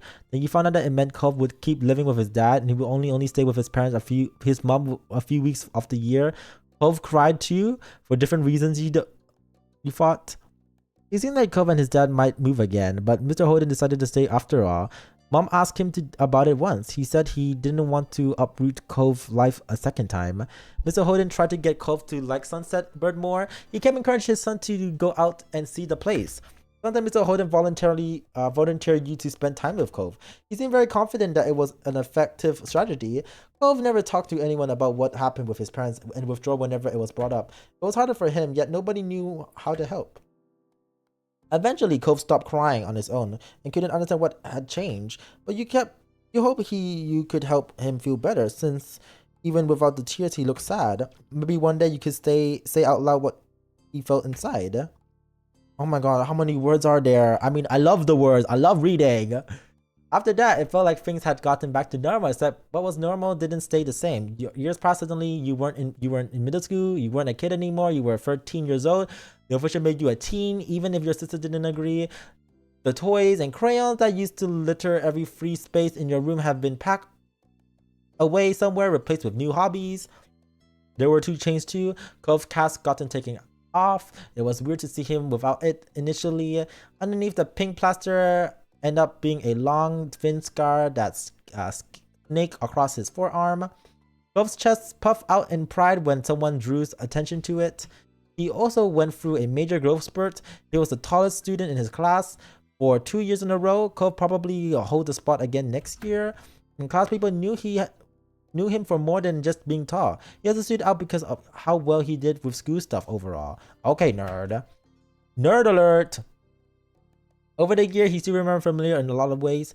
He talked to people when they come to him, but never really searched out company on his own. And the only kid that came to visit the neighborhood when you were little, Shiloh, well, he was gone. Him and his mom moved back south because of her work, just 1 year after Cove came to Sunset Bird, and had been really upsetting when he left. Lizzie was inconsolably for weeks, but nobody talked about Shiloh anymore. It was a long time ago. Wait, Shiloh's dead? I mean, he's gone, but like, is he never gonna come back? You learn some heartbreaking things become less sad than further away they were, even if they never had gotten any better. That was sad in its own way, yeah? Things at home were different too. You live in the same house and all that, but it wasn't how it was before. Ma dyed her hair purple, wanted something new, and liked it so much she kept dyeing it. Ma, now we're calling our mom Ma? Is Ma mommy? You remember calling her mommy as a kid, but something like that seemed awkward nowadays. You were you were much too old for that. Lizzie felt mature for her nickname too. She insisted on everyone calling her Elizabeth. No more mommy, I'm a teen now. Damn. Can't relate. I still call my mom and dad mommy and daddy, yeah?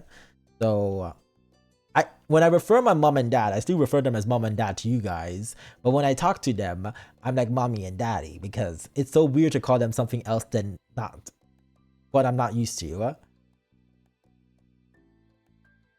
Your mom soon gave her permission to go places other than the playground and shopping street, which she took advantage of. You rarely saw her around the old neighborhood. In fact, she barely spent time with you the way she did before. Elizabeth is still associating more and more with girls from school who were her own age. Maybe the difference between 13 and 15 were greater than the difference between 8 and 10. You started befriending new people yourself, like Derek, Doris. He didn't live in the neighborhood or go to the same school. What happened was his and Cove's dad struck up a business partnership a few months ago. Since then, Derek would pop up in the area now and then. It seemed like Mr. Suarez was happy to let Derek tag along to his work if Derek had the time for it. Who is Derek? And is he cute? Without a doubt, everyone and everything around you had changed. In a small, big way you had. Yeah, the difference is big one is going to high school and the one is starting middle school. And as time went by, it was easy to settle into the new normal. Then before you knew it, school was over and summer vacation had come again. Thank you for the headband. Hi, Psycho.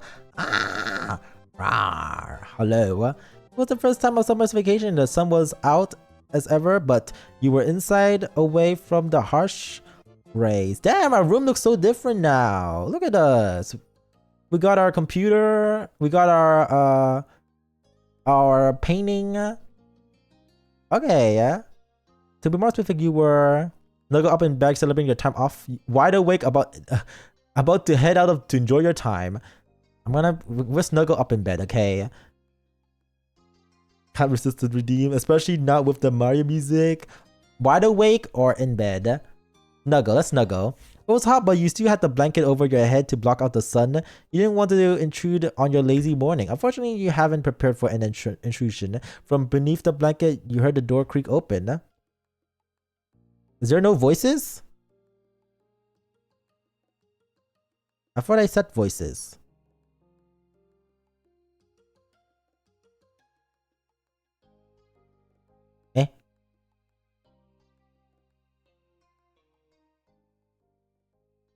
There is voices? Why do I not hear it?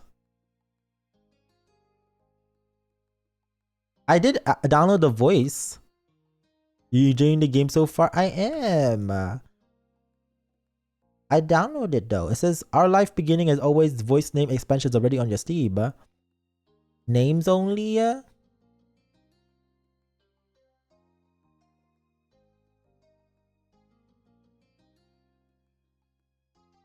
Oh.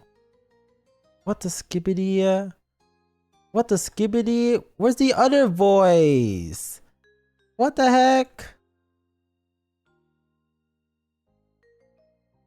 I don't see it. This is so heartbreaking. You have to read. Cannot believe this. I cannot believe this. Read. You're still sleeping? Wow, get up. Go away. Pretend you're still sleeping. You get up. You started to fake snore. Go away. By the impatient tapping on her feet, you could tell she hadn't left. Get up now. I'll come over there. So much for a lazy morning. Mom told me to tell you that your baby boyfriend is here and wants to see you again like he does every day. That your baby boyfriend. That is crazy, yeah? He brought some happy summer gift from Mr. Holden. Mom wants you to take it from him. Say thank you or whatever. You didn't like the way she called him your baby boyfriend, but you knew by now that saying so wouldn't stop her. So calm down already. Okay, fine. I'll be there when I'm there. Really? Great. That's great. I'm coming. Be right there. Okay, fine. Elizabeth said nothing else and left. Having done what was instructed of her, you rolled over your bed, stretched your arm up and high and yawning. Time to get ready. You sat yourself in front of the mirror in the far corner of your room. I want to replay this game. So much fun. Oh my god, your reflection hardly even fit in the frame. You're very tall. Your reflection went over the length. Your reflection fit comfortable to the frame. You were a lot you had a lot of real estate. You're pretty short. You had trouble getting into frame appear in the mountain mirror frame. Are you average height or short or tall? Let's just, you know what, fuck it. We'll be short, okay? Fine, we'll be short. You can relate to Derek and how it felt to being smaller than people though. You oaf to be. Your shortness seemed to even more distract when compared to Cove, who's usually on tall. How tall? I'm very tall. I'm 5'5". I'm so tall. You like your height. You weren't sure how you feel about it. You were kind of self-conscious. I liked it. It suits you well, in your mind. You put in finishing touches on your outfit when rumbling on the situation, careless as they been. Elizabeth's word piqued your curiosity. Jaden animated his height last night. Animated it. Listen, I was tall. I'm tall. You plan on going over to see what Cove was up to today, so this worked in your favor. 5'5" with size 5 feet? Okay, not size 5 feet. I don't have tiny ass feet. 165 centimeters. Yes, yes, yes. It was when you spotted your reflection that you realized that you were smiling wild. You were looking forward to see him. Okay, crush. You left your room going down to the stairs to 2 steps at a time. Okay, 2 steps at a time. Okay, he's excited to see him. Step 2, second chance. Ooh. You spotted Mom first, reclining on the couch. She held a magazine in her hand, which she was pursuing through. Morning, Mom. She looked up at your greeting. A smile instantly appeared on her face. Time to carry Jade on your shoulder. Thanks. Oh my god, Mama, you look so different. Good morning, Jaden. Thank you for coming down. I was at the door with Cove. He can't stay over today, unfortunately. Why don't you go and thank him before he leaves? You nodded, made your way to the front door of the house just as she said. Ma was there making conversation. She must have heard you because she looked over her shoulder. Oh. Look who made it. Morning, sleepyhead. Ma reached forward. You knew she was about to pet you on the head. She was taller than average for an adult woman, so at your height, you were absolutely tiny in her eyes. Fun size? I am not fun size. While singing I Can Be Your Hero, baby. I need a hero. Boom. You let her do it. You happy let her do it. You tilt your body aside to dodge. You push your head back and laugh. You push her hands back and groan. You let her do it. You stood up patiently and indulged your mom's wishes. She gave you 2 small taps on your crown of your head. Everyone is taller than me, allegedly. Apparently everyone has to be taller than me. I think that's like #rude. You know, like why would you want to be taller than me? Like I have to be taller. Only I can be taller. Me, it's me. So if you care to define me. I'm like 5'10". Oh. Must be nice to be 5'10". 5'10". One day that would be me. I'm 5'10" as well. Oh, so everyone is 5'10" apparently, yeah? Must be nice.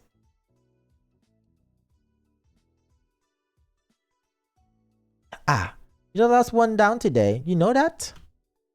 Life is in a race. I'm going to stay longer, so you're welcome.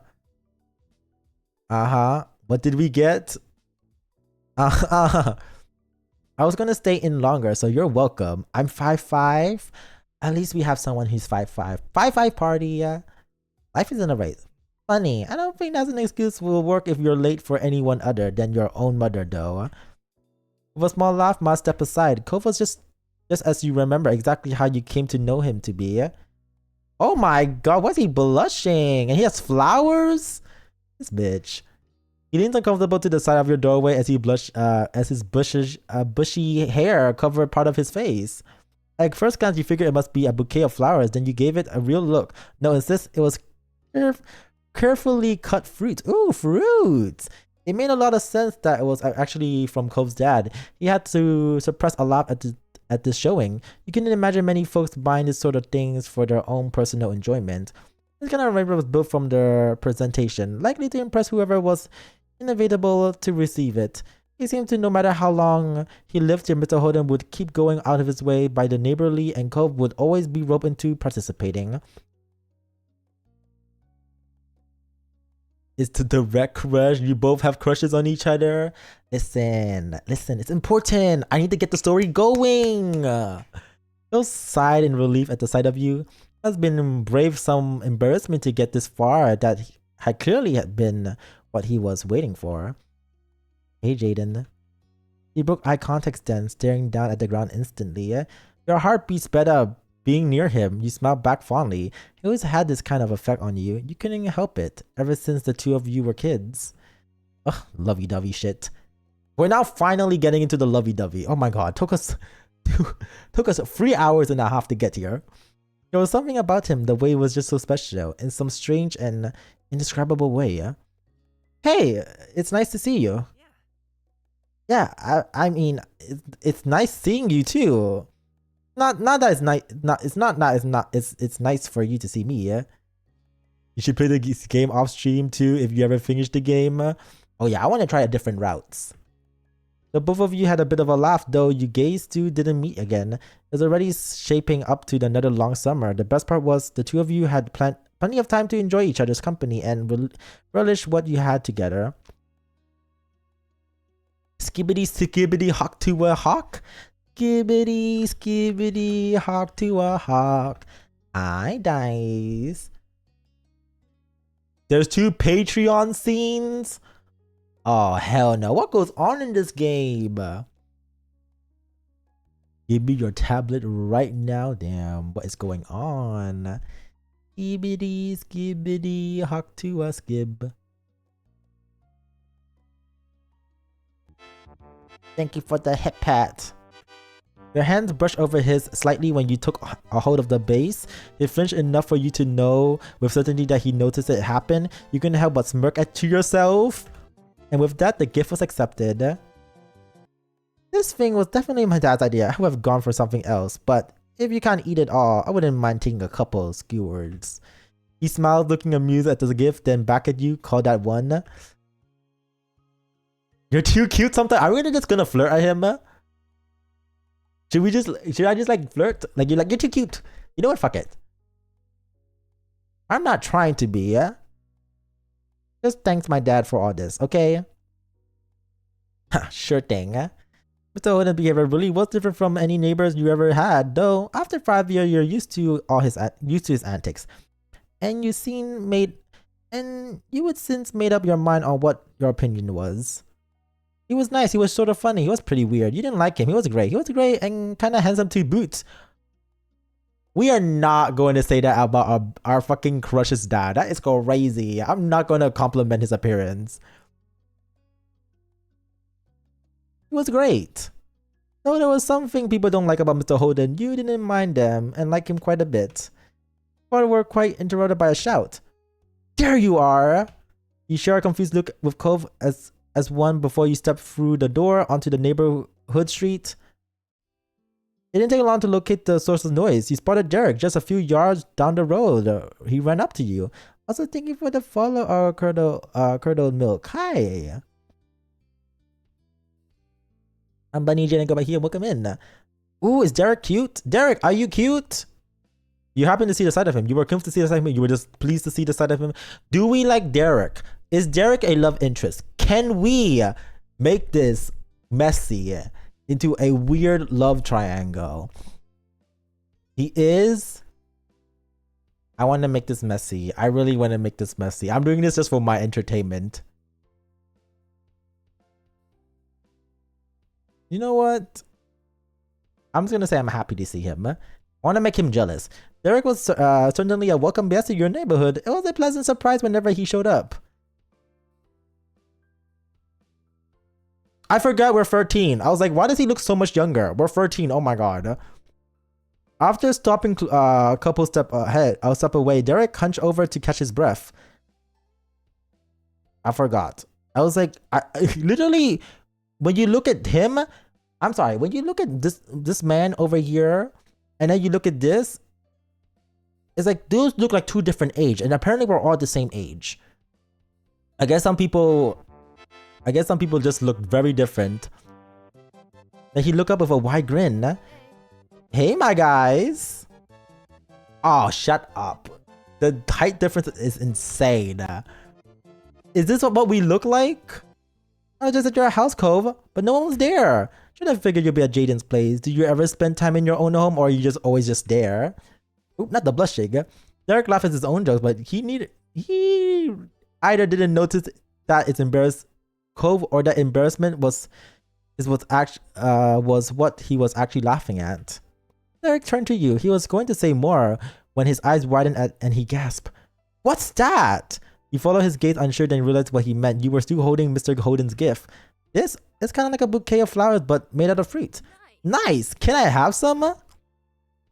I haven't even tried any yet. Derek pout at your word, not hiding his disappointment. Aww. Then he nodded his head as if it was clear to... Anyways, that's right. I came here because I needed to say something big. He paused. Possible for effects. Not the effects. He's like, actually, wait a minute. Wait the skibbity minute. There's some other kid here in Sunset Bird. Who? There's another kid here? Is this the third love interest? That is crazy. It's gonna be messy here. Me personally, I like it messy. That was as surprised as you were by the news. Such a reaction made sense. No one around your age had moved here since Cove did 5 years ago. Were they with their family? Maybe they were cutting through. Nuh-uh. The new kid was all by himself just walking. Did you talk to him? Nope. I came to report the sight right away. The kid had green hair, glasses, was pretty small. He seemed really upset about something. I hope he didn't leave. Damn, he sounds just like Cove 5 years ago. You blink slowly, you look over to the longtime neighbor. That sounds a lot like Cove when you first got here anyway. Oh yeah, I guess that was me back then. Derek snickers, good-natured. I can see that really well, now that you say so. But you would say, let's go find Cove's look-alike. We should all meet him. I'll do it. Sure, I want to see who this person is. Derek grins, then he points down the street, the way he came. Last I saw him, the mysterious visitor was going down this direction. Nothing else needed to be said. The three of you were off, with Derek leading the way. Who is this guy? Is he cute? Is he gonna be the next love interest, or like some random person we do not know? Could be one of those. Now this game is so interesting.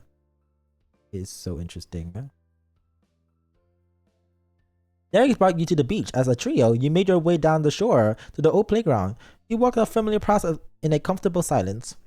When you were almost there, you spotted the kid in question. His bright color almost shone like a beacon beneath the ray of the sun. He scuffed around, kicking the sand of his place. It was true. He certainly seemed upset, but you didn't think he was sad, like you had originally pictured. I didn't know they added other love interests in the DLC. Apparently. No, he was erratic movement, scrunching up expression. He came off angry. You're pissed about him. What was he so mad about? Derek must have felt the same as you. He waved wildly, calling out the boy. Hey guy, over here! Damn, he got the bow cut. Poor thing. Poor thing. I should not be laughing. Poor thing. There. I get it. I get why now you're angry. You got that bow cut. Oh, this motherfucker. Oh, so funny, yeah? So funny, yeah? Anyways. The kid whipped around and an unexpressive scroll across deeper onto his face. His eyes were tired, but a strong, hostile energy still radiated from him. What? What is it? What do you want? The sharp tone made Derek flinch. He shifted on his feet. What's your name? Jeremy. Was that it? No, I'm Derek. That's Jaden and Cove. We were just walking around and saw you. We wanted to say hi.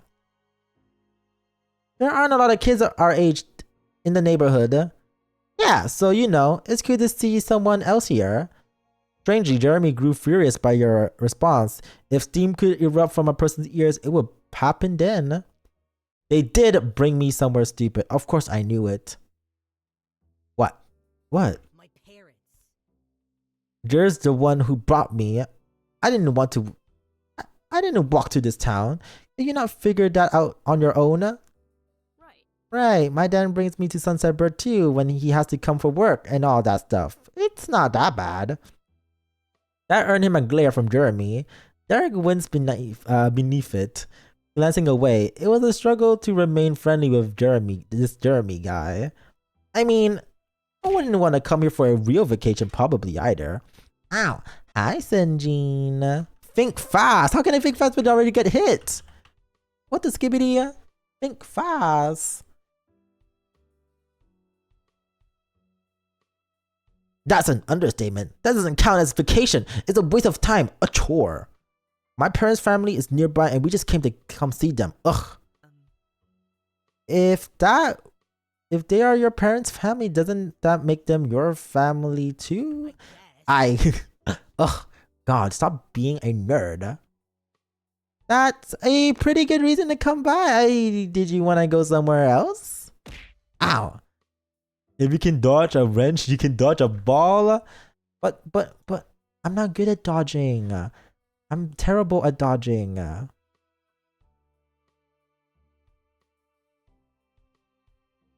No! Jeremy crossed his arm with a huff and turned away. This should have gone by themselves, since they care so much and left me home, but I'm not allowed to be by myself. Poof. It makes no sense. They're the one who don't know how to do anything, and I'm the kid? Let's see here. Who peed in your cereal? Calm down. You don't have to yell so much. Let's say that. You turned to Cove, lowering your voice. The two of you aren't that similar after all. Jeremy must have good hearing though, because he caught the private exchange and scoff. Stupid. Of course we're not similar. My eyes aren't stupid. My eyebrows aren't stupid. Cove cheeks flushed cinnamon at the inside. You couldn't be sure if it was out of embarrassment or anger. Maybe both. Come on. Damn. The kids are fighting. The kids are fighting. Damn. Calm down.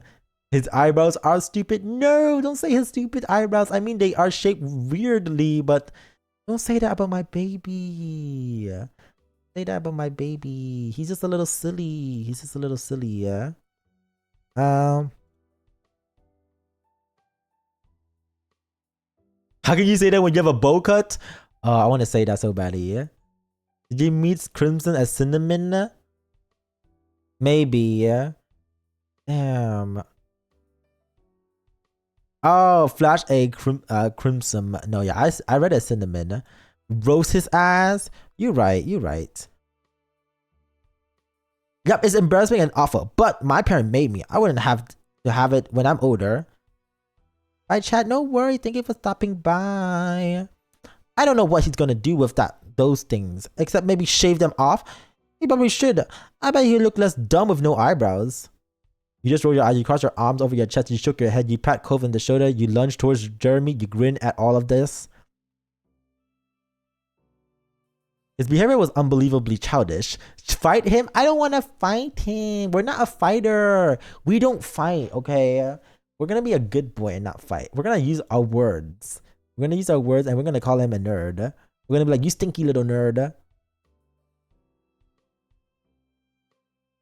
I choose to fight him. That is crazy. That is crazy. Did you get held back? Oh, damn. Would have kicked sand at him. You bet this is what Elizabeth imagined that she deals with whenever you do anything, but with Jeremy, he really is like a kid. Whoa, what's wrong with you? Instead of taking the offense, Jeremy only parroted Derek's words in a nasal voice. Wow, what is wrong with you? Wah wah. Me! Wah wah wah. Wah wah wah. Just like me, for real, for real. Wah wah wah. Wah wah wah. Find me a river. Alright, yeah. And Cove likes it when you were about to fight him. He likes it. You know what? I'll fight him. You know what? I'll fight him.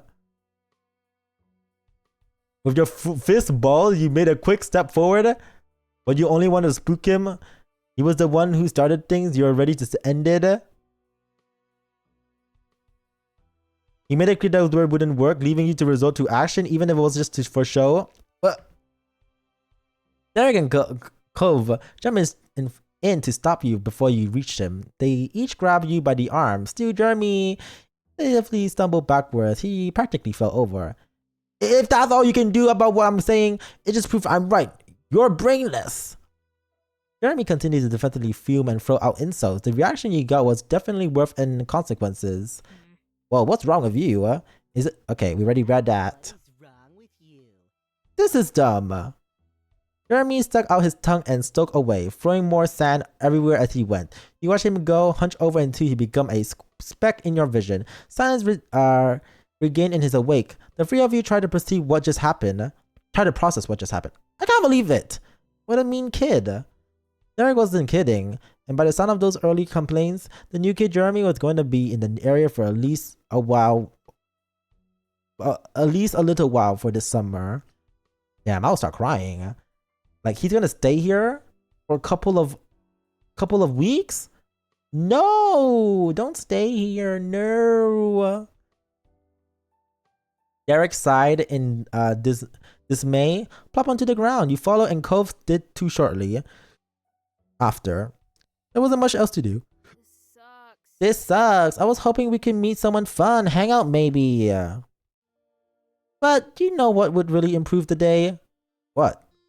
He didn't respond. Instead, he used a hand to point right at the fruit arrangement that you were still holding. Glancing over Cove, you noticed he was eyeing the fruit. He must have wanted some too. Why not? Let's eat it. Derek perked up immediately at your word. He reached out for the skewered, hesitantly slightly once he was inches away. Are you sure? Are you sure? You nodded with an eager grin. He plucked out the prime roll of fruits. Cove grabbed one for himself afterwards. Only you were without a skewered of your own. Ooh, I want a pineapple. I love a pineapple. You have to fight for your man? That is true. I have to always fight for my man. If you don't fight for your man, are you even in love? Do you even love your man if you don't fight for your man? Like, think about it. Think about it. The pineapple was cut out like a flower. It was like the first obvious choice. I'm good, Jaden, by the way. Yeah? Yeah.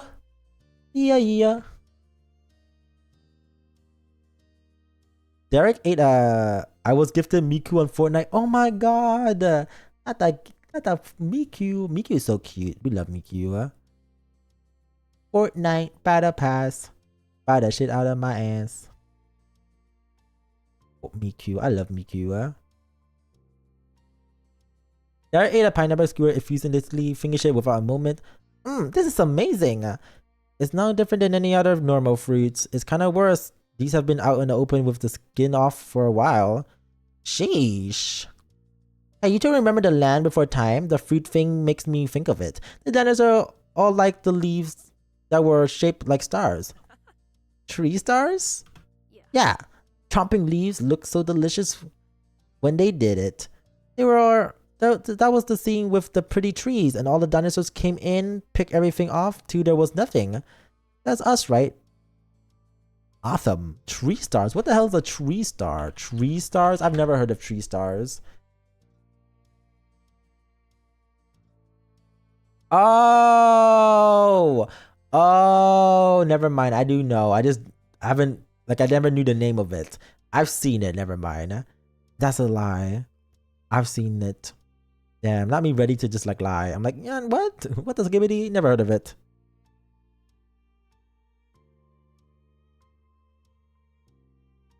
I love that movie. Never seen it. I didn't like that one. That movie's for a kid. Do you think things taste better when they're shaped like stars?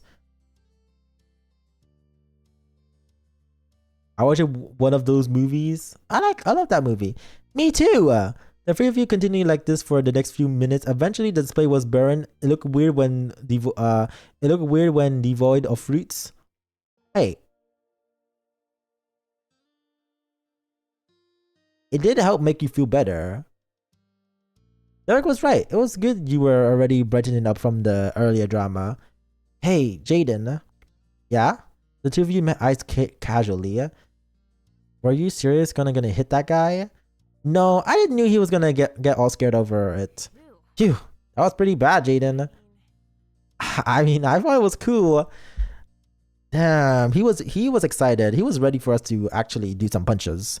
And to that I say, whoa, calm down. I told you, this is a man. I am getting excited. Ugh, you're both crazy people. You knew when Derek said things like that, it wasn't serious. He liked you and Cove. Yeah. Damn. Derek. I'm learning a lot about Derek. I'm like, I don't know who this Derek man is, but hey, we love that for him.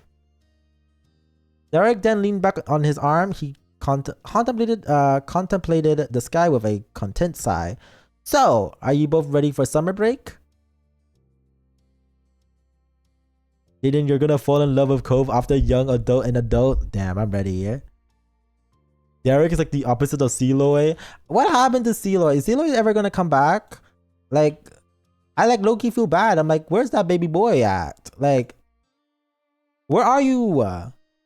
Yeah, he is. Okay, thank God.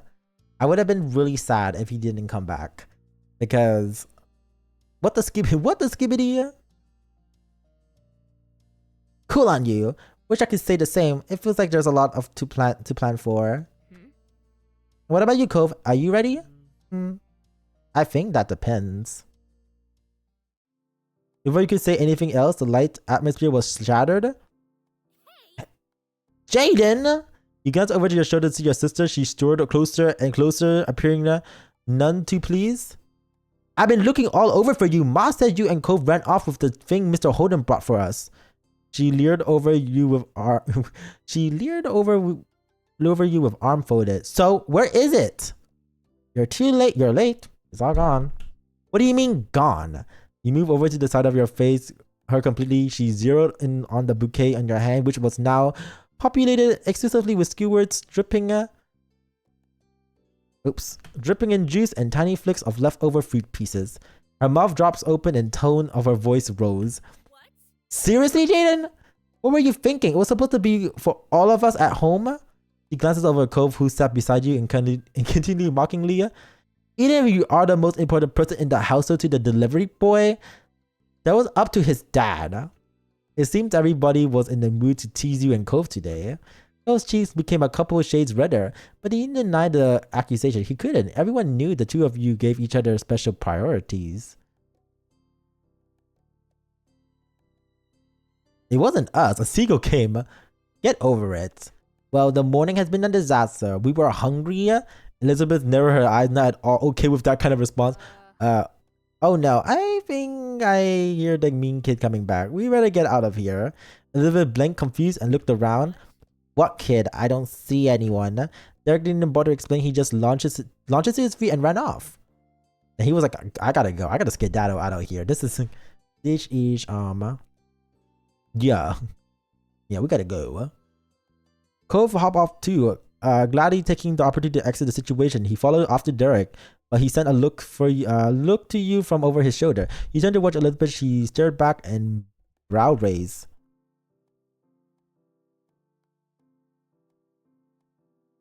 Without word, you got over your feet and bolted down the beach. Unimpressed, Elizabeth rolled her eyes. I'm 13. What do you think? She shook her head as she walked towards the house, not bothered whatsoever to follow.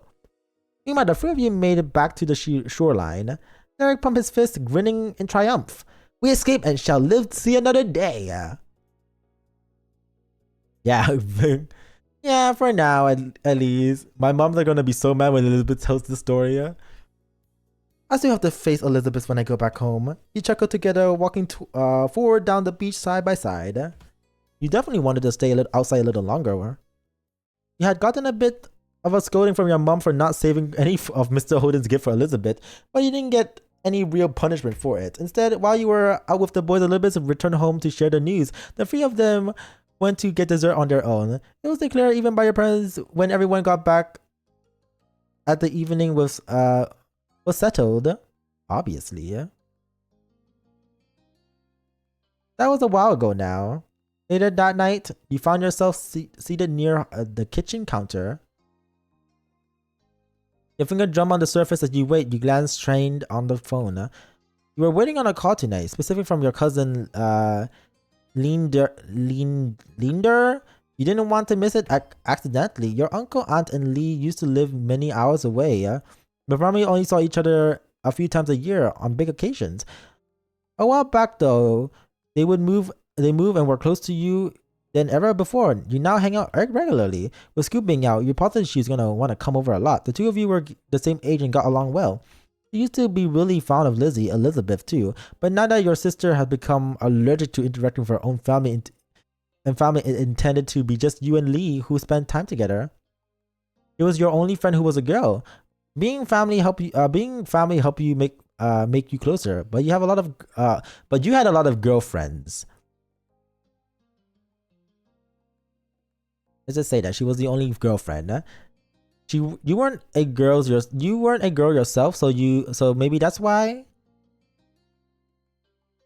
But you had plenty of other friends.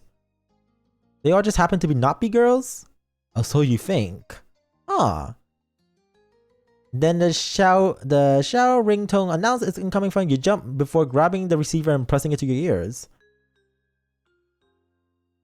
Button resident Jaden speaking. You were greeted to a resort high-pitched giggle. What? You sound so weird.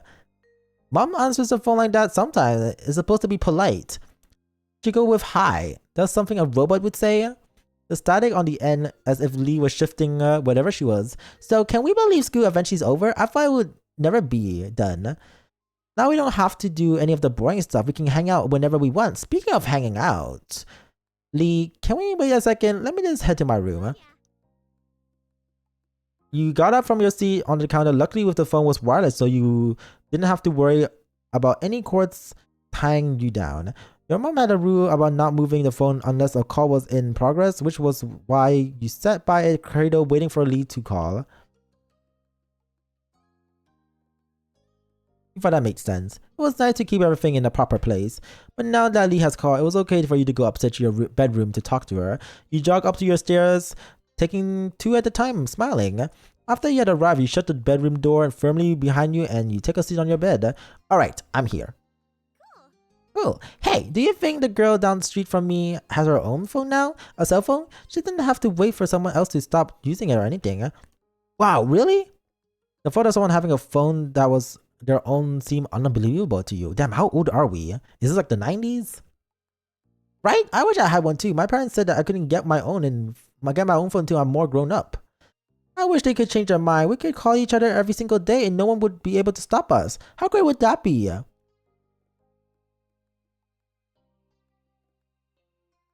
I would even stay up late talking about whatever we want. Lee sighed thoughtfully into the receiver. At least they say I could have it someday. I can't wait. You sighed dramatically. I bet I'm gonna get one until I'm all the way into college. Squeezing the phone between your shoulders and ears, you huff up your pillows, made yourself more comfortable. It was strange to think of time when normally school was over and you would have to choose whether or not to go to college. They still have house phones, so I say that while still having a house phone. Oh no, yeah, we don't have a house phone anymore. We used to have one, and then we don't use it anymore. It's been a long time since I last saw house phones. It was such a big part of your life right now. Nothing can come easy to you, though you try hard. Yeah, studying wasn't easy. You knew it was important that you wanted to do well. Frustratingly, even your best didn't seem quite ever be good enough. You didn't know how it could be harder. You felt a lot of pressure to keep high grades than you did last year. You hoped to do it just as well as this year. You were confident. You had no plans of you know what? You hope. Grades weren't the most important thing, no matter how good or bad they end up being. Yeah, you tried to sound engaged, but your mind declined to go back to school despite the season. Lee knew you too well to be fooled. You sound spacey. What's up? I don't study, but I get straight A's. That must be nice. Not me though. Just thinking about school. Lee groaned. Let's make a petition for more VK days. Yeah, everyone in the class could sign it. Be someone of the teacher too. So I guess school isn't all the way bad. You can do some good things there. You can just do more when school's out. It's the easy way to hang out. It's the easy way to hang out with people not in the neighborhood. If I didn't go to school, I've never met anyone new. No one really comes here. Uh-huh. The cafeteria. Lucky mine's boring. Learning new stuff is cool. Me too. Ew. And that's pretty much everything that's good about school. Okay, point taken.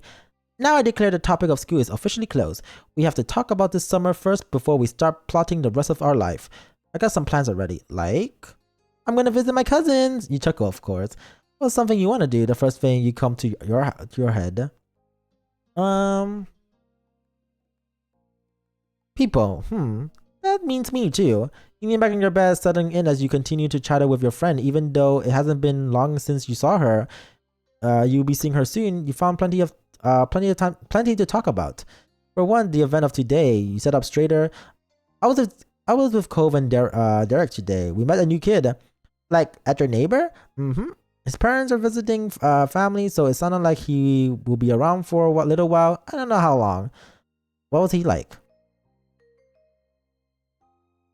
He acted so upset about every small things. I don't think I want to meet him.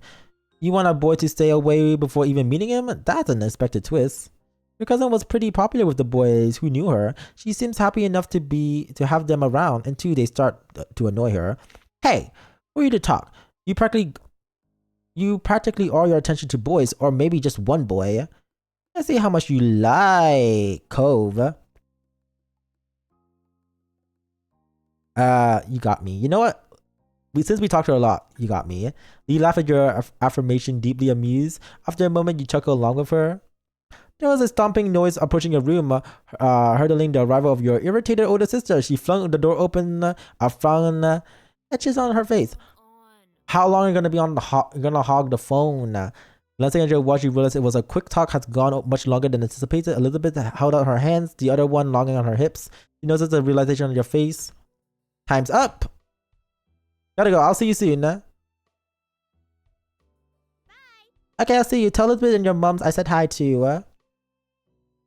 You barely pressed the end of the call when Elizabeth whisked the headset from your finger and began dialing someone new as she strode out of the room. Your mom's voice called from downstairs. Okay, I think this is a good place to save the game. Just a reminder, we're gonna be rating, but just for a reminder, we will be doing a review of secrets. So if you yourself want to review any secrets, I definitely recommend you use the form. I will also post the form on my Discord and Twitter if you want to participate. If you want to write them out later. But yes, thank you everyone for being here. We are gonna go raid. Let's go raid Val.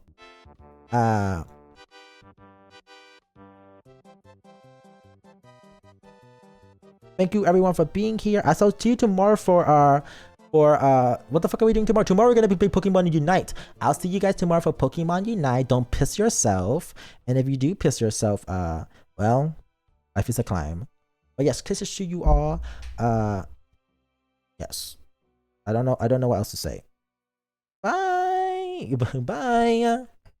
And we'll play this game. We'll play this game next week. I forgot to say that. And we'll play this game next